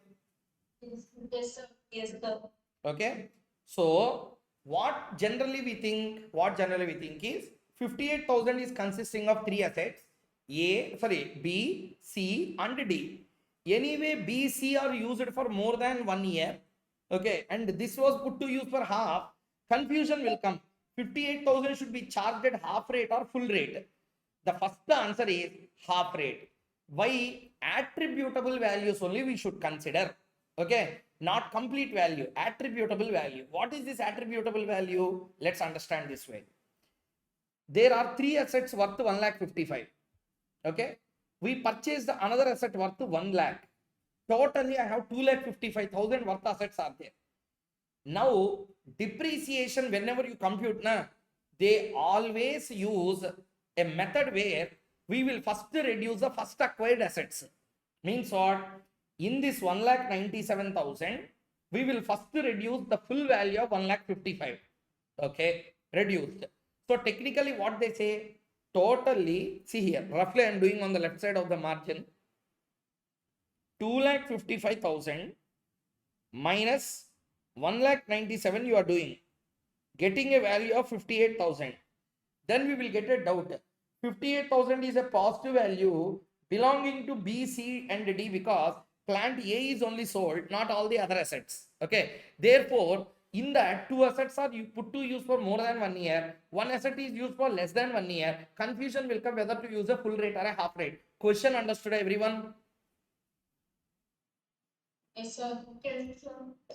So, how to do this kind of tricky questions is, what we need to do is the attributable value. Now I am going to discuss that. Attributable value means 1,97,000 you made a sale. 2,55,000 you are reducing that value. You are getting only 58,000. Okay, you are getting only 58,000. We will use a method called as a LIFO. last in first out means what? In this 58,000, consider what is the latest asset that was acquired. To that, the value will be attributed. What is the latest acquired asset in this? In this, the latest acquired asset is plant D. Plant D, what is the value? 1 lakh. 1 lakh we had value of how much? 58. Therefore, using the LIFO method, the entire 58,000 is attributable to the last asset that you purchased. Therefore, 58,000 value is attributable not to plant BC, it is attributable only to plant D, which was acquired latest. Everybody understood the concept clearly, yeah? Yes, sir.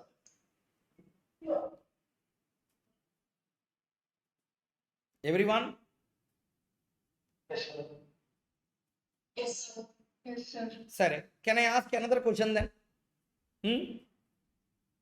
Yes, sir. If plant A is sold for 97,000, then what you will do? If a plant A is sold for 97,000, what you will do? If plant A is sold for 97,000, then the value will become 1,58,000. 1,58,000 we will divide it into two parts. 1,58,000 divided into two parts. Latest acquired asset first, 1 lakh. 58,000 next. That means latest acquired asset is plant D. 58,000 belongs to B and C. B and C will be deducted at full value. 1 lakh will be having a half value. Everybody understood how to adjust that? Yes, sir. Yes, sir. Yes. Everyone, full clarity, yeah? How to do depreciation calculation? Yes, sir. Yes, sir. Yes, sir. That's how the latest acquired asset. So which method we need to follow? First in, first out, or last in, first out? Last first. The latest, last, whatever you purchase, value will be attributable to that asset. Yes, sir. Okay. So WDV computed 58,000. So on that 58, there is a depreciation. So WDV on 31/3/2024, and is simply to tell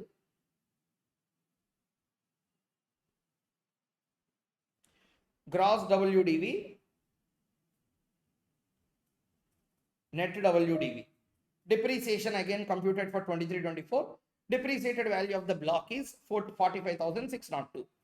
Plant D is gifted by X to his friend, Y on December 20, 2024. FMV is 86,000. Now I am asking you a question. Please listen carefully.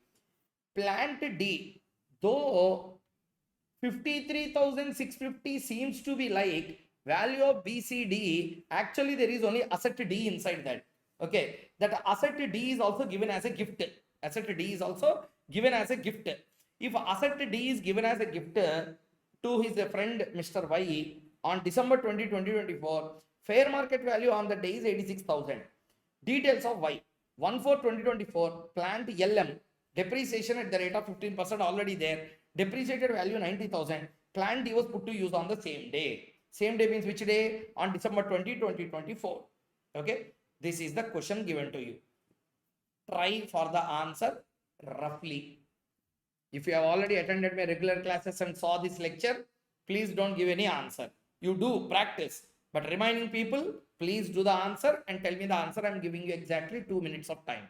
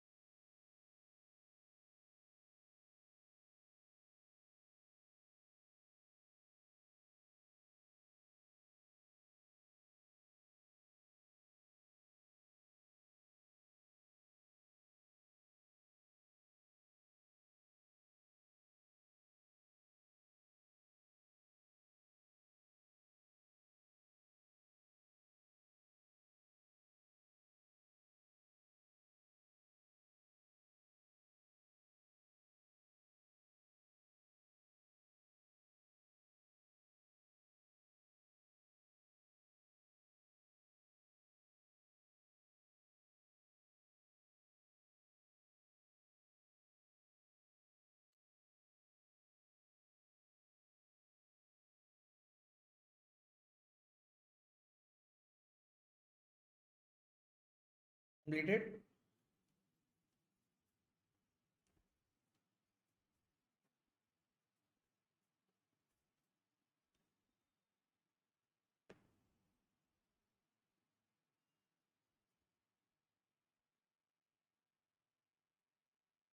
Completed everyone?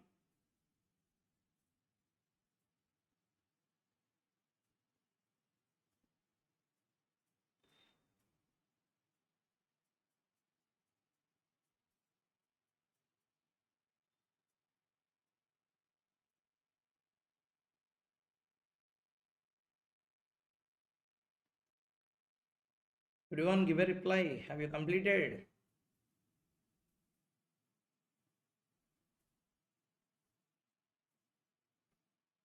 Am I audible? 2 minutes. 2 minutes. Yes, sir. Yes, yes. Please do. Please do. Do it fast. Roughly you do. You need not do any presentation. I will show you the answer. Once completed, let me know.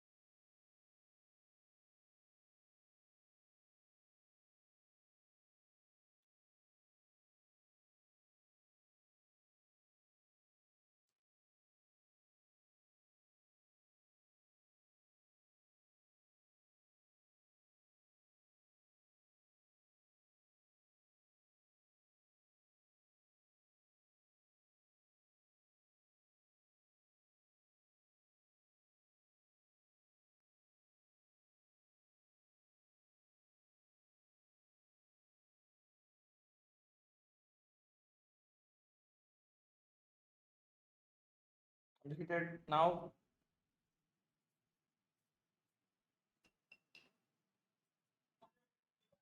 Yes, sir. Yes, sir. Yes, sir. I don't know why you are taking that much time. If you see the answer, you will laugh. Sorry, anyway, see here. See here. What he is asking, depreciation in the hands of XY.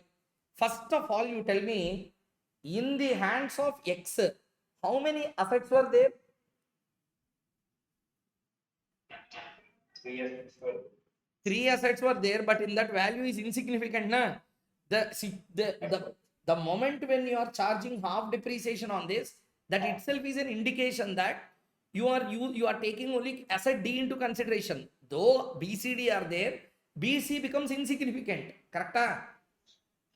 Yes, sir. I'm talking to you, everyone. Correct? Yes, sir. Now what I did, I sold that particular asset now. Not sold, gifted. Gifted that asset to my friend. Okay. On that day, the FMV is 86,000. This is the first question. And one thing is very clear. All the assets in the block are now vanished. Correct? Yes, sir. Yes, sir. So see here. First thing, in the hands of X, okay, 45,602 is the depreciated value. Any assets are acquired? No. Sale proceeds are received? No. WDV is there? Yes. Now they will apply 15%, closing WDV calculated. What is the logic here? Listen carefully. If there is a sale, that's why I made this question to come in this book. Listen carefully. Normally, what is our assumption? Asset A, B, C are there. D is acquired. Okay, what is acquired? D is acquired. So D is so later A is sold. Insignificant value of B, C, D are there. So actually assets ki B, C, D three assets are there. Okay, but value significance is given only to D on the basis of the last in first out rule. Up to here, everyone understood clearly, yeah? Yes, sir. Yes, sir. Again, I'm repeating. Please don't do mistakes in exam. If you want me to repeat, I will repeat 100 times here. Please don't commit mistakes in exam. These are the difficult points where institute can test you. Again, I'm repeating. Assets are three. A, B, C. Later D purchase. Okay, A is sold. A, B, C. A sold. Value of B, C, B and C became insignificant. But really B, C are still there. Correct, everyone? Value wise they became insignificant. Okay, but in technical terms, block lo both assets are still there, correct or not? Yes, sir. Yes, sir. Therefore, Yes, sir. to calculate depreciation, we will use that LIFO method. Now what happened? We sold. Okay, technically the sale is not by real sale, it is by way of gift. Therefore, now the value of D becomes zero technically. We are not going to take anything as a sale proceed. This entire thing is attributable to plant B and C only, which are now existed. Everyone understood clearly, yeah? Yes, sir. Okay. Yes, sir. Plant B and C was there from very long period. So depreciation is calculated at 15% rate. So the closing WDV will be 38,762. Everybody understood up to here clearly, yeah? Yes, sir. That's why, Yes, sir. if you observe me clearly, here if you observe, B, C, D, all the three assets were there. For the purposes of value, significance is given through the last asset. But that does not mean only last asset is there. In reality, B, C, D, three assets are there in the block. Are you clear? Yes, sir. Yeah. Next. From this, what we understood, do not reduce FMV in the sale proceeds.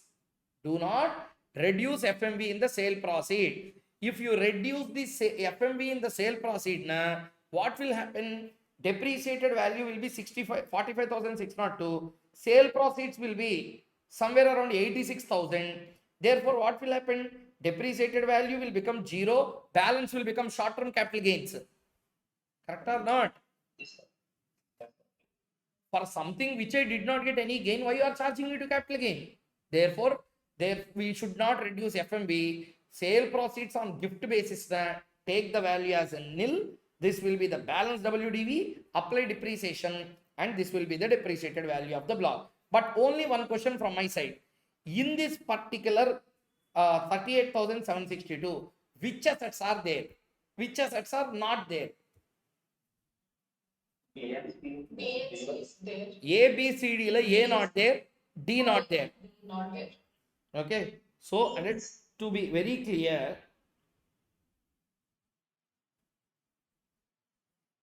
A, B, C, and D are there. A not there, D not there. Only asset B and C are existed. Next one. Depreciation for Y. Depreciation for Y. Hey, listen carefully here. It's a very, very important concept. Depreciation, already there is a block value of 90,000 for Mr. Y. Now he acquired asset by way of gift. Whenever you acquire asset by way of gift, what is the actual cost? Actual cost to the previous owner. What is the actual cost of asset D to the previous owner? 1 lakh. How much? 1 lakh. If he would have claimed depreciation till 23-24, what will be the depreciation that can be deducted? That you need to reduce now. See, depreciated value as on 1/4/24, 90,000. Actual cost of assets. See, actual cost of plan D 1 lakh. First year ke 7,500 only deductible, 92. Next year ke 13,875 deductible, 78,625. That only you should consider here. Simply to tell 1 lakh we should not allow depreciation, because if you allow like that, then depreciation is allowed on the same asset to the same value to two assessees at the same time. Did you understand, everyone? Sir, can you repeat it? I will repeat. Listen, if you allow depreciation on 1 lakh directly, Okay, again to Mr. Y also, then Y will claim depreciation on 1 lakh for 7.5 one more time. Next year again he will claim depreciation. Already in that 1 lakh, 2 years Mr. X has already used and claimed depreciation. Again, if you start from 1 lakh means reset to 1 lakh, and if you do, again this will also will get the depreciation on higher value of 1 lakh. Correct or not? That means on the same asset, though assessees are different, on the same asset depreciation is claimed 2 times or not? Yes, sir. Everyone, I'm not telling any story. Understood or not? Yes, sir. Understood everyone? Yes, sir. Yeah. Yes, sir. So that's the meaning of this equation. Why we are suddenly doing this question? Because like this questions will come in exam. So next, so 1,68,625. Okay, 1,68,625. In that 2 assets are there. 90,000 put to use long back, 78,625 only 7.5. So WD will be 1,49,228. Enough, everyone. Purinjida, everyone understood clearly, yeah? Yes, sir. Yes, sir. This is how 6 marks questions will come in exam. They did not ask this question in exam, but if at all question comes now, blast in exam hall that day. So you should be ready for unexpected areas. Next, actual cost in case of second hand assets. Sir, what is the second hand asset? Second hand asset means already one person has used it. From him I am taking second hand assets, they are called as. Let us first see the conditions. A very important star mark if I put na, okay, it is not normal star. In orbit 4 stars are there. The superstar question. Conditions to be satisfied. Asset is used by previous owner for his business or profession. Okay. Such asset is acquired by the assessee during the previous year for his business or profession. For his business or profession. Again, I am repeating. Asset is used by the previous owner for his business or profession. Such asset is acquired by this assessee during previous year for his business or profession. What if conditions are satisfied? So if both the conditions are satisfied, then what is the actual cost? Actual cost of acquisition by the assessee from the previous owner. Means if you purchase for 1 lakh, 1 lakh. If you purchase for 2 lakh, 2 lakh. Whatever the acquisition price is there, that we will take generally. Sometimes fakely to get more depreciation, they will show more value. So if AO objects, okay, if AO is satisfied that acquisition is considered at enhanced cost just to increase depreciation value and thereby reduce tax liability, he may, in consultation with the joint commissioner, consider such value as per circumstances of the case. So no objection came from assessing officer. At what price you acquired that asset, same you can take. If AO objects, JC will decide the value. This is the question. Read the question for 2 minutes. Hey, everyone understood the concept clearly? A second hand asset. Yes, sir. Yes, sir. Yes, sir. Everyone understood the second hand asset concept clearly? Yeah.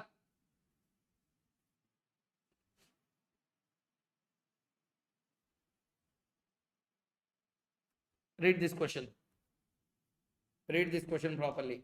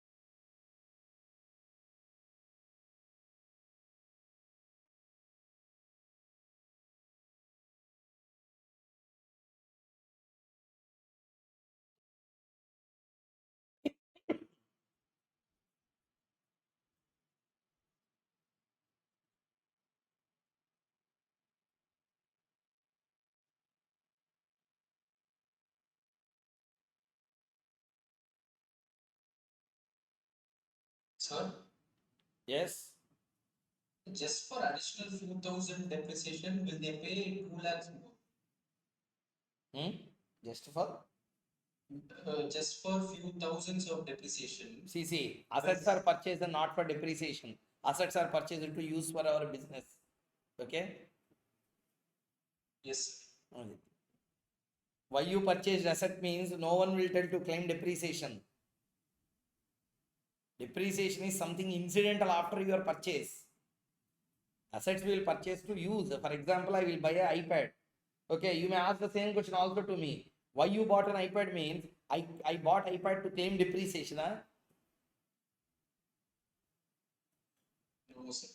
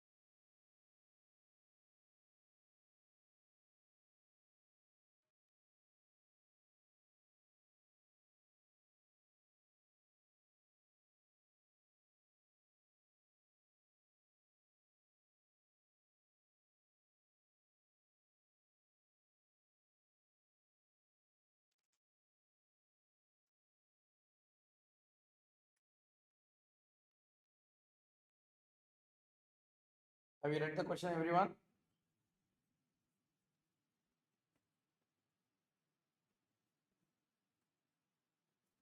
Everyone, have you completed reading the question? Yes, sir. Yes, sir. Yes, sir. Yes, sir. Yeah. So let us go with the solution.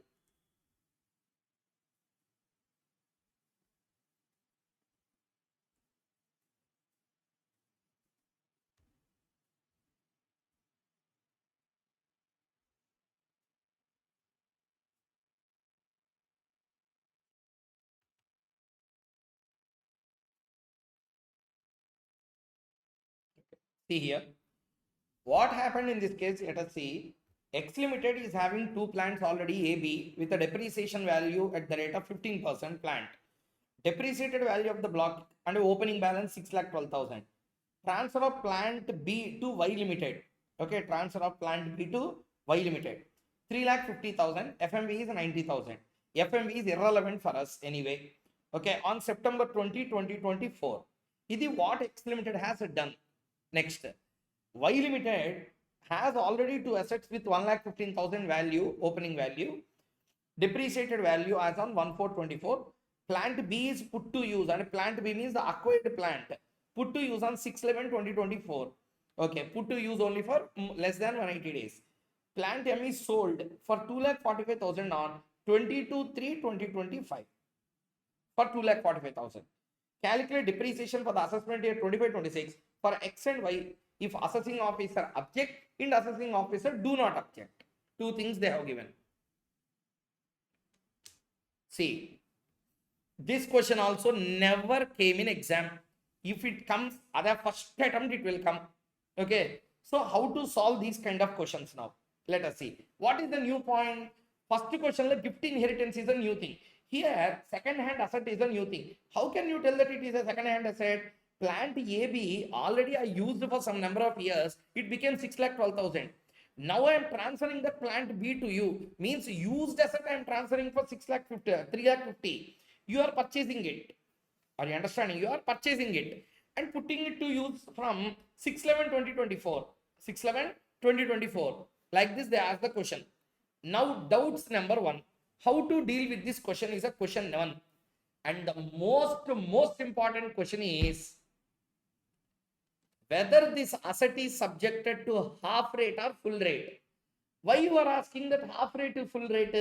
Anyway, 611 means 180 days and less, less than 180 days, less than 180 days and half rate. But doubt will come because this asset was not a new asset purchased. Correct?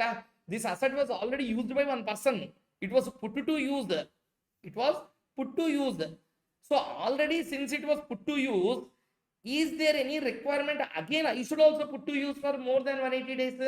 That's the question. Do you understand my question clearly, everyone? Yes, sir. Yes, sir. Yes, sir. Okay, for me it may be put to use for less than 180, but asset is really put to use for more than 180. Correct? Yes, sir. So these kind of doubts when you will get exam hall, we will get. Okay, exactly like this, a bit will come that will spoil two things. Your mood in the exam hall, positive mood will be spoiled. Second thing, your answer will get spoiled. Total tax liability means 6-7 marks we will lose just because of this adjustment. So learn properly at the time of preparation itself. Okay, how to deal with this? See, first we are calculating for X limited. X limited ki depreciated value 6,12,000. Actual cost nothing is acquired. Gross block, sale proceeds, WDV 15%, depreciated value. Up to here, everyone understood the point clearly or not? Up to here. Yes, sir. Okay, nothing new. This is all we have done already. I'm talking to you. Yes, sir.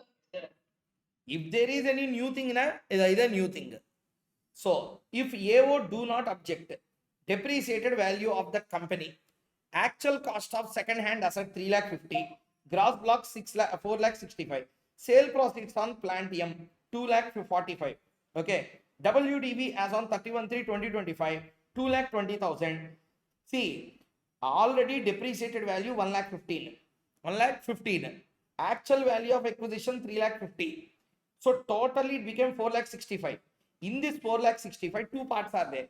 Okay, last asset acquired 3,50,000, old asset acquired is 1,15,000. So totally 4,65,000. In this, I sold assets worth 2,45,000. 2,45,000 sold. Okay. So once you sell na, what will happen? It becomes 2,20,000. In this 2,20,000, two partitions are significant.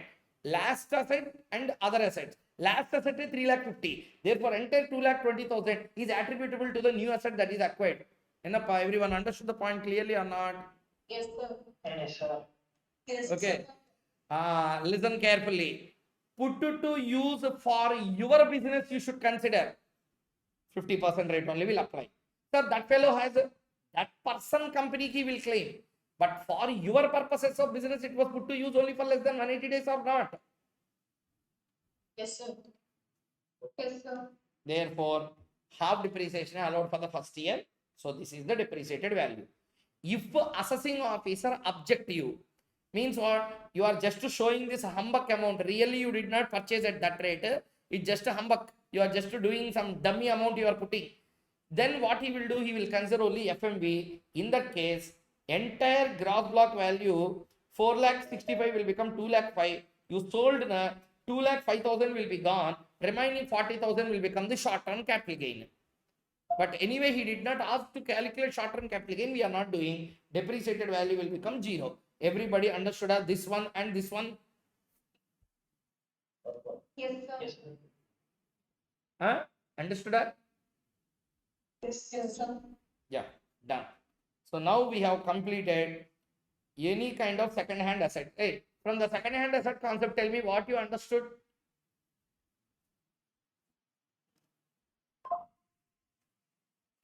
What you understood from the second-hand asset concept after listening everything?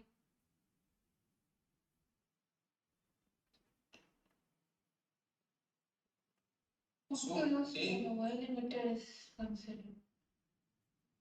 Even though the result, we have to take the book to use for the our business. No, don't go beyond some extent and explain things. Simple way. People want everything in a simple language, simple way. Don't complicate things. One line shall I tell you? There is no concept of second-hand asset. second hand asset is first hand asset to me. Okay. Okay, sir. Another person it may be used. Totally, if you consider it may be second hand. But for me, it is only first hand. Na? Sir, what about an additional depreciation?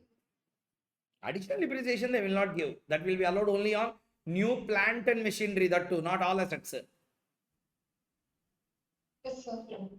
That is different. Additional depreciation is an additional advantage. It's an incentive given to the manufacturing companies manufacturing the articles which are not specified in a particular schedule.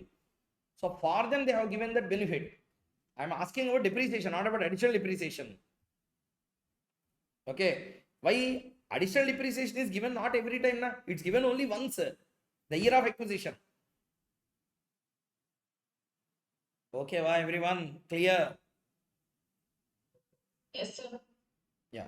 So second hand asset is treated as a first hand asset only for the person who is acquiring it. Okay. Next.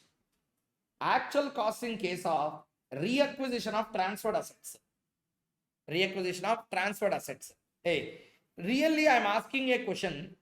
Normally, if you have attended the regular classes of DT directly, either face to face or online, okay. Normally, if you are listening to these concepts, are you listening to this for the first time or already you completed second hand asset acquisition, gift or inheritance acquisition, or reacquisition of transferred assets?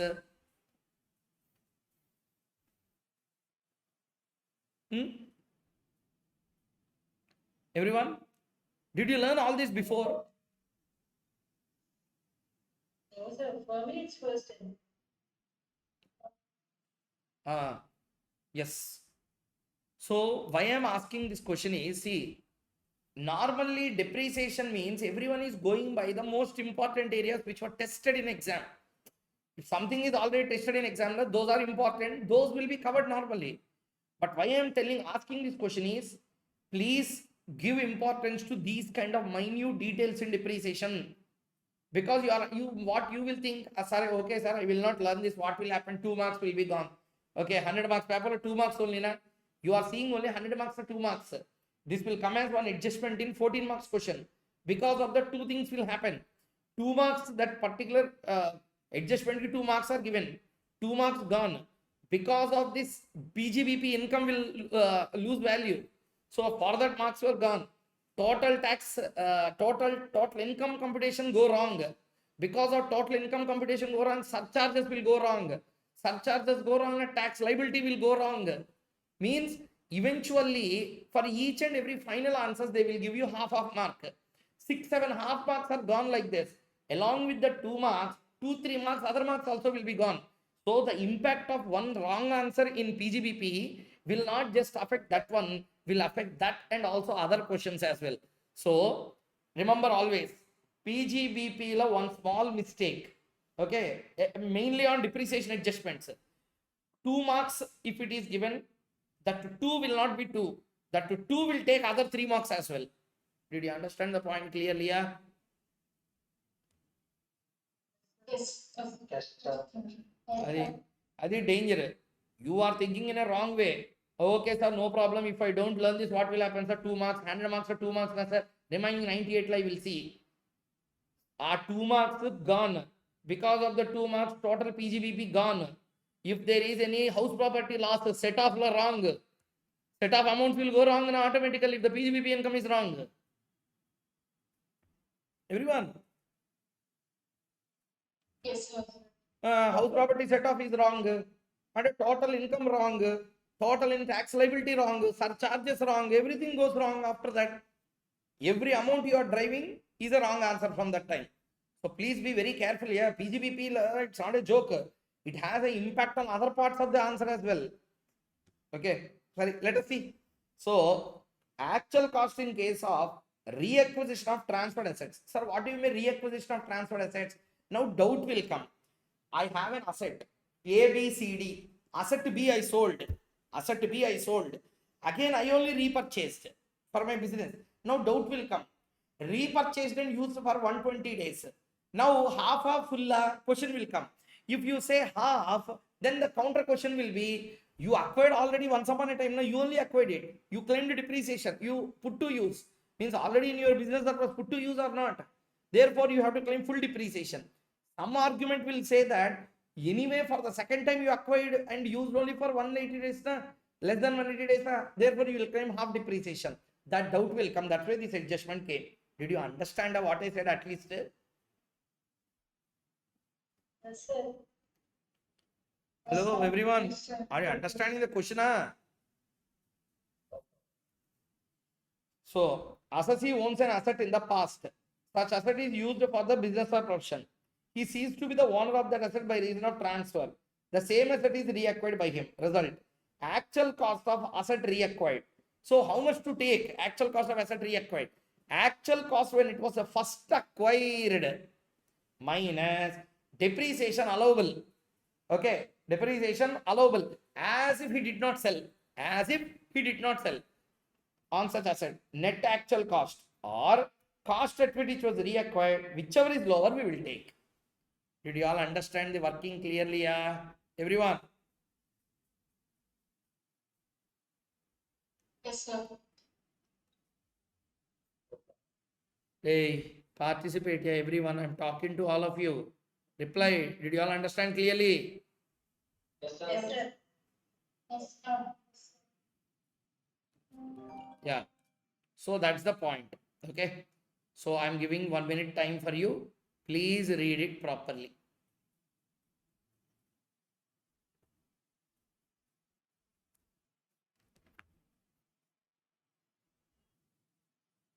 So next one. Interest on capital borrowed for acquisition of asset. Another adjustment. Hey, 1 second. I have one doubt. Answer first. What we are reading now? Huh? Last 1 hour, what we are discussing? Actual cost. Adi, we are not doing depreciation. Depreciation is a very small concept. Depreciation computation, actual cost important. That actual cost has 13, 14 explanations are there. 13, 14 explanation, 7 or 8 inter-applicable. 8, I think. How many are there? 6, 7 are almost 7. 7 are applicable for CA inter. 14 are applicable for CA final. Okay, CA final, so many other concepts are also there. Loss making company, if it transfer, what will happen? Foreign exchange transactions, what will happen? Okay, imported machinery, what will happen? Like that other nonsense is also there in final level. Those all things are not there. Sir, anyway, hello. What is there also we are not reading, na? That's the problem. So, interest on capital borrowed for acquisition of asset. Okay, explanation number 8 in the actual cost definition. Sir, very simple here. ரொம்ப simple concept here. Okay, listen carefully. I acquired an asset. Okay. Date of first put to use. Between that, any interest you pay will be added to the actual cost. Any interest you paid on the loan taken for acquisition of that asset should not be added to the actual cost. It should be treated to the P&L account under section 36. Okay, answer over. Everybody understood the concept clearly? Everyone understood clearly? Yeah. Yes, sir. Yes, sir. Yes, So what you have to understand here, the significant point is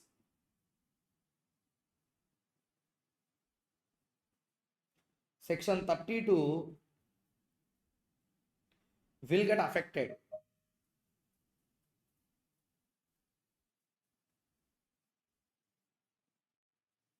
Here section 32 will not come.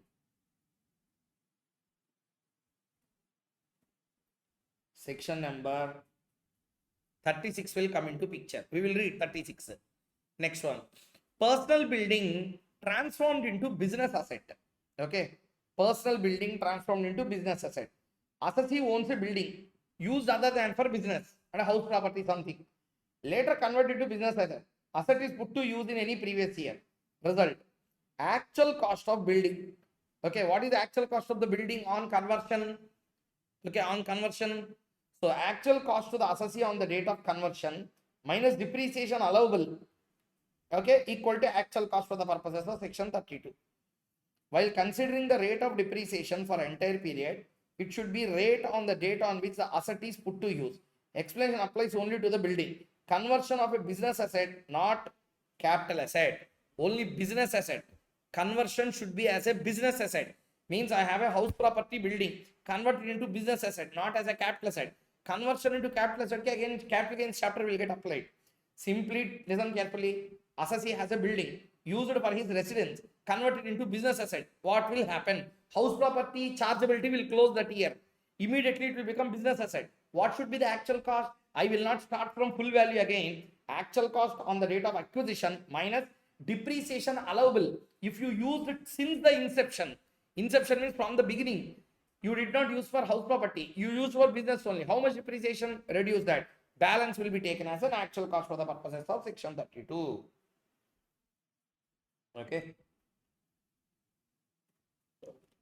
Everyone understood the concept clearly? Yes, sir. Next, additional depreciation conditions. What are the conditions to claim additional depreciation? Let us see. Okay. First one, assessee is engaged in, hey, listen carefully, important.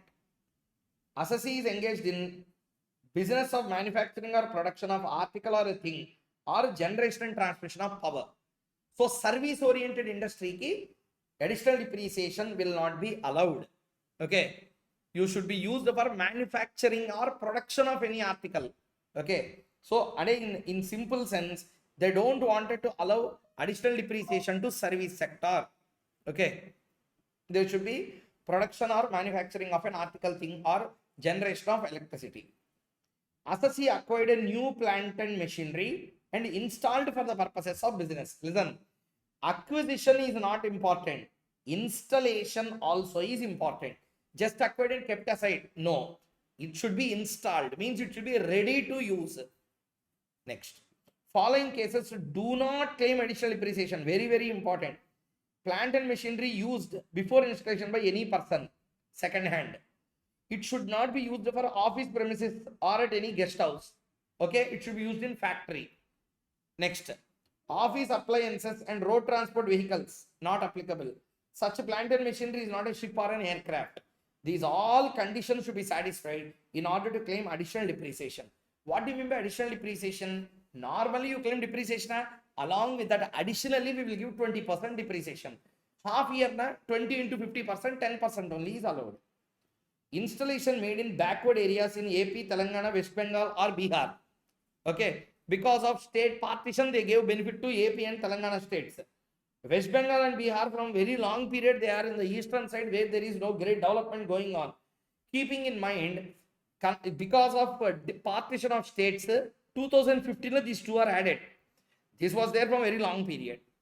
Okay, we will give additional depreciation at the rate of 35%. So you should observe in the question which state they are asking also. Installation made in any other area, 20% of actual cost. 50% only will be allowed if it is put to use for less than 180 days. Next, no additional depreciation other than plant and machinery, furniture, fixtures, building, etc. No. No additional depreciation on second-hand assets. No additional depreciation on intangibles. Additional depreciation is given in addition to normal depreciation. Everybody understood additional depreciation concept clearly? Yeah? Everyone? Yes, sir. Yes? Sir, why some states 35% is allowed as additional depreciation? That's what I told just now. AP and Telangana states, because of partition they made, legislative partition was made. Though so many authorities are common between AP and I belong to same states now. So though there is authoritatively, if you observe, same NCLT common between both the states, ROC common between both the states. But legislatively, and when it comes to legislature, two legislatures were brought out. Language is same, people are same, businesses are same. But because of partition, there can be a disadvantage to one part of the state. Therefore, Government of India in the year 2015 has given additional benefit of additional depreciation of extra 15%, making it 35%. West Bengal, Bihar, last 50-60 years, they are not developing properly. For that reason, they have given 35%. Clear? Yes, sir. Thank you. Yes, sir. Yeah. Yes, sir.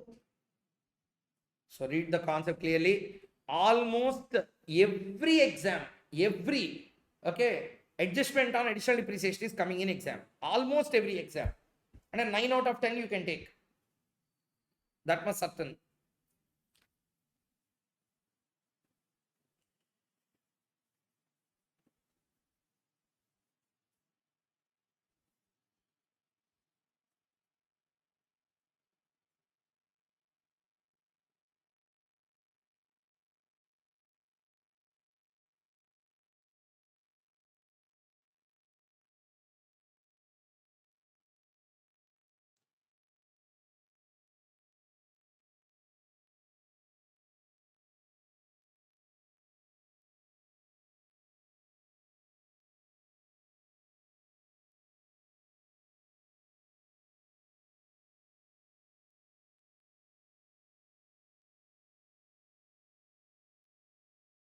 Once you complete theoretical part, let me know. We will do problem.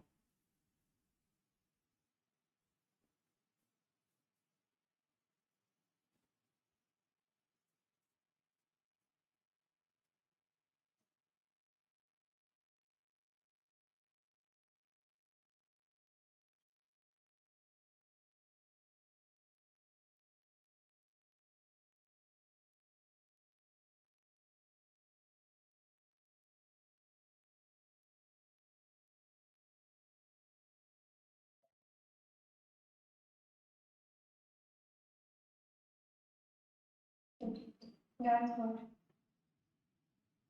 Done?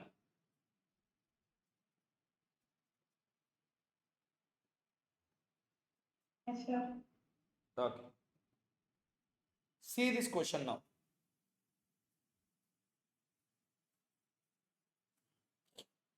5 minutes time. First try on your own.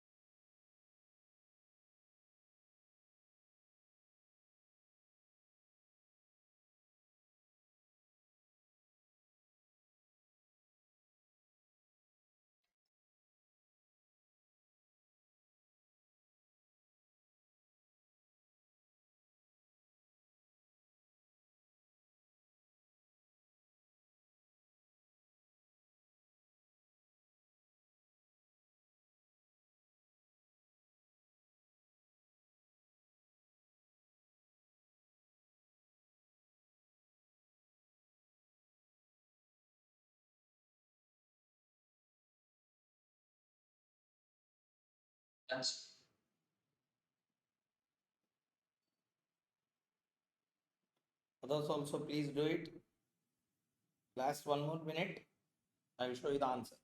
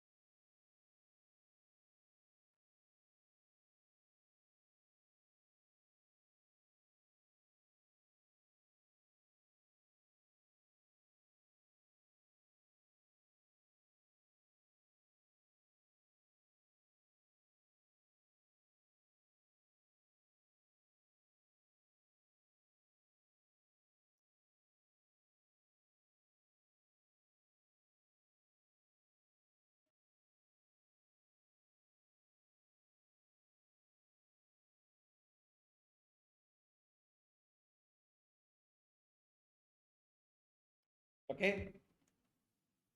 Can I show the answer, everyone? Yes, sir. Yeah. See here. First, he is asking you to calculate two things: depreciation and additional depreciation. See, first one. Let us first understand, can we claim depreciation or not? Okay. First, rate of depreciation 15, 30, 60. Number of assets 11, 12, 17. Depreciated value, all these are given.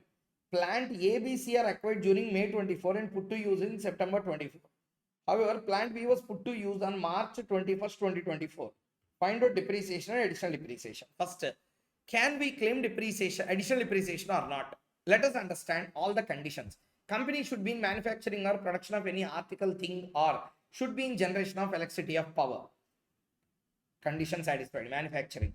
Second one, asset should be a new asset. New asset. Okay. Next, new asset. Okay. If it is put to use for more than 180 days, full depreciation, full rate, or it's half rate. That's okay. Next, it should not be second hand. It's not second hand. It should not be used by any other person before. It is not used by any person before. So all the conditions we satisfied. Okay. So it is plant and machinery. Yes, it is plant and machinery only. So these are all the things, plants, we said very clearly. Now, claim of additional depreciation. Yes, yes, and yes. Rate of depreciation 20, 10, and 20. Why 20, 10? Plant B was put to use on March 21st. Means only for 9 days they used. Why full depreciation? Half only will be allowed. Actual cost. Additional depreciation. Hey, additional depreciation is given only on the actual cost of new machinery, not on full value block.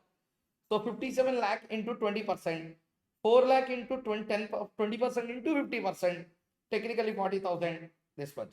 If asset is put to use for less than 100, depreciation is allowable is half of the actual rate, which is 10%. Normal depreciation. Okay, normal depreciation. 15%, 30%, and 60%, 3 blocks are given. Opening WDV, actual cost of asset, sale proceeds, closing WDV, and depreciation computed. Total depreciation allowed will be 10 lakh 5,000 plus 4,500. These are all the various depreciations that we need to calculate. Everybody, did you all understand it clearly or not? Sir, the additional depreciation. Yes? Yes? The additional depreciation will also reduce the depreciated value, right, sir? Means? The WDB of the next year. No, it will not. It will not. Okay, only the depreciation. It will not. How you will do? Because that depreciated value is for all the block. Additional depreciation is only on one asset. Okay. Okay. So block 1 value, block 2 value, block 3 value is nil. Additional depreciation is also allowed. This is the total depreciation allowed. Everyone understood the valuation clearly, yeah? Yes, sir. Yes, sir. Okay. This is how you need to do the additional depreciation with the normal depreciation and total. Okay. All kinds of questions are completed with this. Now, this is the next question. A newly qualified chartered accountant, Mr. Dhawal, commenced this practice and has acquired following assets in his office at the cost shown against each item. Calculate the amount of depreciation that can be claimed from his professional income. Computer, including computer software, computer UPS, computer printer, books, office furniture, acquired from a practicing CA, laptop. First, read the question. Try to understand the question first.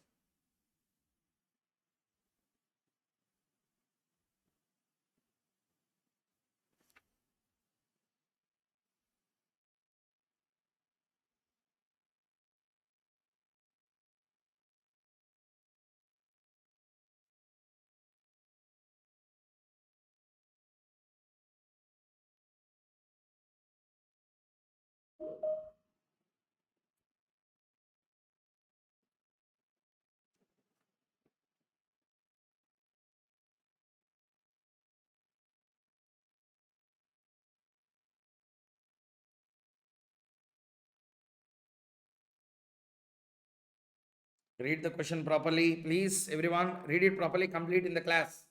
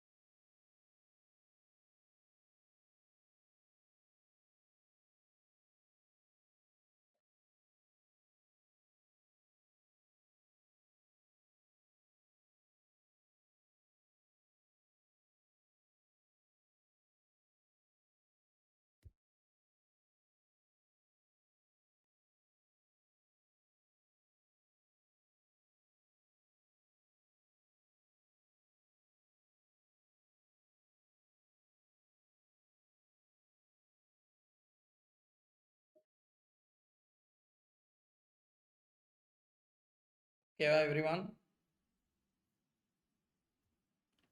Can we go with the solution? Everyone, I have given you 5 minutes time.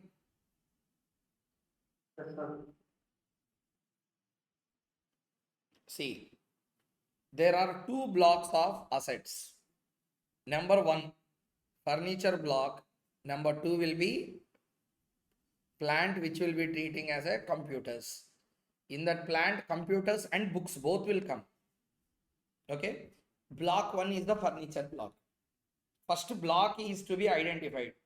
Block rate is 10%. Computers and other things are at 40%. Did you all understand step number one clearly? How to present the answer? Yes, sir. Okay. Step two, rate of depreciation allowance. Put to use furniture. Okay. Put to use rate allowed. Furniture put to use for 180 days. Yes. Rate allowed 10%. Computer put to use. Yes. How? See here. Computer was put to use. Computer was put to use. Date of acquisition is September 27 and date when put to use is 1st October. 183 days. Therefore, rate allowed is 40. UPS put to use for more than 180 year? No. You can see 8th October means 180 days less. So next, books. Okay, books. Anyway, either annual publication or other than annual publication, everything, total value will be there. Put to use from the beginning. So full depreciation is claimable. Same with printers and same with different with laptop. Laptop, if you observe, 8th October they came. Therefore, it is only for less than 180 days. Therefore, half year is allowed. Step number two, allowable depreciation. Understood, everyone? Yes. Yes, sir. Yes, sir. Everyone respond, understood clearly up to here. Can we move on to the next one? Yes, sir. Yes, sir. Yes, sir. Yeah. Next, step 3, calculation of depreciation. Like this, your presentation should be block 1, 3 lakh into 10,000 percent, 30,000. Block 2, computers and software. Okay, 35,000 into 40%. UPS 20% rate, printer 40%, books 40%, laptop 20%. Total depreciation 64,500. This is how the presentation of answer should be. Everybody understood the presentation clearly? How to present your answers? Yes, sir. Yes, sir. Okay. Yep. With this, we completed additional depreciation concept. Next, very, very, very, very important, unabsorbed depreciation. What is this? Unabsorbed depreciation. Let us see. Step 1. Depreciation of previous year is deductible from income under the head PGBP. Means whenever you wanted to deduct depreciation, first deduct from the income of that year, business income. Step 2. If step 1 is not fully deductible, means what? Income from my business is 1 lakh, depreciation is 1,20,000. Okay, depreciation is 1,20,000. Means only 1 lakh is deductible. It is deductible under other heads, except income from the head salary. So except salary head, remaining heads you can adjust. This will be for same year. Means what? 24-25 financial year. Okay, and a previous year. My business income is 1 lakh. My depreciation came to 1,20,000. First adjust to the business income. Make it nil. Extra 20,000 is there now. Adjust to the other heads other than income from the head salary. If step 2 is still unabsorbed, it can be carried forward to subsequent assessment years by the same assessee for indefinite years. Means there is no problem of 8 assessment years, 4 assessment years problem is not there. No time limit fixed for the purpose of carry forward of unabsorbed depreciation. It can be carried forward for indefinite years. Manner of set off for the subsequent assessment years. Means what? That year you can adjust to any other head. Subsequent years ki what to do? Next year, 25-26 previous year ki consider the business income. First reduce that year's current year depreciation. From that, reduce the brought forward business loss. From that, you should reduce unabsorbed depreciation. Okay. I have written the interpretation also. Why they have given like that? Sir, they would have given like this now. Current year depreciation minus unabsorbed depreciation of last year minus brought forward business loss. No. Business loss should be set off within 8 years. Unabsorbed depreciation ki limit is not there. So when one amount is not having any limit, you can reduce it any time. But this is allowed only for 8 years now. Give priority to that first. So first priority current year depreciation. Second priority brought forward business loss. And next one is the brought forward depreciation. also called as unabsorbed depreciation. So, if in any subsequent assessment year there is no unabsorbed depreciation or unabsorbed business loss, then current depreciation and unabsorbed depreciation can be added. Okay, that means if in any subsequent assessment year there is no unabsorbed business loss, then what to do? Then you can add both of these and reduce once at a time. Okay, understood this interpretation, everyone? Yes, sir. Yes, sir. Yes, sir. Okay. Yeah. These are the illustrations for that. First 1 minute time I will give you. Read this. Once completed, I will show the illustration also on unabsorbed depreciation.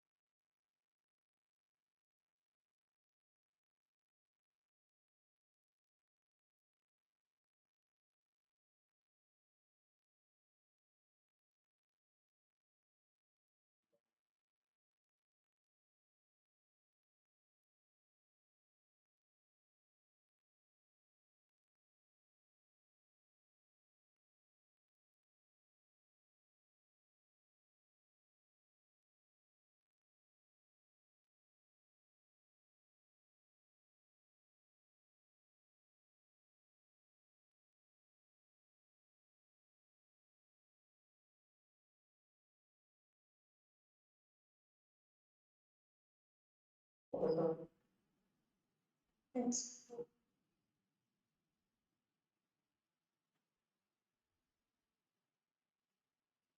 Do this. Work out this.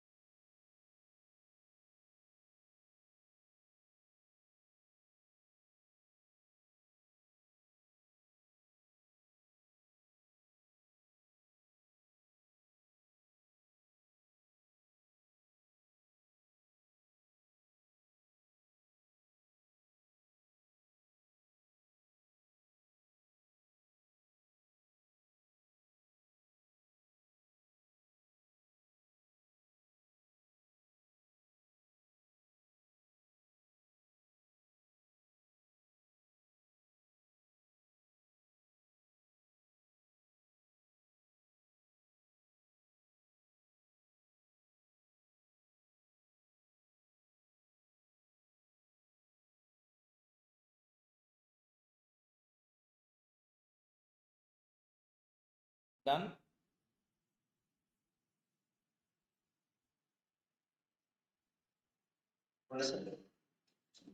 Have you done with the answer, everyone?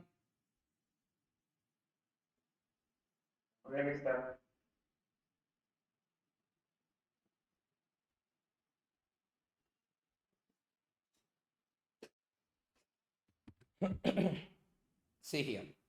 First, illustration 1. Salary income, PGBP excluding depreciation, current year depreciation, income from the head.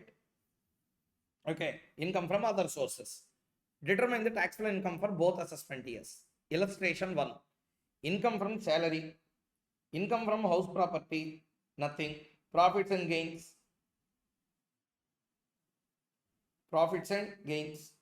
capital gains, other sources. So first one is, this is the answer. Now you may get a doubt, sir, already profits and gains are there as a 16,000, 18,000. Why you did not write? See here, note 1. PGBP. PGBP income is 16,000. Correct. Current year depreciation is 1,34,000. Correct. So nothing is available. Next, 25-26 year. If you see, PGBP will be, already PGBP income is minus 50. Okay, for this year. 24-25 year. Illustration 2. Another illustration this is. Okay. So 25-26. Sorry. Very sorry. Illustration 1 we have done 24-25. 25-26. 25-26 key. Again same. PGBP income is 18,000. Current year depreciation is 1,32,000. So if you reduce both of them, we will be getting nil value. Here unabsorbed depreciation is 1,18,000. Next year 25-26 depreciation will be current year depreciation plus unabsorbed depreciation of last year. Totally it will be 2,22,000. Okay, 2,22,000. Totally it will be 1,32,000 plus 1,08,000, 2,40,000. But unabsorbed depreciation, this allowance will be 2,22,000 because in that 18,000 is the PGBP income. So balance unabsorbed depreciation will be 2,22,000. Next, if you take this question, IFOS 10,000 income is there, here 80,000 income is there. Note 2, IFOS 24-25. Unabsorbed depreciation, it will also become 0. Totally unabsorbed depreciation will become 1,08,000. Next, here IFOS is 80,000. Adjust this, balance will become 1,42,000. No set off of carry forward against income from the head salary. Did you understand this illustration clearly? Yeah?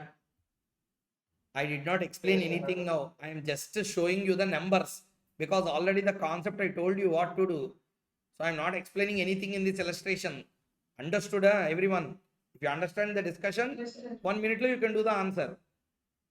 Clear? Yes, sir. Okay. So this is all about the concept relating to depreciation, additional depreciation, unabsorbed depreciation.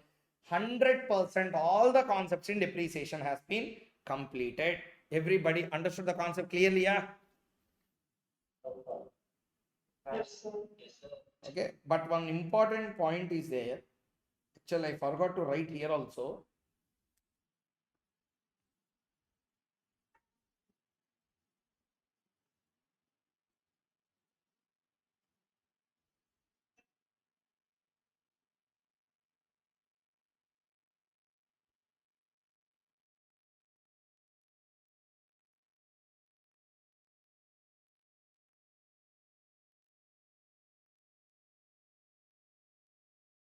Did you understand that line, everyone? Yes, sir. Yes, sir. 115 years. So when you apply for 115 BAC, where you are going for a default tax regime, which is the alternative regime, then already we are giving you a various amount of slab benefit. Therefore, again, we will not give you the additional depreciation deduction. Okay? Everyone understood clearly? Yes, So sir. this is very important. Actually, I forgot to write here. Discuss in the regular classes, but I forgot to write. But suddenly I remembered this concept. Very, very important. They will definitely ask a question on this. Okay, if you are following a default tax regime, then additional depreciation will not be allowed to you. Okay, why everyone? Yes, sir. Yes, sir. Okay, Yes. done. So now we are done with all kinds of depreciation and additional depreciation concept as well. Okay. So, oh, already it is 9:15. Another 1 hour discussion is there, yeah. Okay. Another 1 hour discussion. Next class I will put because you have to study all these. So tomorrow's session, actually, I thought of completing remaining also, but still you need to revise all these things first. So tomorrow's session, first we will be doing one part. What is that discussion is? Listen carefully. I'm going to first complete the PGBP with the three big questions covering all concepts in PGBP. Along with that, I will cover the theoretical discussion on scientific research section 36 and section 37 and section 35 AD. Remaining sections I said we will do directly with the problems. So 1 hour theoretical discussion, 1.5 hour problematic part we will do. Okay. Next, I will put another session wherein we are going to do small part which was the balance in the salaries area. Are you all listening? Yes, sir. Yes, sir. Yes, sir. 1.5 hour maximum it will take salary. Okay, salary chapter what will be there? Yeah, it's only just working. So nothing great Bare Act analysis is not there because 90% of the chapter is in the rules only, not in the act. So it's only a procedural compliance. So that chapter working also we will do. One small part is pending that I will do. Along with that return filing chapter is there, everyone. You know, right? Return filing. Yes. Yes, sir. Yes. Return filing. Okay, in that small half part is completed, half part is there. A half part also is fully filled by one concept called as a PAN and updated return. Okay, one concept is a PAN, permanent account number and Aadhaar number. Okay, that quoting in the income tax return. And second important concept that was left out in that particular segment will be advance tax rates. Okay, rates of advance tax. Not so great MCQ 1 mark question may come. That also we will cover anyway. So we are going to discuss about these two areas. So these two areas are not a problem. Mainly, we have to cover some theoretical discussion on expenditure on scientific research. Section number 36, deductions. Next section number 37, residual other deductions. And after that, section number 37 also completed. And section number 35 AD. Okay, 35 AD. Investment linked deductions. These all we will discuss for 1 hour maximum because we are not going to do any problems. You can see the screen one. See the screen. Theory. Entire 35 I kept in one chart. 10 to 15 minutes. 36 also same. Okay, each concept for 2 minutes we will discuss. 36 will be over. 37 maybe for another 4 or 5 minutes. After that we will go to 35 AD, investment linked deductions. I have kept one memory technique for this, not memory technique, just to understand. So if you can remember this live again, no problem will come in 35 AD. So those all we will do. The problems are not there. Directly we will start doing problems from them. So not even 1 hour. At worst case, I am putting 1 hour. So 1 hour we will spend on discussing some concepts in PGBP. Once completed, we will be solving 3 to 4 big 14 marks questions we are going to solve in the class itself, such that you will get a full command over this chapter. Then we'll go into the others. Capital gains I will start. Clear everyone? Okay, sir. Okay. Let us have extra 1 hour session tomorrow. So therefore, I will start the class at 6 o'clock tomorrow evening. Okay. Okay, sir. Okay, sir. Evening 6 I will start 6 to 9:30 like today. Okay. 3 hours to 3.5 hour session if you have. 1 hour for discussion, 2 hours for problem solving. That's it. We'll complete all these areas. Clear? Yes, sir. Looking forward. Yeah. Thank you very much. Good night. Tomorrow we meet again. Question bank for salaries. Is there a question bank for salary chapter, sir? Yes, yes, it is there. We will do that. Workout I will do anyway. Okay, I will share it. Okay, sir. And also for capital gains. I will share. I will share the question map. During workout only I will share. PGBP we will start workout now. Tomorrow evening I will share that and then only we will start the class. Sir, and also basic concepts question bank not shared till now, sir. It was shared now. It was shared in Telegram group, I think. I will see. I will share it. No, sir, I didn't get in shared, but please check, and if not, please share, sir. Then what was shared on basic concepts? Notes were shared, huh? Yes, sir, mandatory notes have been shared, but the Uh-huh. Okay. Done. Okay, sir, thank you. Yeah, thank you. So very good evening. So today we are going to, very good evening everyone. So today we are going to continue with the PGBP remaining sections, and the most important segment for the exams we are going to discuss now. One is scientific research, another one is deductions, another one is other deductions, another one is presumptive taxation, and another one is investment linked deduction section 35 AD. Like this, some crucial concepts we are going to discuss in the today's class. Let's revise it fast and also continue and complete the entire PGBP. See here. Expenditure on scientific research. See, previously, and previously means I'm not talking about 10-15 years back, 2-3 assessment years before. So 2-3 assessment years before also, scientific research section used to be very complicated. Means what? Complication in the sense, some kind of scientific contributions will give 100% deduction. Some will give 125% deduction. Some will give 150% deduction. Some will give 175% deduction. Some will give 200% deduction.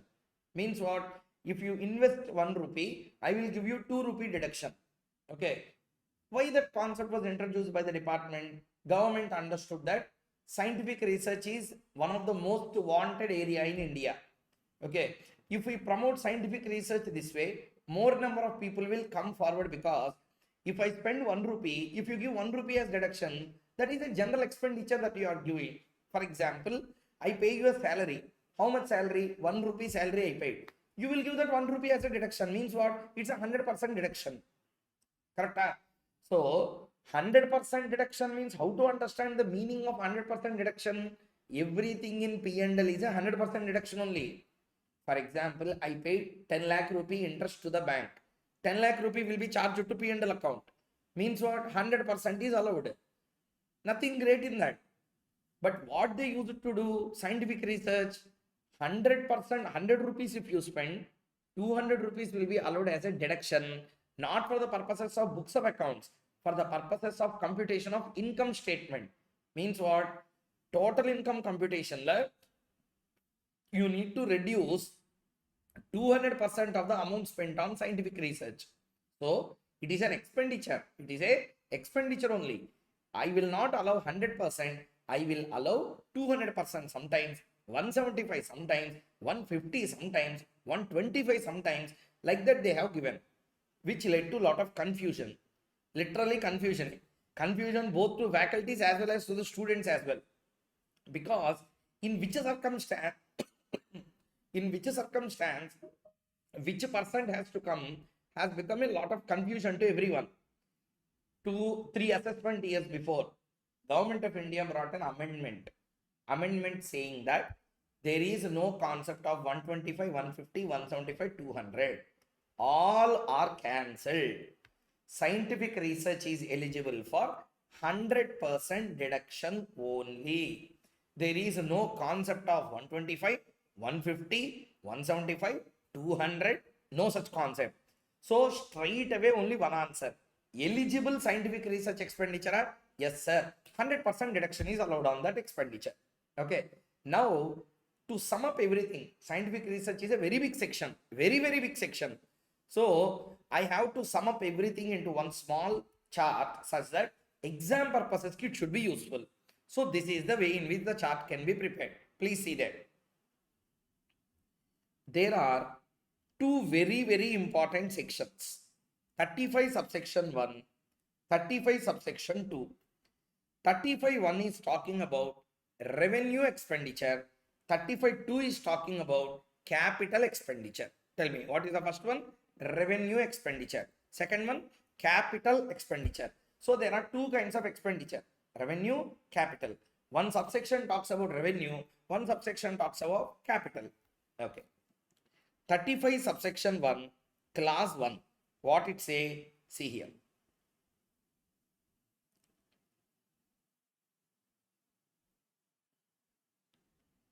Yeah. Revenue expenditure on scientific research. That scientific research you are doing should not be a general contribution. It should be in relation to your business. My company is in pharma sector. For pharma sector, I need to do a lot of research and development to bring a medicine into reality. So for that, I used to do research. Now, what are the conditions that are satisfied? Revenue expenditure on scientific research in relation to the business. Okay, in relation to the business.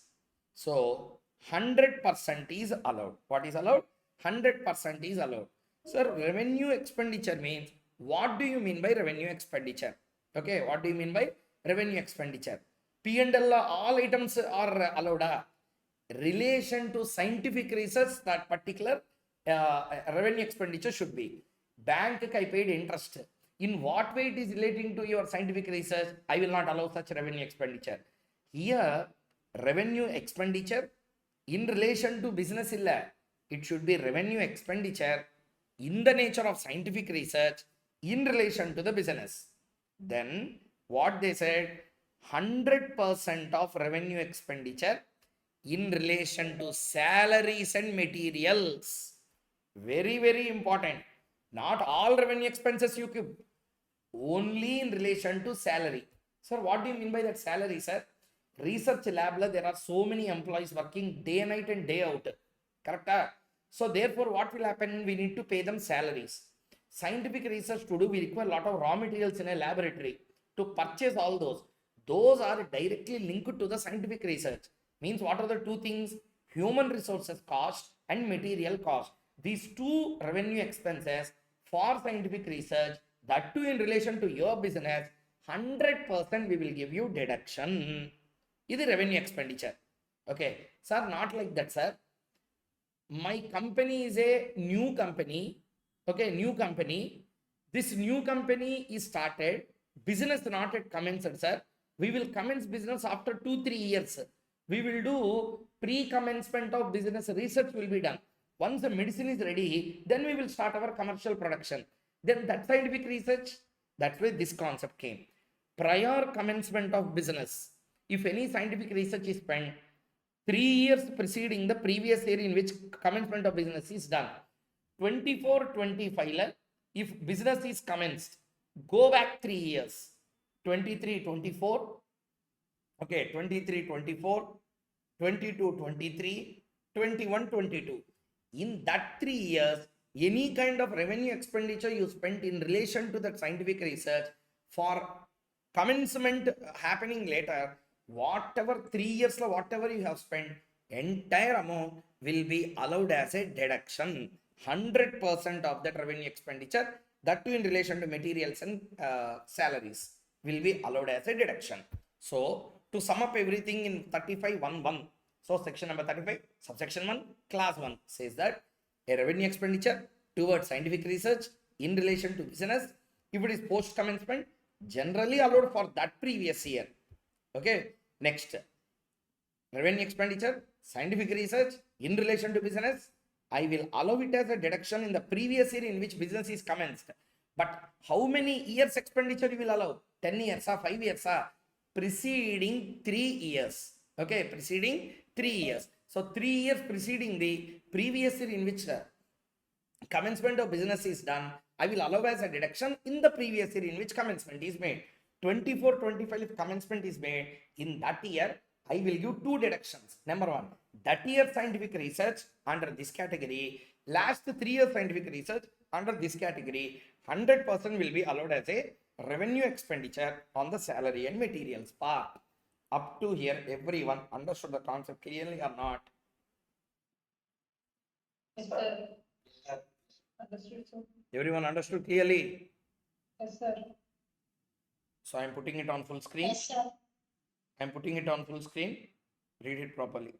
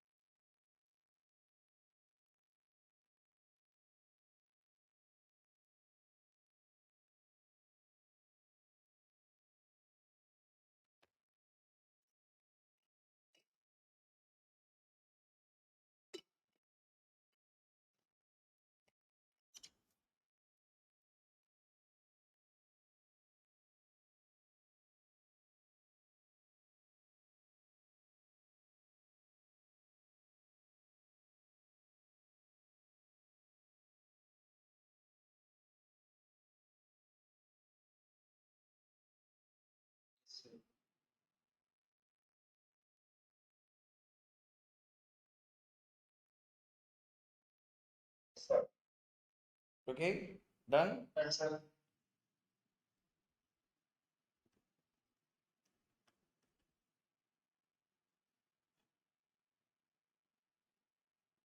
Everyone, Yes, sir. Yes, sir. Yes, sir.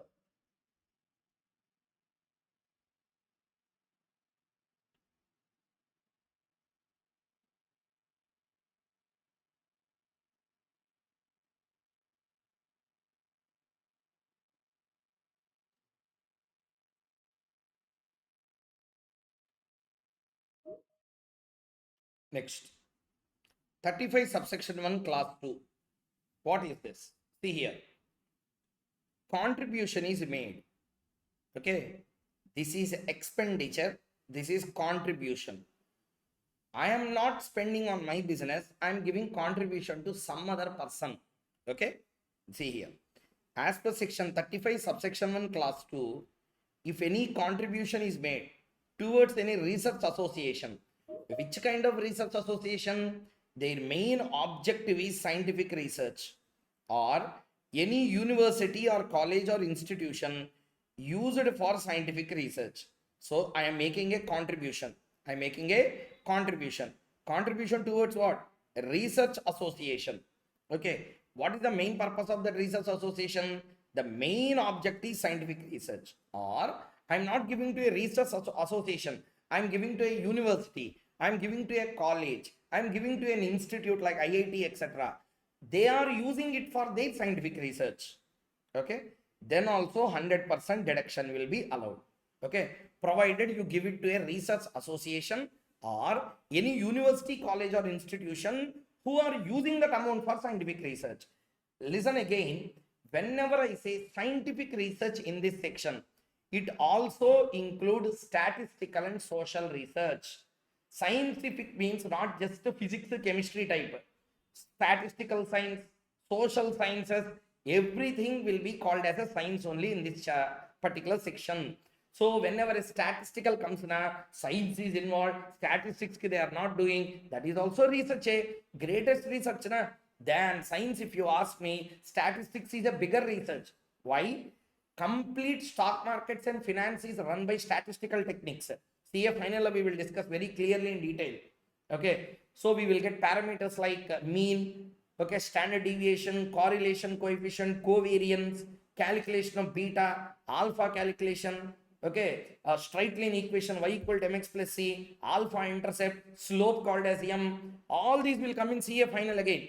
Reason? Because there is a research concept called as portfolio research. It's a chapter for 15 marks in exam. You can ask any CA final student. They will tell what is the most important chapter in CA final AFM means. They will tell with no stretch of imagination, portfolio research. So that your research. So research does not mean always laboratory la, two chemicals should be mixed or science. Science is a world research. So statistical, social, any kind of research for upliftment of overall country. If you are doing any kind of research, I will be giving you deduction at the rate of 100% to the P&L. Everybody understood the concept clearly or not? Yes, sir. Sir. Yes, sir. Everyone understood? Yes, sir. Okay. So don't have a rigid approach on this. Be more flexible because scientific research section is more beneficial section. Use the rule of beneficial construction. More benefit should be provided. You should not restrict the purview of the section. Sorry, anyway. So deduction at the rate of 100% allowed. Even you are not spending for your business, but you are contributing for the overall upliftment of that area in our country. Next. Section number 35, subsection number 1, class number 2A. Okay. You are giving a contribution. Contribution to whom? Already we read, na sir? Research association, university, college, institution, over. Now we are giving to a company. Okay, you are giving to a company. That company is registered in India. So what we should remember, if it is a foreign company, scientific research deduction is not allowed. So, and main object is scientific research. It can have other objects not being scientific research. Main object should be scientific research. Deduction at the rate of 100% is allowed also here. First of all, everyone answer point 1, 2, 2A. Understood everyone? Sir. So, in case of research association, it also should be in India, right? Huh? In case of research association, Hmm. it also must be in India, right? Research associations automatically will be in India only. Associations don't get registration outside India. Okay, sir. Okay. So next, 35 subsection number 1, class 3. Class 1 over, class 2 over, 2A over, class 3. Same as 35, 1, 2. And this one. Okay. Except that research should be, I told na, see, not just science, means not physics, chemistry. Social science, statistical sciences are also included. That was specifically provided in 35 subsection 1, class 3. Everybody understood the concept clearly or not? Yes, sir. Yes, sir. Okay, that's it. So in all these cases, what is the percentage of deduction that will be allowed? 100, 150, 125, 175, 200. 100%. 100%. That's it. Very easy now. There is no confusion. Scientific research ki you should only see one thing. Whether eligible or not, you should see. Eligible, 100% allowed. That's it. Understood? Sir. Next. 35 subsection 2. Tool, again, 1A is there. Capital expenditure, same again.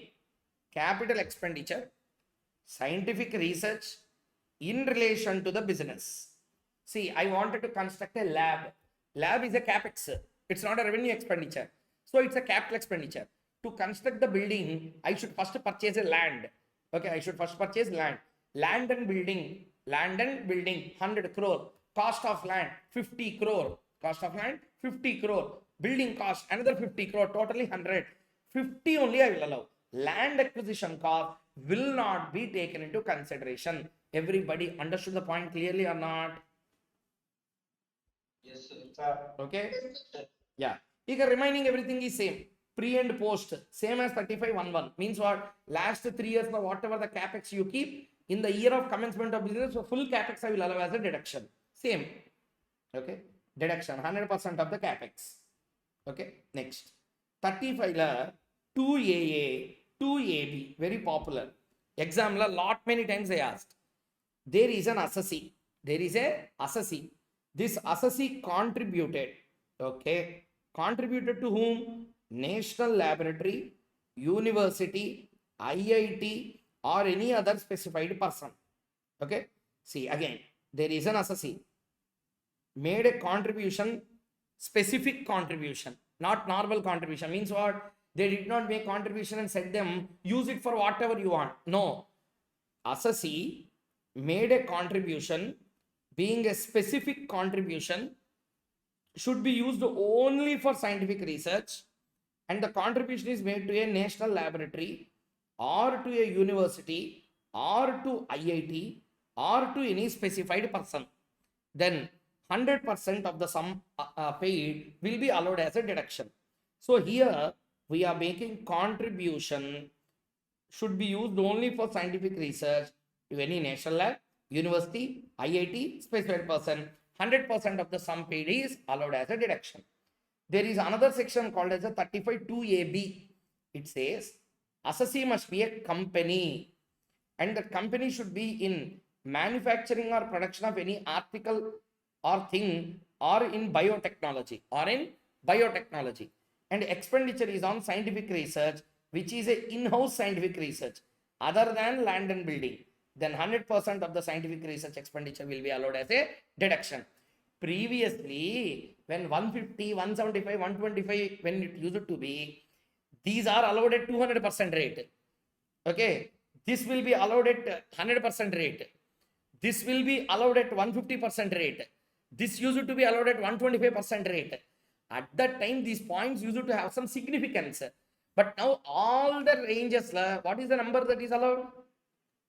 100%. So therefore, there is no significance. Just you need to remember that. That's it. Did you understand my point clearly? Yeah. Yes, sir. Once upon a time, 2 assessment years before, all these things used to have a significant impact. Understood? Yes, sir. But now there is no great impact on all these. Just you need to remember this particular section. If question la national laboratory or university IIT special person comes na, you have to quote this section number. If it is a company in a biotechnology or manufacturing using it in-house scientific research, this will be allowed. Understood, everyone? Yes, sir. Okay. Sir, how to understand this? How to understand this? Okay, a question will arise. This and this, both are similar, na sir? No. Listen, this is a revenue expenditure on scientific research in relation to business. This is also in-house scientific research we are doing, but it should be only a company. Okay, and you should be involved in manufacturing of any article or in biotechnology. Okay, and it should be on scientific research, whether capital or revenue. But capital expenditure, land and building is not allowed. Remaining kinds of capital expenditures are allowed. Machinery, etc. Those are allowed. So here, there is no bifurcation between revenue capital. Both are allowed except land and building. Understood, everyone? Yes, sir. See, previously, prior amendment, it is 200% allowed. How much? 200%. I have rented a laboratory. I rented a laboratory. Capital expenditure incurred, revenue expenditure also incurred. Okay, I am a company engaged in manufacturing of any article or thing, or is in the biotechnology. Okay, next one, I am spending on scientific research, in-house scientific research. I have no own land and building. I have a private premises which I took it on a lease, rental. Okay, now previously you tell which one is better for them. A company can claim deduction either under 35(1)(1) or it can also claim under 35(2)(ab) as their chartered accountant, as their legal advisor. What will you advise them? Claim deduction under 35(1)(1) or claim deduction under section 35(2)(ab)? 1 month, sir. Because rent is a revenue expenditure. When I ask a question, in this area something is there. Use it and answer. Prior amendment, this is 200% deduction. This is 100% even before. Okay. Mine is a private premises, leased premises, rental premises. I am paying rent. Okay. Anyway, rent is not allowed as a revenue expenditure. Correct? My question is, if you are a company, hey, this is for every assessee. This is only for company. So I am a company. I am, say for example, Cipla. Okay, I am a pharma company, Cipla. Now, I am in manufacturing of any article or in biotechnology. Correct. Next one. After that, I spent on scientific research. In-house research we have done. Capital expenditure is there. Revenue expenditure is also there. Now, what you will do? You will claim a deduction under 35(2)(ab) or you will claim a deduction under 35(1)(1) and 35(1)(2). Sorry, I'm very sorry. 35(1)(1) and 35(2)(1)(a, or you will claim deduction under 35(2)(ab). Which one will you choose? Now everything is same. There is no bifurcation. I'm talking about then at that time. What you used to do? No, 35(1)(1) and 35(2)(1)(a), both you will take, or one section 35(2)(ab) you will avail before amendment. Listen, don't tell like that. That's why I'm asking. You can't tell. You have to see how much you spent on building. Clear? If 200% of this particular amount is lesser than the building value there, then better to take building deduction only, because here we will not allow the land and building cost. Do you understand or not? Oh, everyone understood? sir. So at that time, companies used to do like that.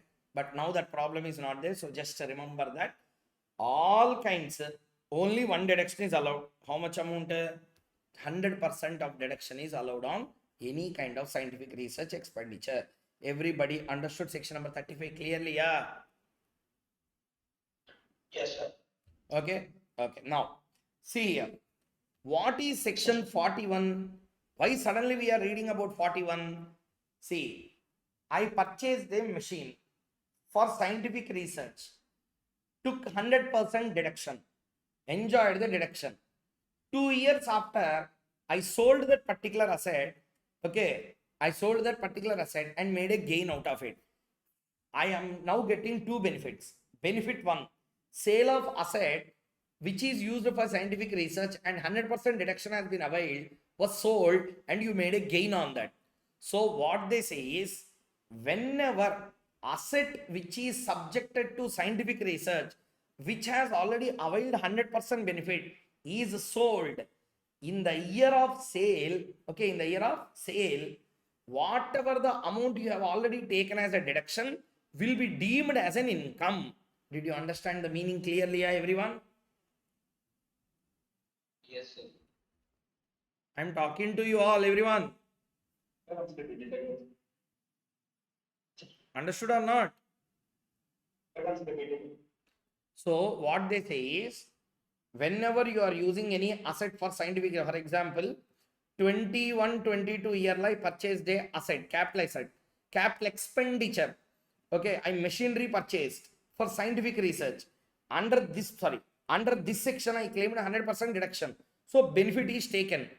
24-25 year I am selling this asset. And I am getting a, okay, I am selling this asset, depreciable asset or something, some asset is there. This asset I am selling means sale time you will get a sale proceeds or not. Now what is the benefit you are getting? 100% deduction you have taken and you are again receiving a sale proceeds out of it. Correct?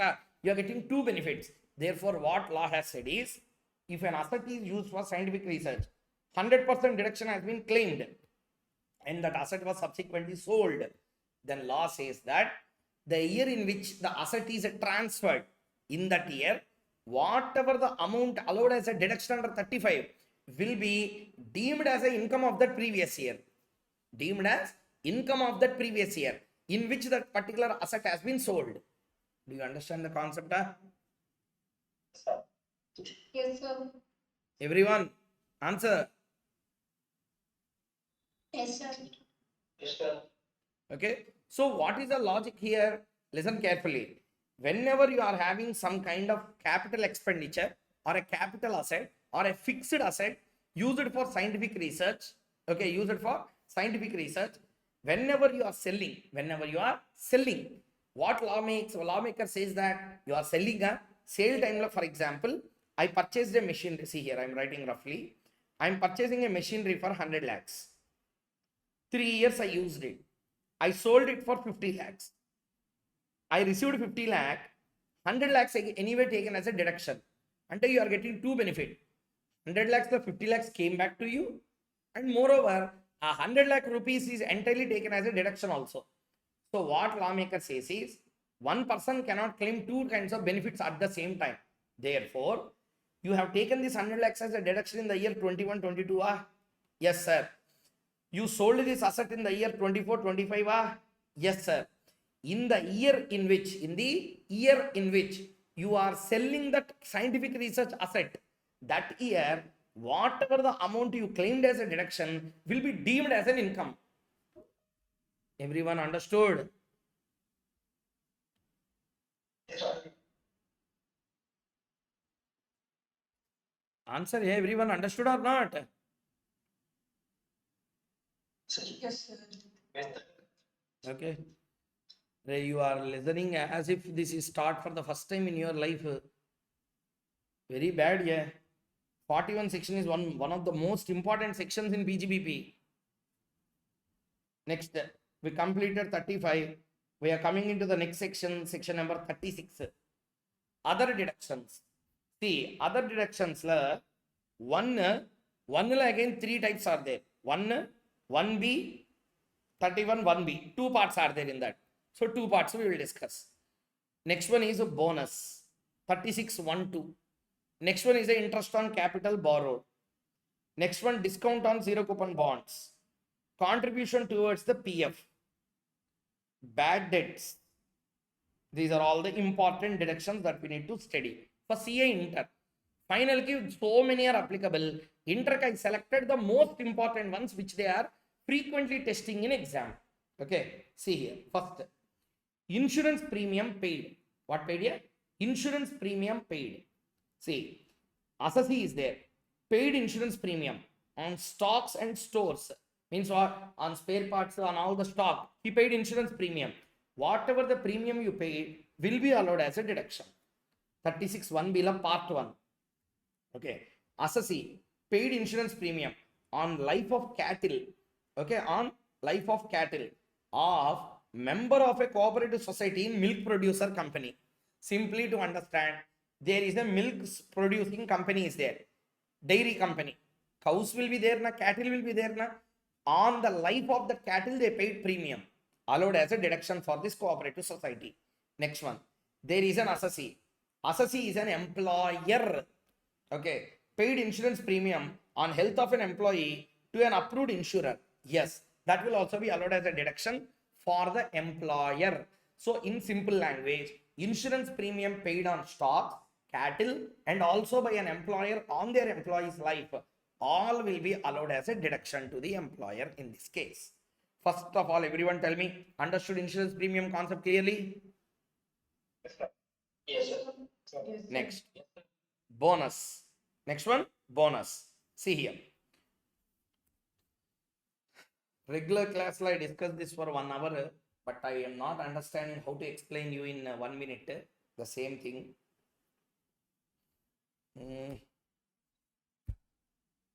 Sir, listen this way. To some extent, something complicated will be there, but I try to explain it in a simpler way possible. So please listen. Company P&L. Okay. Gross profit 100 lakhs. Salaries, interest. Okay. Salary, interest, other expenses. Salary, I am writing random numbers only. Salary 30 lakh, interest 20 lakh, other expenses 20 lakh. Like that, so many expenses are there.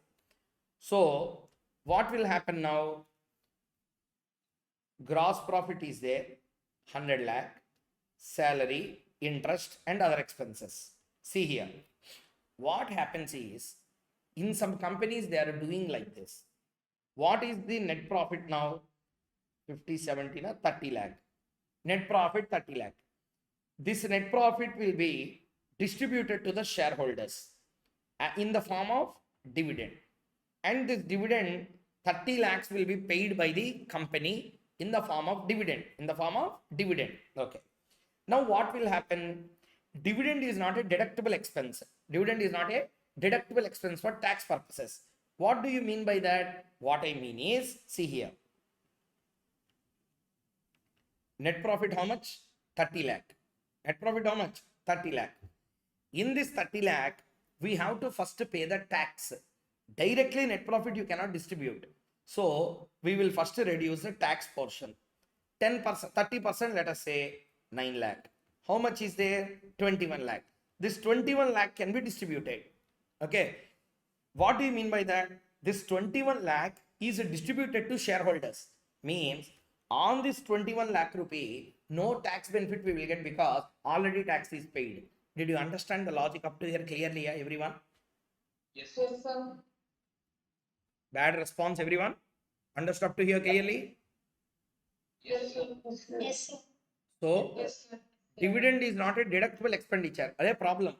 So, dividend is not a deductible expenditure. Dividend you cannot deduct for tax purposes. Okay. Means like salary, like interest, like other expenses, after dividend deduction, you will not calculate net profit. After calculating the net profit, you will pay the tax, then you will pay the dividend. Understood, everyone? Yes, sir. So, on after tax profits, you will pay dividend. Because of this, what will happen? Dividend is an outflow to the company, and that outflow is not giving any benefit, tax benefit to the company. Therefore, what company started doing? They started doing one very nice kind of kirikiri. Means what they will do? Listen. Companies bifurcated persons into two categories: shareholders. Shareholder being a member, shareholder not being a member. I'm very sorry. Shareholder being an employee, shareholder not being an employee. What do you mean by shareholders being an employee, not being an employee? Shareholders can be of two types. I am a shareholder and I am also an employee of that company. I am a shareholder, but I am not an employee of the company.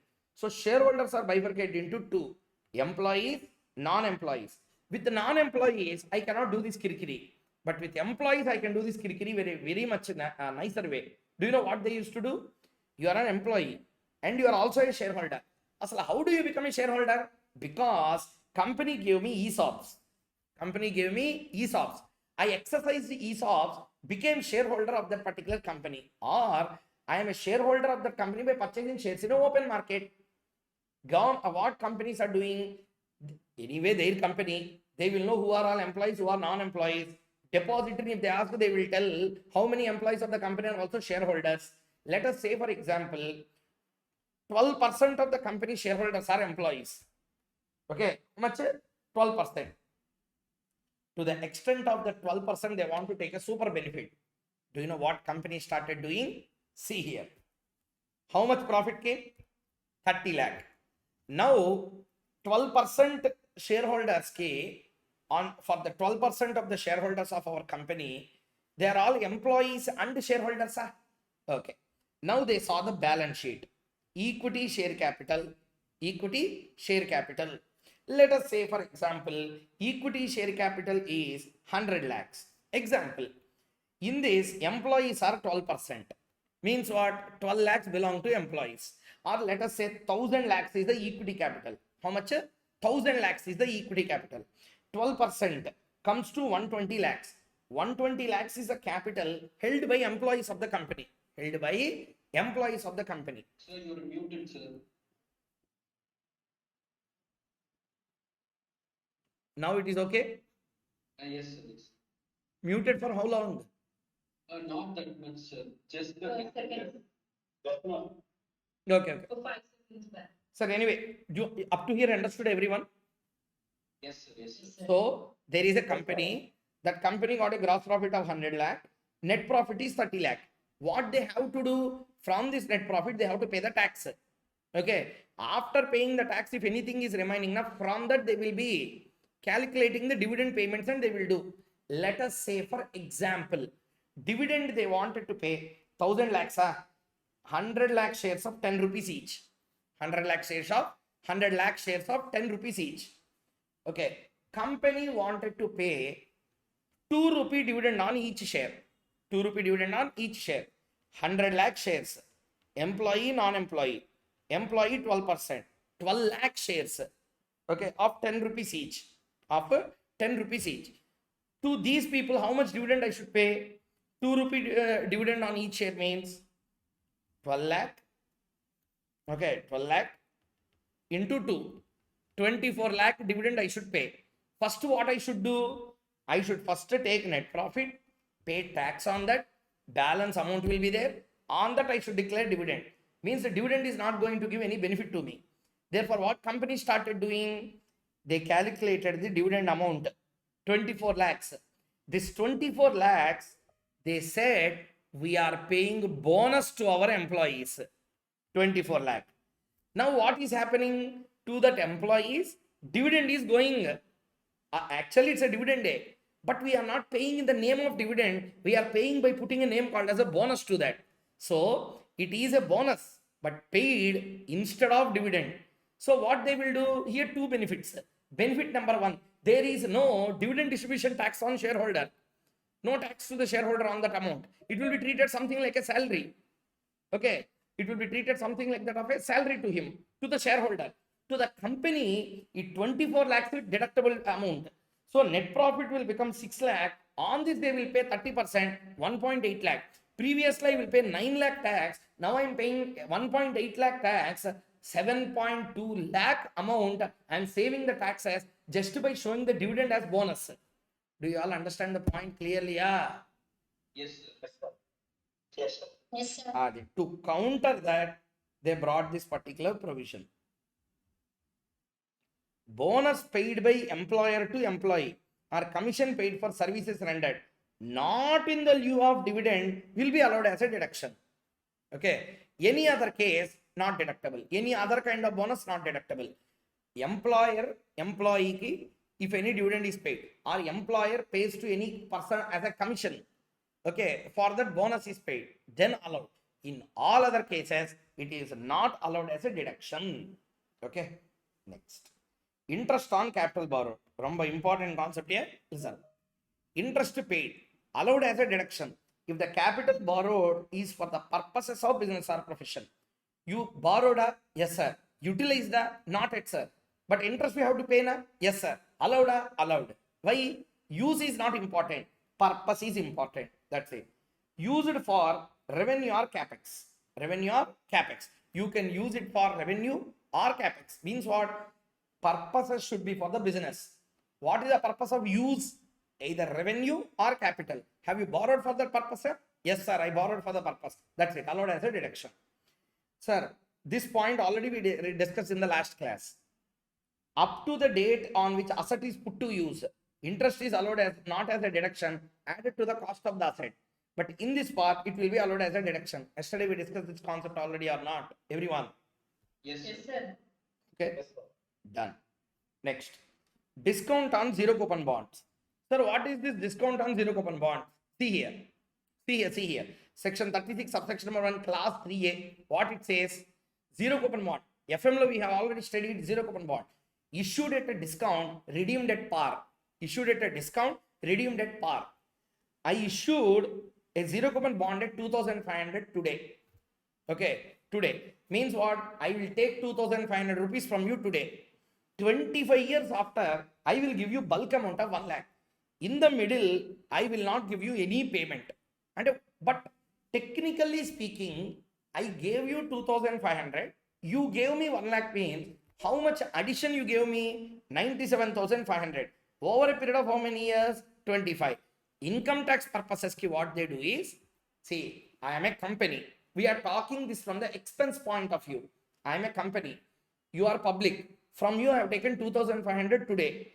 2,500 today. I will pay you 1 lakh after 25 years. Both are fixed by terms and conditions. And one thing is pakka. Company is going to pay 97,500 after 25 years. After 25 years. But deduction is not allowed after 25 years. Deduction will be allowed proportionately every year. 97,500 divided by 25. Some amount will come na. That will be allowed as a deduction every year throughout the 25 years to the company as a discount on zero coupon bond. Everybody understood the point clearly? yes, sir. Yes, sir. What is missing here? After listening to this concept, what is missing?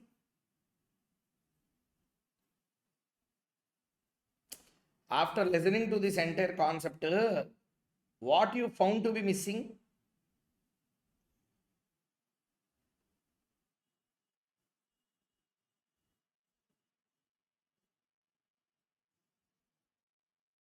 Nothing. Shall I tell you? This concept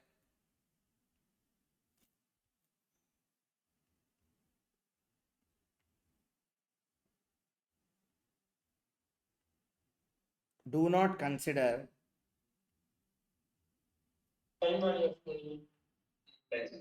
Yes, sir. understood what I said now? Yes, sir. Yes, sir. So income tax, the time value of money concept don't work. They don't consider all those. Okay. Sir, actually it should not be 97,500, sir. 25 years after it will be received. We have to discount. Those all techniques you use in finance. Finance is for decision making. This is not for decision making. This is for actual deduction. Understood? Yes, sir. Yes, sir. Yes, Next. sir. Next. Fifth one. 4 points are there here. 35, subsection 1, class 4, class 4A, class 5, class 5A. All I am clearing in one chart. Listen very, very carefully. Exam law, multiple times they tested. See, employer contribution towards RPF. What do you mean RPF? Reserve Police Force. RPF. Recognized Provident Fund or superannuation fund within the limits. Okay, there are monetary limits with the salary chapter. I already discussed about that. Sorry, deductions chapter, not salaries. I'm very sorry. Deductions chapter I already discussed. 80 section I discussed about limits. So there you can listen. So employer contribution towards RPF or superannuation within the limits. Anything employer contributed, that will be allowed as a deduction. Which contribution? Employer contribution. Next, employer contribution to a pension scheme under section 80 CCD to the extent of 14% of salary. To the extent of 14% of salary. This limit means what? To the extent of 14% of the salary for the purpose of employee. If you are depositing any amount as your contribution to 80 CCD pension scheme, then we will allow 14% of the salary as a deduction. Even if you spend 20% of salary, up to 14% only will be allowed as a deduction. Balance will not be allowed. Simply to tell, it will be disallowed. Everybody understood point 1 and 2 clearly? Okay. See, you are reading this. When you do one comprehensive question having these adjustments, then 100% clarity will come. Okay, next. Employer contribution to any approved gratuity fund. Employer contribution to any approved gratuity fund. Listen again.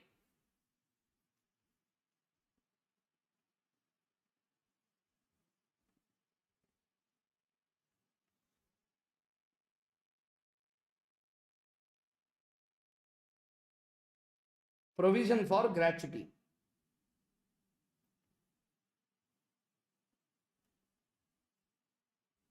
Not allowed as a deduction. Provision is not allowed. It should be it should be really you should contribute. Actually, you should contribute. Just creating a provision of gratuity, we will not allow any deduction. Provisions are not allowed. What is not allowed? What is not allowed? Provisions are not allowed. AS 29 is a nonsense standard. Is a nonsense standard which has no relevance in finance, no relevance in taxation, no relevance anywhere. That is only for having some conservatism. Hey, accounts ki there are some principles na. Accountancy should follow a level of conservatism. Conservatism means what? Conservatism means when the financial statements were read by the public, they should know what is going to happen in next coming days. Also, they should have a clarity. Therefore, what we will do? We will write provision for gratuity means what? Okay, shareholder will understand. This year profit is 1 crore. Okay, but it is subjected to a provision of 1 lakh. Like that, they will understand. For better presentation of financials, these are useful, but not for real tax purposes. Are you all understanding the point clearly? Yes, sir. This is the reason why, this is the only reason why income tax standard is there, AS 22. AS 22. Accounting for taxes. Okay, accounting for taxes on income or income taxes. You know that or not? Yeah. Accounting standards, we are doing a revision session. Hey, I forgot to tell you. Yesterday only I wanted to tell. I forgot actually. Suddenly I remembered now. Tomorrow, that is tomorrow Saturday na Friday na? Friday. Saturday evening, you will be having one session with accounting faculty. Zubair Khan sir videos you are listening na YouTube la. Yes, sir. How is it here? Are you liking? Yeah. Yeah, the book or everything will be 100% or else I will not endorse any person unnecessarily. So he take it very well. So he will be addressing you regarding how to present everything. Okay, how to prepare for the particular paper, which chapters we need to give more priority for from the exams point of view, and what are the best 50 questions like that. We are making it Saturday evening at this time. You will be having a session on accounting. Clear? Yes, So interested can definitely join. He will be giving the best insights to you. Okay, let's come back to our main. Yes. Sir, FM workout back, sir. You said today FM workout. No, already recorded. I made it as an upload. It was kept in the queue. Once one DT lecture will be uploaded, then FM will come. Okay. No, sir. You said it will be live. No, sir. That only I asked. No. The time is not sufficient. That's why I recorded in the morning itself. Afternoon, I completed that. Okay. Okay, sir. because all coming as a live is very difficult for me. So I'm taking detail, that's why I recorded FM. Okay? Yes, sir. Yeah. Sir, anyway, let's continue. So, employer contribution towards RPF, SAF within the limits allowed. CCD pension scheme 14% of the salary allowed. Contribution to gratuity fund allowed. Provision for gratuity is not allowed. Next. Very, very, very, very important. How much important? Yeah, I can't tell. This adjustment came in almost around every exam. Employer contribution to PF of the amount of employee's portion towards PF is deductible only if it is deposited within the due date under the PF Act. Sir, I did not understand. See here, I will tell you. What they say is,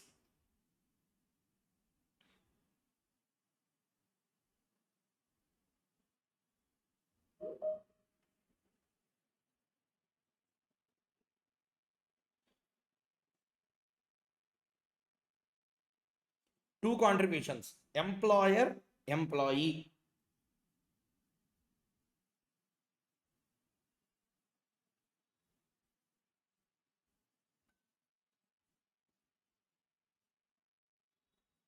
Okay. Now question.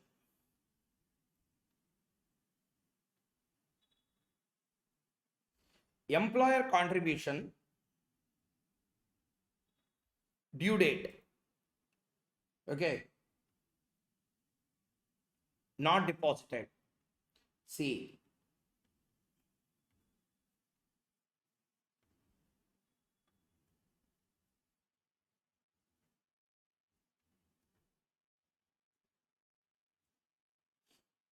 Due date of return of income.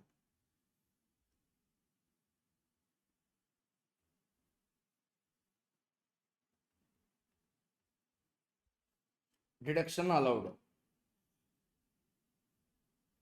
See here. See here. Employer made a PF deposit within the PF Act. Within the PF Act. Or not deposited within PF Act. Not deposited within due date under PF Act, 15th of every month. But has deposited within filing of return of income. Deduction is allowed. Employee contribution. Due date under PF Act he did not deposit. But he deposited before the due date of filing return of income. Not allowed as a deduction. Not allowed as a deduction.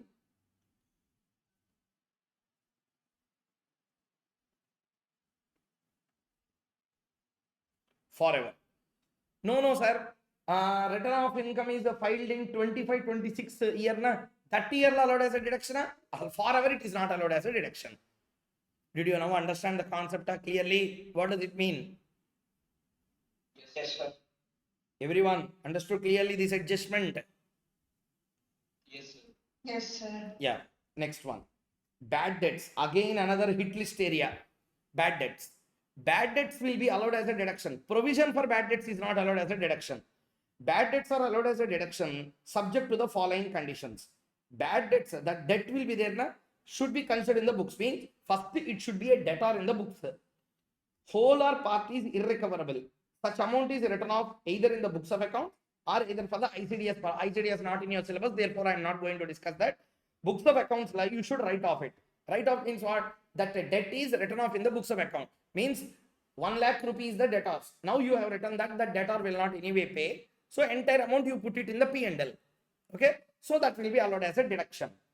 But what if subsequently it is recovered? What if it is subsequently recovered? Means I allowed the bad debts as a deduction. 2-3 years after, that fellow came back and said that I will be paying the entire amount to you.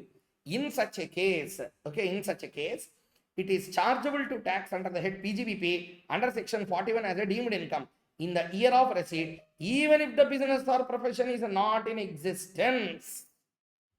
Even if the business or profession is not in existence. Even though my business is not in existence, by the time it is recovered, it will be treated as a deemed income in the year in which it is received subsequently. Everybody understood this adjustment clearly? Yeah. Yes, sir. Every- Everyone? Yes, sir. Yeah. So this is all about the deductions under 36. Next, general or residual deductions. Section number 37. Expenditure not deductible under 30 to 36. Okay, not deductible under 30, 36. Okay, rent rates, taxes on building, repairs and insurance on plant and machinery, depreciation 32, any other deduction under 35 scientific, 36 lo whatever deductions in that category, your expense should not come. Okay, in that category, your expense should not come. In such case, those are deductible under section 35 to 32. 36 they are not deductible. Assessee can be any person. Expenditure not in capital nature, expenditure not in personal nature, incurred wholly and exclusively for the purpose of business, then we will allow any expenditure as a deduction under section number 37. Exceptions. Any expense incurred on any activity prohibited. So, bribe you paid. Bribe is not governed by section 30 to 36, but you paid. Not allowed as a deduction even under 37 because it is prohibited or offensive at law. CSR expenditure under 135, not allowed as a deduction. Any kind of fine you pay, or fine if you don't want to pay, you can go for settlement. A settlement we call compounding or settlement fees. Okay, those amounts also will not be allowed as a deduction. Hey, you committed offense, you have to be arrested. Instead of arrest, you can pay bulk amount and you can escape. Law has provided that. Law has provided that. There are sections under Companies Act directly. You are not going into any other act. Clear? Companies Act only it is allowed. So you're muted. You're muted, sir. Now also. For 5 seconds then. Sorry. So you committed an offense. Okay, committed an offense. The offense you paid a fine, not allowed as a deduction. To escape fine, you paid compounding or settlement fee. Sir, if a person has to pay fine, he can pay fine only. Why instead of fine you should pay compounding fee? Do you know compounding fee will be 3 times the fine? Fine 1 lakh, compounding fee will be 3 lakh. Sir, he is a fool. If you pay fine 1 lakh, why he will convert that into compounding fee of 3 lakhs and he will pay? Correct? Everyone understood? Yes, sir. Why anyone will pay like that? No one will pay. No, listen carefully. There is a schedule under Companies Act called as a Schedule 5. What is the Schedule 5? How to become a managing director in a company is given in Schedule 5 of Companies Act. Do you know what is said in that Companies Act schedule? If you pay fine exceeding 1,000 rupees, sorry, 10,000, exceeding 1,000 rupees in your life, okay, then you are not eligible to become managing director of a company. Not eligible. So many managing directors in India are not ready to pay 1 lakh fine. They're ready to pay 10 lakh compounding fee. So that's why compounding became popular in India. Do you all understand what I said or not? Yes, Yes, sir. sir. So compounding or settlement fee is nothing but a bulk amount of converted fine. Therefore, when fine is not allowed as a deduction, compounding and settlement fees also should not be allowed as a deduction on account of any offense. That's the logic of the law. Everyone understood clearly? Yes, sir. Yes, sir. That's it. With this, we completed section number 37. All round up is over. Next. 35 AD, another important section for the exam. Okay. Listen carefully. Let me explain. Previously, nonsense used to be there in this section also. 100, 125, 175, 200, 150. Now all smash. Only one rate. What is that one rate? Ante 100%. There is no other percent now. Eligible 100%. That's it. Game over. So see here. Applicable to whom? Any assessee. Assessee should be engaged in specified business. What are the specified business? See. C, 2 W's, 2 P's, 3 H, F, D, B. What is that? Let us see. Cold chain facility. cold chain facility. Assessee is carrying on the business of cold chain facility for storage of grains, etc. Or W square, warehousing he is having. Which kind of W? First W is agricultural produce warehouse. Second W is for the sugar. So CW square. Next one is what? P square. Okay, see here. See here once. One is processing or procurement of this natural gas, crude oil, petroleum oil, or iron ore extract. So, any production of natural gas, crude oil, petroleum oil, or iron ore, these kind of procurement or any production or processing is done, that will also be allowed as a deduction. Okay, see here, I will show you one point.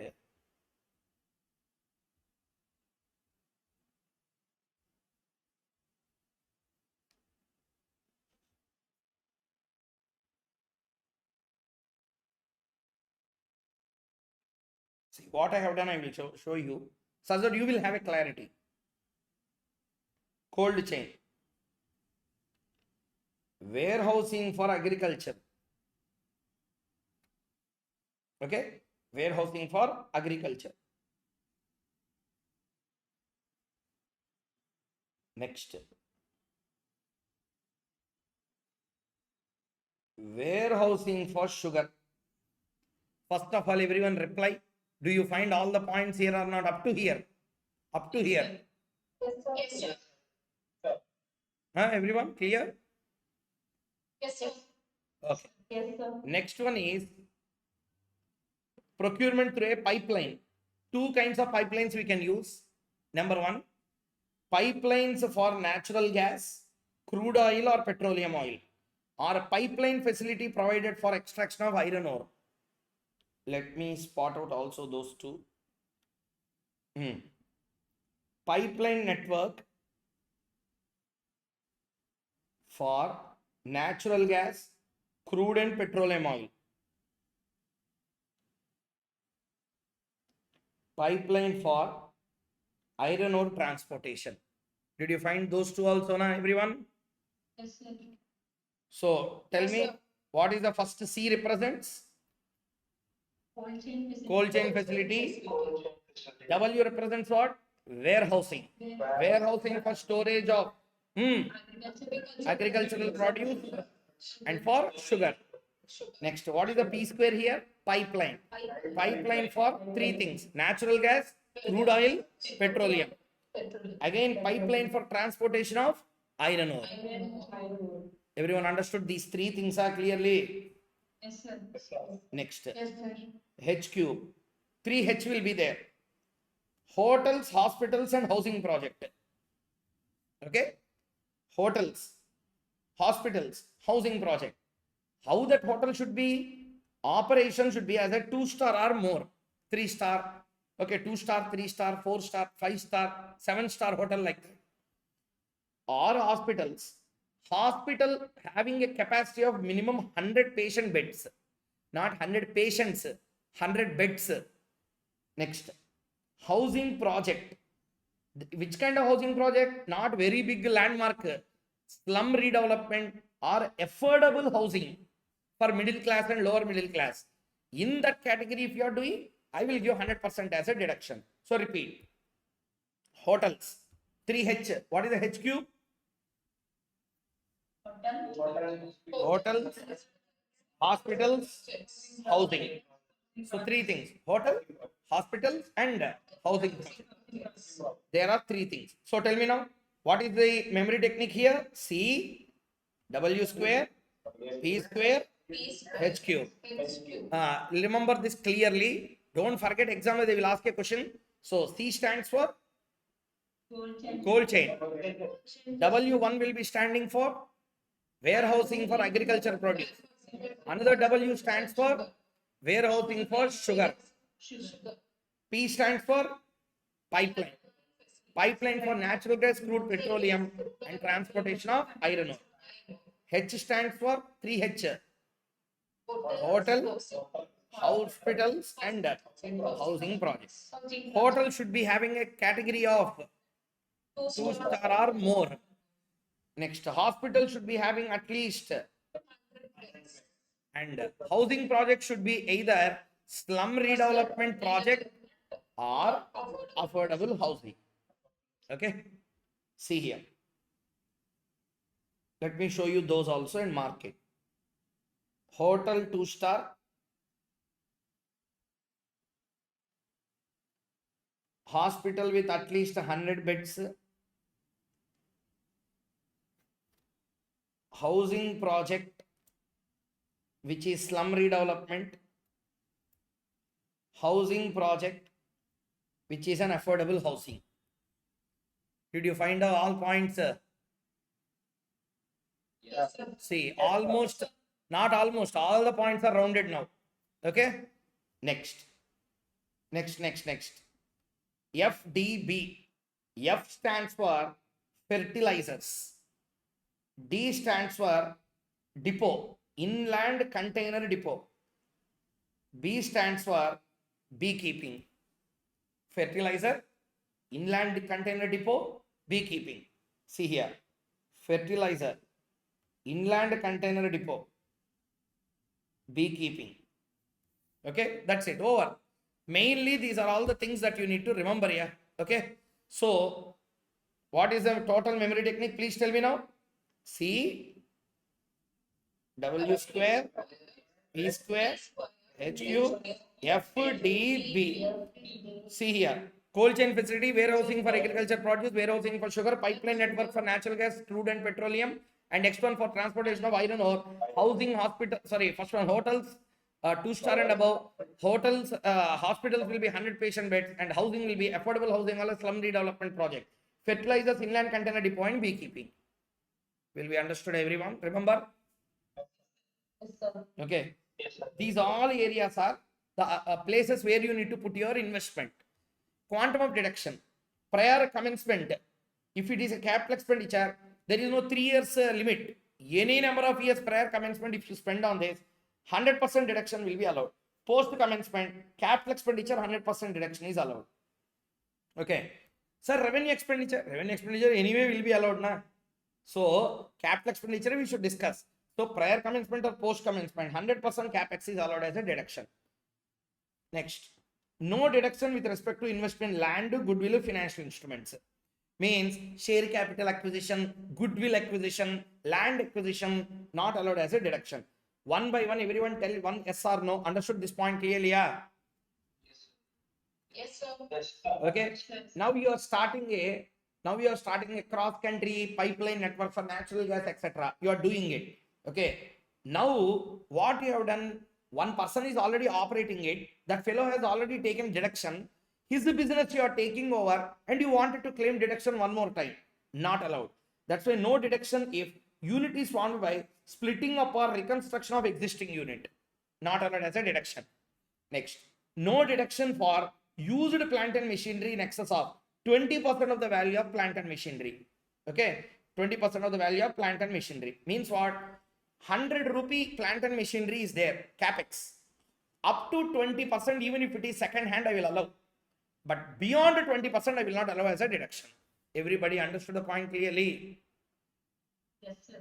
So is this regarding return term value? No, value, total actual value. Okay, so how to find that 20%? How to find the 20%? No, it is said no deduction for used plant and machinery in excess of 20%. Total value of the plant and machinery, capital expenditure will be there. Yes, sir. A capital expenditure of 20%, up to 20% we will allow even if it is a used machine, used capex. Means you purchased it long back, not for this project, but putting it to use for this particular expenditure, up to 20% tolerable level is given. 100 crores is the total capex. 10 crores is already used plant and machinery is there, on which already you claim deduction for depreciation. No problem, that also I will allow as a deduction here. Okay. Beyond 20% not allowed. Next, used plant and machinery can claim 100% deduction if it is imported. At a 20% problem also will not come. If it is imported, not used in business or profession in India, and no deduction has been claimed. If these conditions are satisfied, 100% plant and machinery, even if it is used plant and machinery elsewhere outside India, allowed as a deduction 100% again in India. Everyone understood the point clearly? Yeah. Yes, sir. Yes, sir. Okay, next. Other conditions. Deduction allowed only if the books of accounts are audited by CA verified. Asset claiming deduction under 35 AD shall be used exclusively for the purpose of specified business for 8 years, beginning from the previous year in which asset is acquired. So you must use this capex only for this purpose for 8 years. Special points. Asset transferred after claiming deduction. Asset transferred after claiming deduction, like scientific research. Deemed income, sum received on transfer. Asset used for other purposes after claiming deduction within 8 years. Deduction claimed under 35 AD minus depreciation remaining will be deemed as an income under the head PGBP. Read all the points.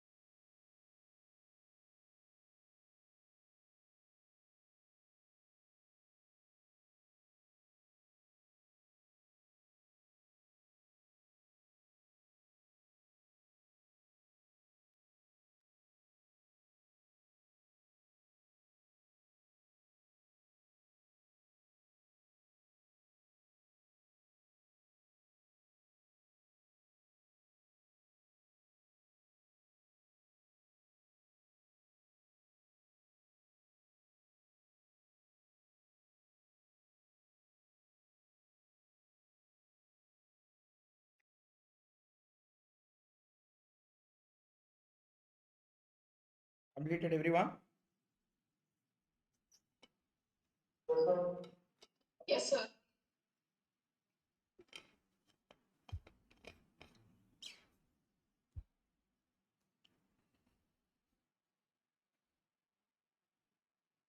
Everyone have you completed?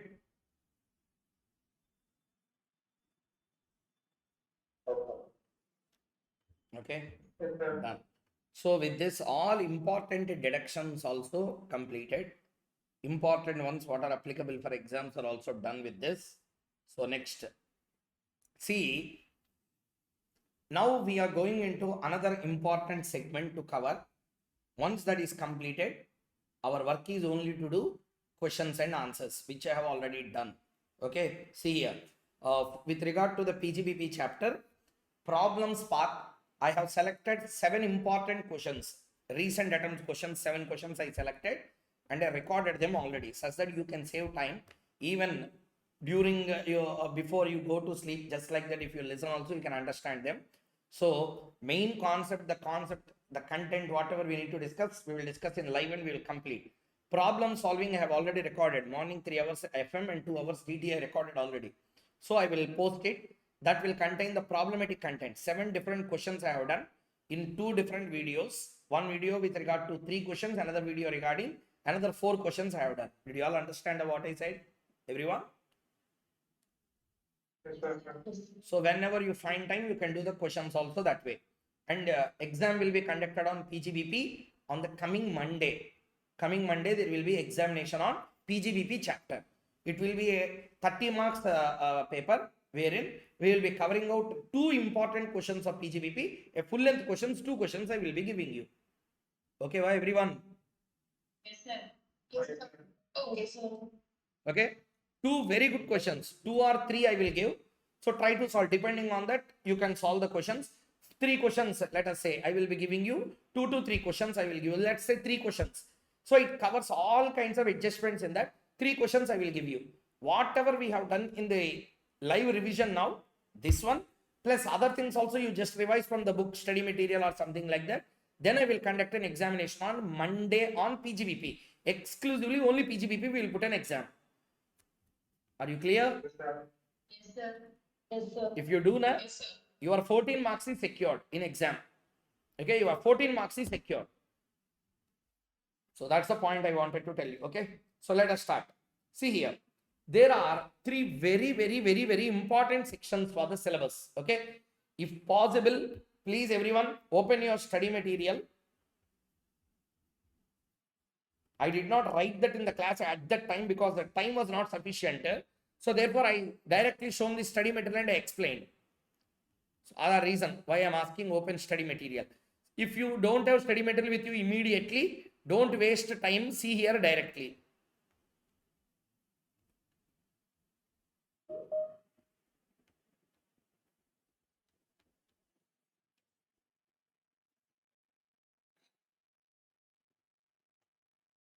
It is theory question.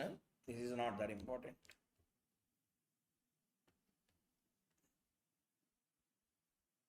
Yes. Most important for exams. Most important for exams. Most important for exams. Why I am repeating 3 times? It really have the capacity to come in exam. See, in my office, we are having somewhere around maybe 6-7 clients, plus and minus will happen. Around we are having around 200 cases are there in our office, active clients. 200 different clients. Individuals, HUF, AOP, not AOP, AOP, 6-7 are there. Partnerships, companies are there. Around 200 plus clients are there. 200 means 205, 206 or 197, 198 like that. Somewhere around the 200 number it is there. In that around 70 or 80 are tax audit cases. Remaining all are non-tax audit cases. What do you mean by non-tax audit? They comes under this category. Okay, non-tax audit means they comes under this category. Okay, so most of the times in India, people are coming under these sections only. Are you clear? Doing business, I'm talking about business clients. Business clients, we are having somewhere around 200 business clients are there. 200 business clients, around 130 to around 100 and maybe 130, 135, all are non-tax audit cases. Remaining 70 are tax audit cases. Remaining 70 are tax audit cases. Non-tax audit means what? They don't require any kind of tax audit under income tax. They need not even maintain books of accounts. On a random, ad hoc basis, we will levy tax on them. Means what? We won't do any computation for you. We don't ask any question on you. Totally receipts will be there. Na? On that receipts you pay the tax. Sir, lot of expenses are there that I don't give you. No deductions are allowed to you. Presumed income means what? Your receipts are 100 lakhs. Your receipts are 100 lakhs. We presume that 8% is your net profit on that. Means what? 92 lakhs is your expenses. No, sir, really I spent 97. I don't care. That's why they call it presumptive. Presumptive. Presumptive means what? Presumed. Okay, you should presume that. That's it. In reality, what happened, I don't care. We presume that this is a number and we will go forward with computation. Everyone, did you understand what I said? Yes, sir. Yes, sir. Yes, sir. Everyone, did you understand the point clearly?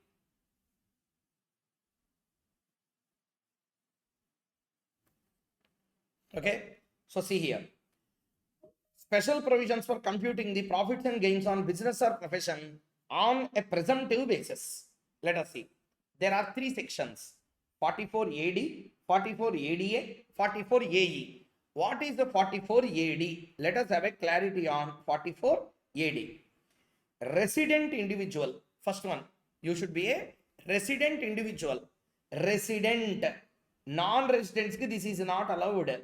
44 AD, 44 ADA. 44 AD, you are a resident individual or a resident HUF, okay, or a partnership firm, not being an LLP, engaged in eligible business, eligible business, either eligible profession, 44 AD business, 44 ADA profession, and who has not claimed a deduction under 10AA or specific deductions under chapter 6A. 80 section la 80 IA, IB, IC are there, not in your inter syllabus at all. So they don't touch that area. You did not claim deduction under CES 10AA.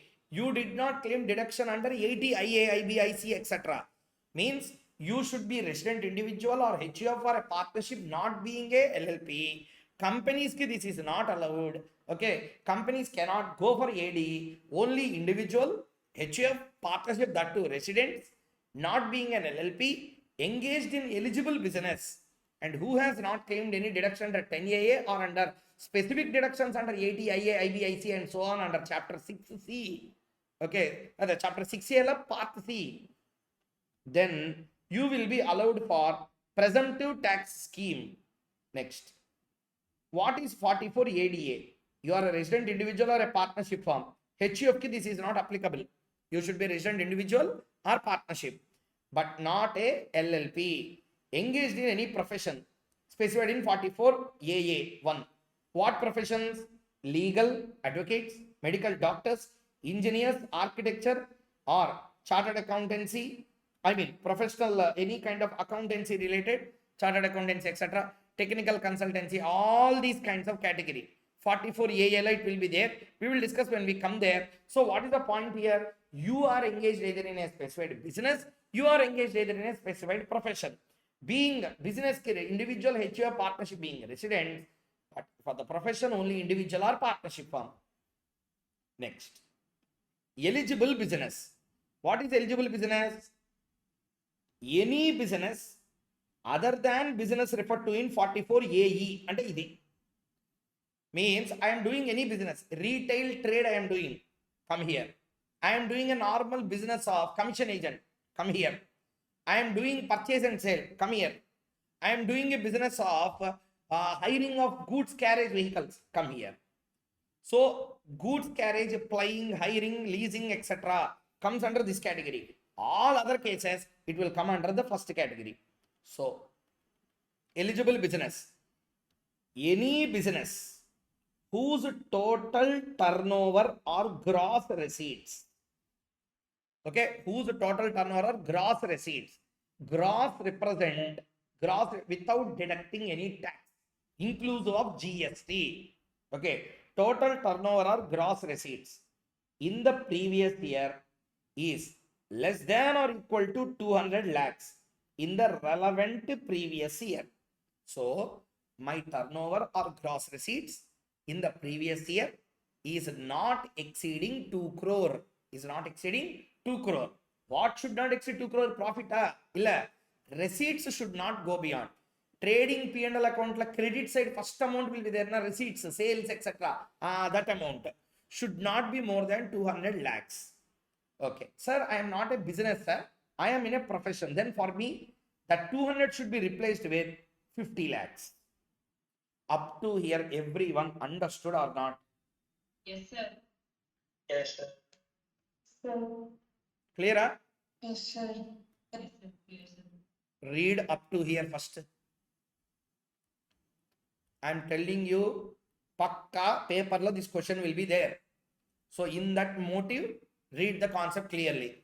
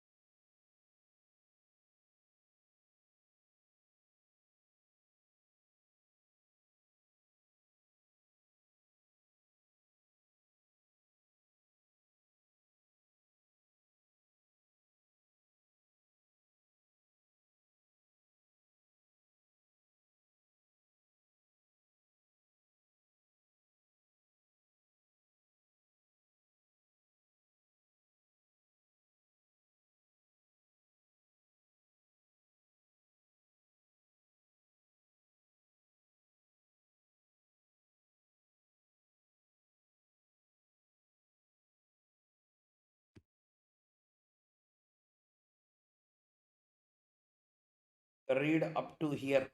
Remaining, I will discuss and I will tell you. So please read up to there. Read properly. Less than or equal to not less than what is that amount you need to see.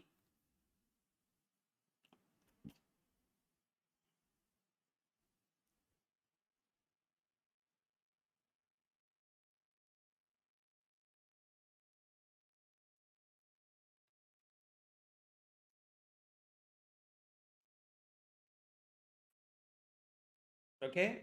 So now you tell me one answer. Please tell me. I am doing a business. Okay. My gross receipts in the business or turnover, whatever you call, including all GSTs, everything, is 220 lakh. Is 220 lakh. Can I avail the benefit or not in the previous year? We can't. We cannot. We cannot. But actually, yes. If you are encouraging more bank receipts rather than cash receipts, means what? 200 lakhs, even 199 lakhs cash receipt may be there. No problem. Through bank, you are not doing any business. No problem. I will allow under presumptive basis of taxation. However, my turnover is 280 lakhs.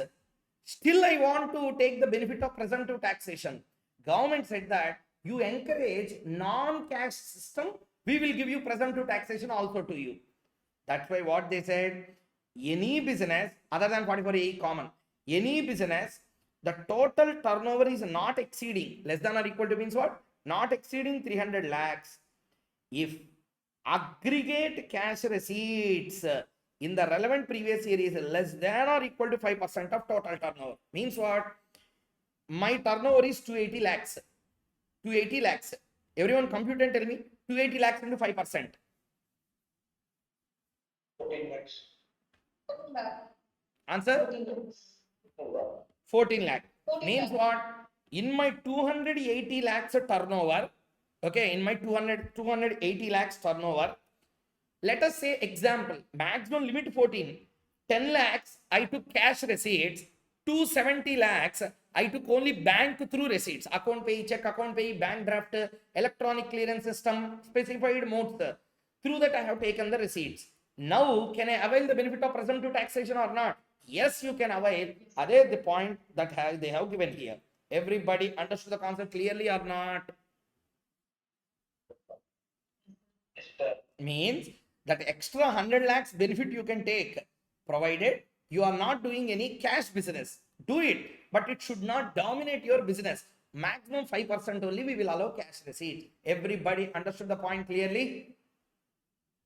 Yes, sir. Okay. Yes, sir. Yes, sir. In this profession case, I will give a cushioning of 25 lakhs extra. So till 75 lakhs, same condition, 5% non-cash receipts only allowed. Understood this point also, everyone?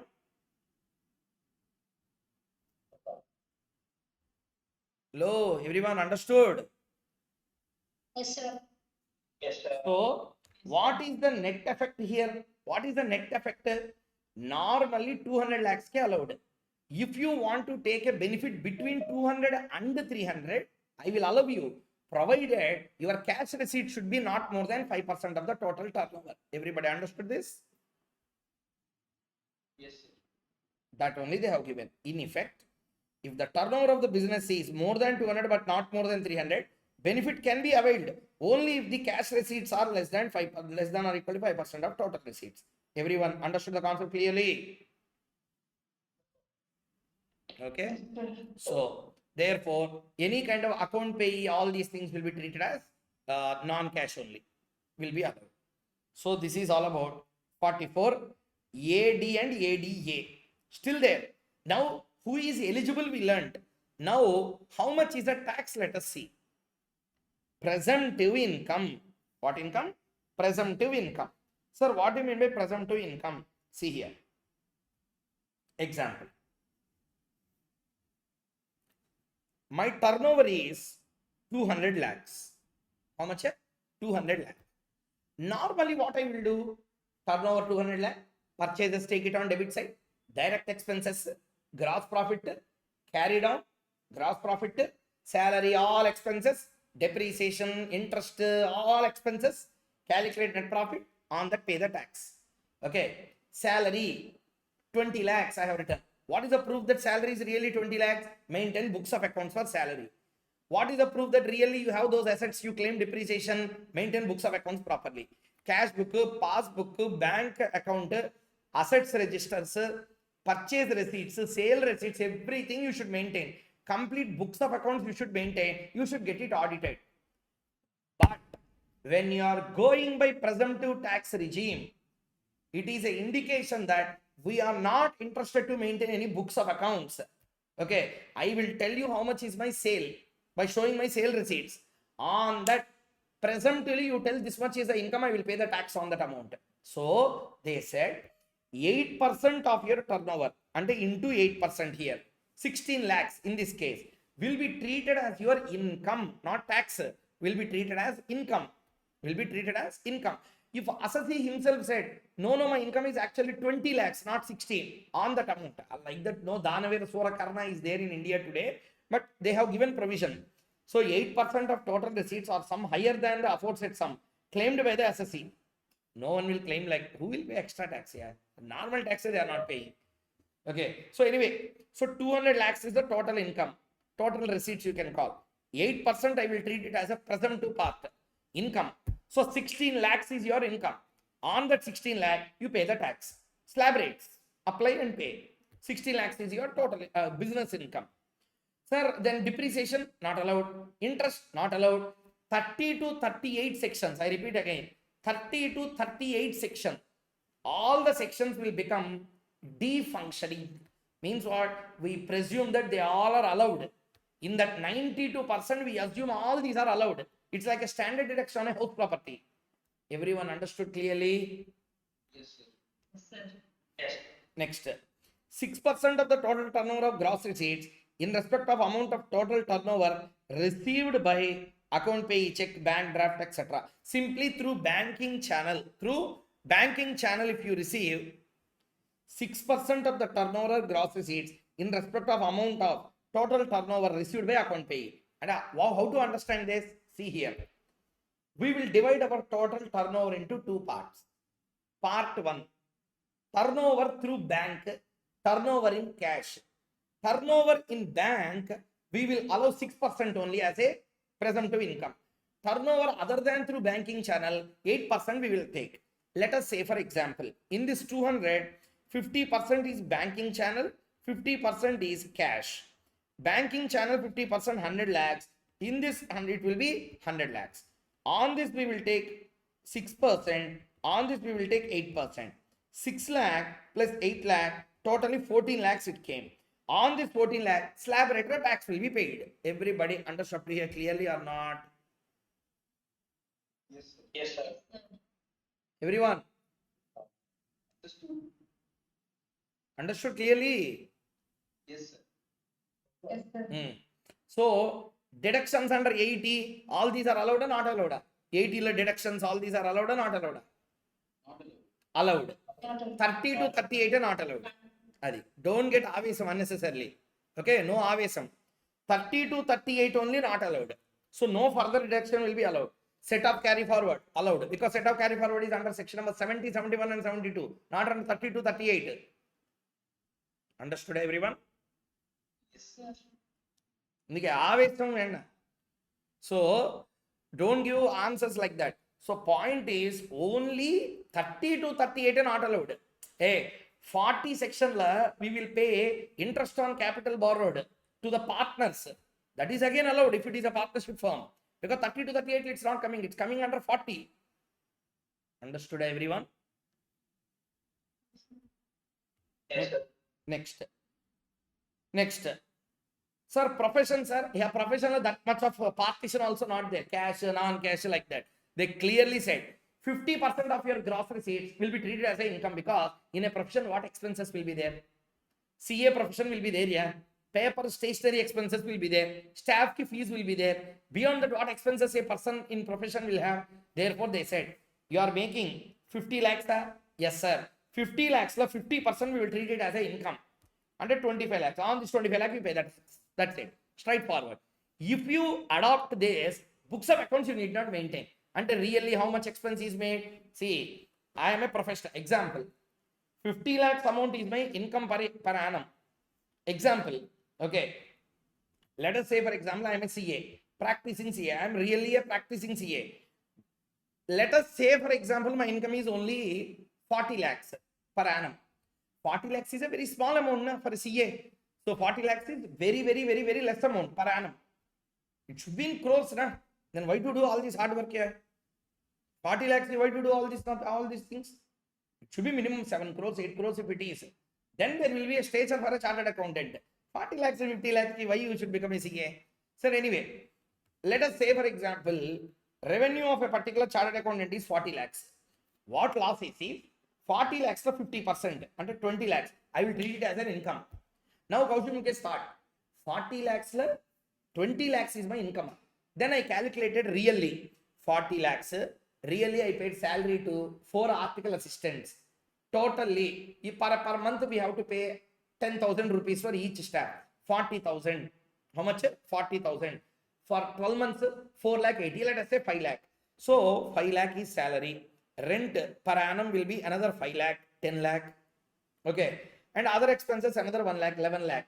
So in reality, 11 lakhs expense, 40 lakhs income, 40 minus 11, 29. So I should pay tax on 29. But presumptive 20 lakhs I should pay. So I will go by presumptive taxation. Second, I thought like this. There are 10 article staff. 10 article staff I should pay 10,000 per month. And a year monthly 1 lakh I should pay towards the article assistance. 1 lakh into 12 lakhs I should pay. How much? 12 lakhs I should pay. 12 lakhs article assistance going out. Rent 10 lakh, 22 lakhs. So my expenses are somewhere around 28, 29 lakhs or 30 lakhs expenses are there. Now, normally 40 lakhs or 30 lakhs expense mean I should pay tax only on 10 lakhs. Na? If I adopt the presumptive tax scheme, I should pay on 20 lakh. Now 10 lakhs better, 20 lakhs better, 10 lakhs. But you are going out of presumptive taxation. Na? You are going by 10 lakhs. Na? Books of accounts you have to maintain properly to prove that this much expenses you really made. Did you understand the point clearly or not? Everyone? Yes, sir. Yes, sir. Yes, sir. Understood clearly? Yes. Last discussion. Yes, sir. Last discussion. If you are in the business, you are an assessee, any assessee, owning not more than 10 goods carriages at any time during previous year, means even one day if you are having, that's it. So, assessee owning not less than, not more than 10 goods carriages at any time during the previous year. Okay. And he is carrying on the business of plying, hiring, or leasing of goods carriages. Means if any person want, we will give our vehicle, lorry, truck, etc. We will give them on hire. See, for a particular purpose, we will give for 1 day, 2 day, plying. We will give them for 1 month. They will pay rental, hiring. We will give them directly. We will collect lease rentals per annum, leasing. Whether you are doing on a daily basis flying, whether you are doing on a monthly basis rental, whether you are doing on an annual basis leasing, anything you are doing on a goods carriage vehicles, not more than 10 goods carriages, then you can avail the benefit of 44 AE. For heavy goods vehicle, okay, for heavy goods vehicle, really how much you collected, I don't know. Presumptively, what we will tell you, for each heavy goods vehicle, rupees 100 per ton of gross vehicle weight. Gross vehicle weight, okay, or unladen weight, as the case may be, for every month or a part of month. For each vehicle, other than heavy goods vehicle, 7,500 per month or part of a month during which such vehicle is owned by the assessee or amount to be claimed to have been actually earned from such vehicle, whichever is higher. Sir, I did not understand. That's why you should read first. Okay, read it.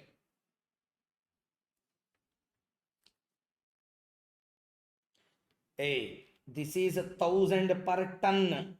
This is 7,500 per ton illa per month.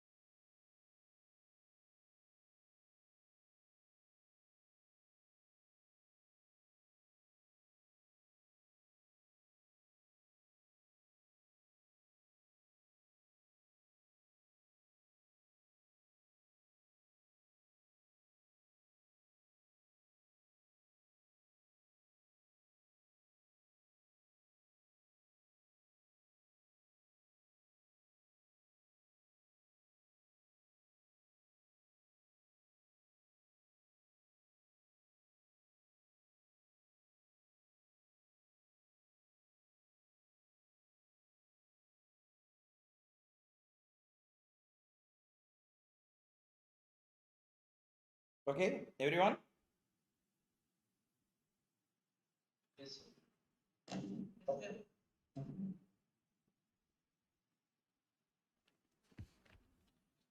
Okay. So now why I've given time is you can refer the textbook also such that you will understand easily.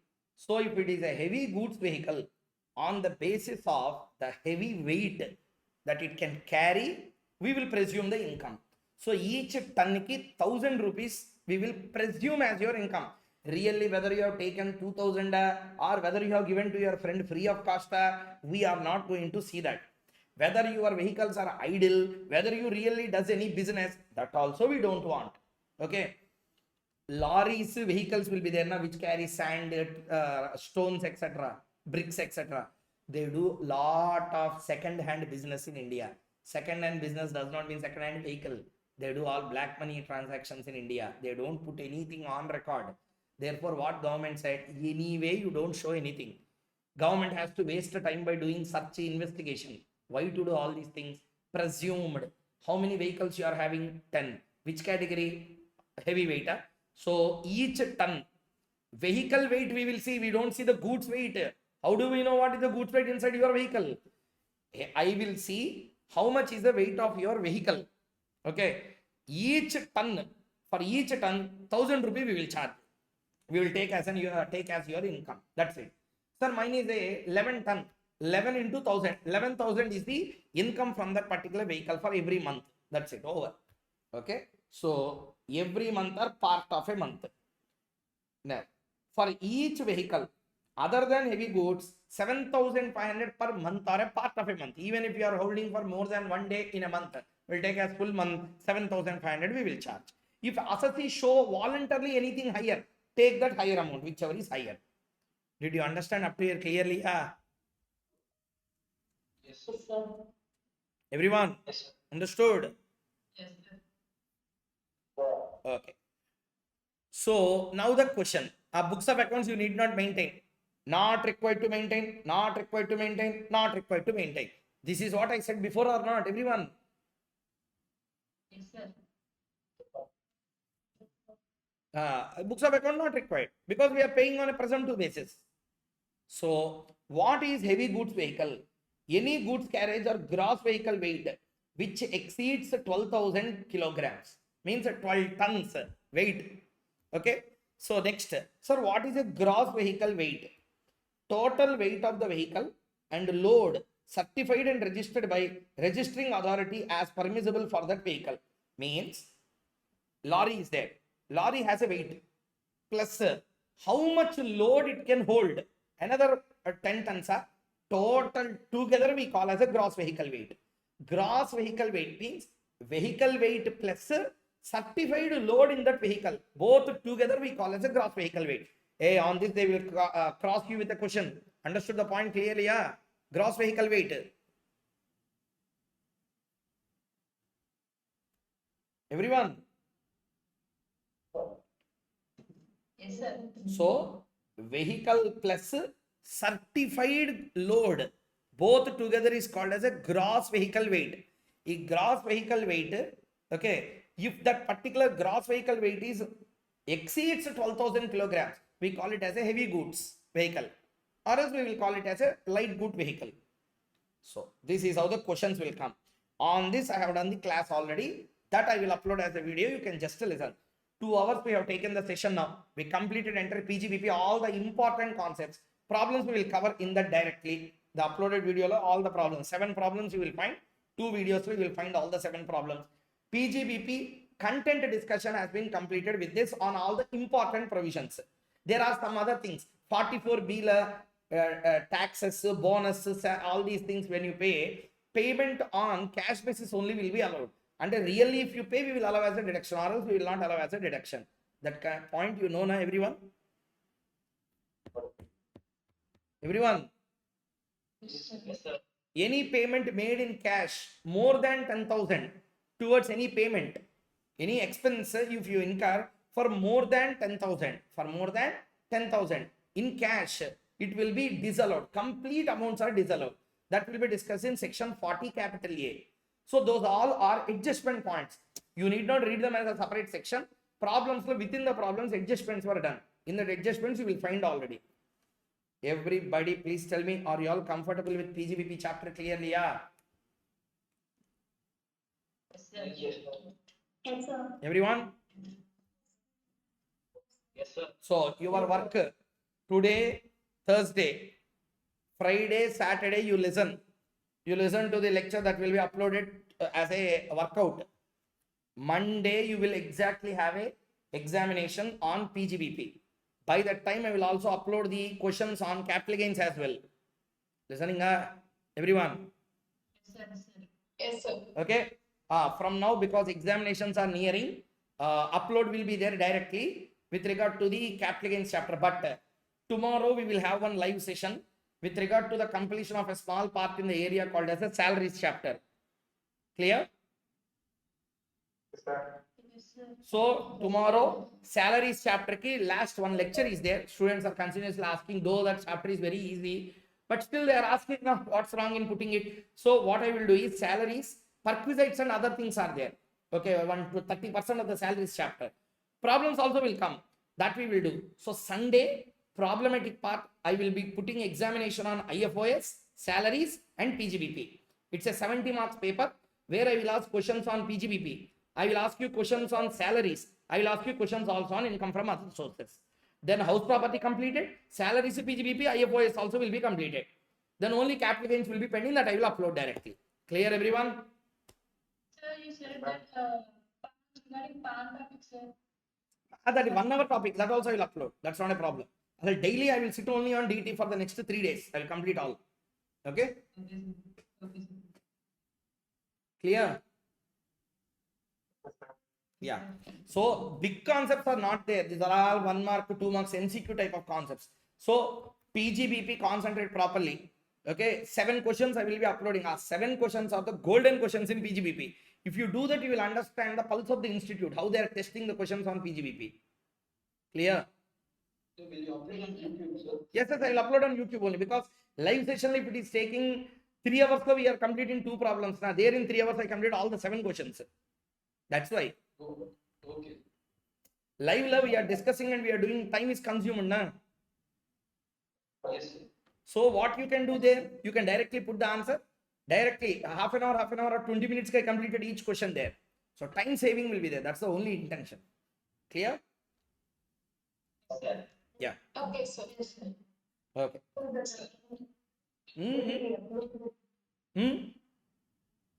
Balance chapter that 70% is actually completed. Which one? Which chapter? Salaries. Salaries was there in the app now already. I'm talking about regular class salary. Okay, sir. Okay. Salaries regular, we completed some part. Some just this procedural points are there. Perquisite something, calculation. Students are consistently asking that, sir, also put that. So that's what I am thinking. Okay, it's only just a problematic part, but still if I put that, they will be happy. So that's why. That anyway, how to do for them? Capital gains, how much hours take? 3 hours. Remaining, sir. 3 hours. And all those videos will be uploaded in YouTube, sir. Yes. In the app and YouTube, both sides will be uploaded. 3 hours. For final, for inter, for final another 20 hours is there for capital gains. Sir, but 9 videos are uploaded in YouTube, but in app there is 10 videos. The videos not uploaded. I think that contain buyback, liquidation, all these points are there. Correct? The section 46 CA. The amendments, all are amendments there in that sections. Will that be uploaded? Yes, I will upload. I will upload that. No problem. Okay. Inter capital gains, what is left out also I will tell you. Section 45 is pending for us. 45. Okay. Okay, sir. 45 is pending. 45 there are 5 points. Destruction of capital asset. See, I will show you.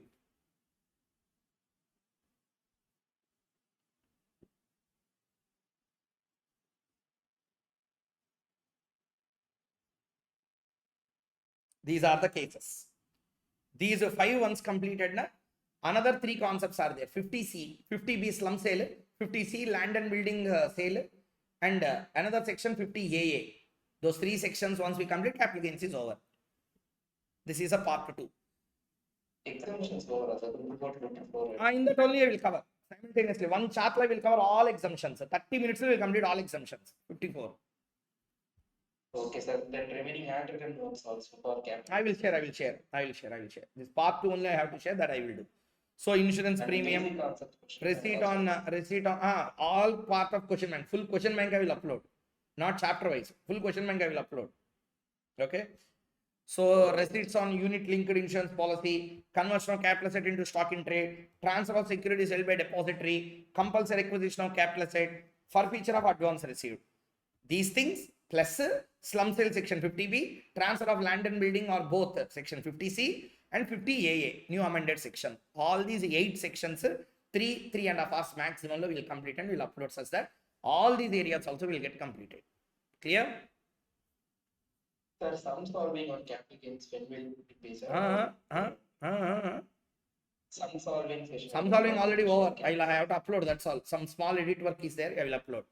Problems very easy, capital gains. Capital gain problem is not a problem. Doing problem is not a problem in capital gain. Capital gain problem is theory questions. Okay. Capital gain, what great adjustments you will do here. Just you need to understand what is happening and you will do the answer. Problem in capital gains don't come because of questions. I mean practical questions. They will ask theoretical questions in exam. For that, this all conceptual clarity is mandatory.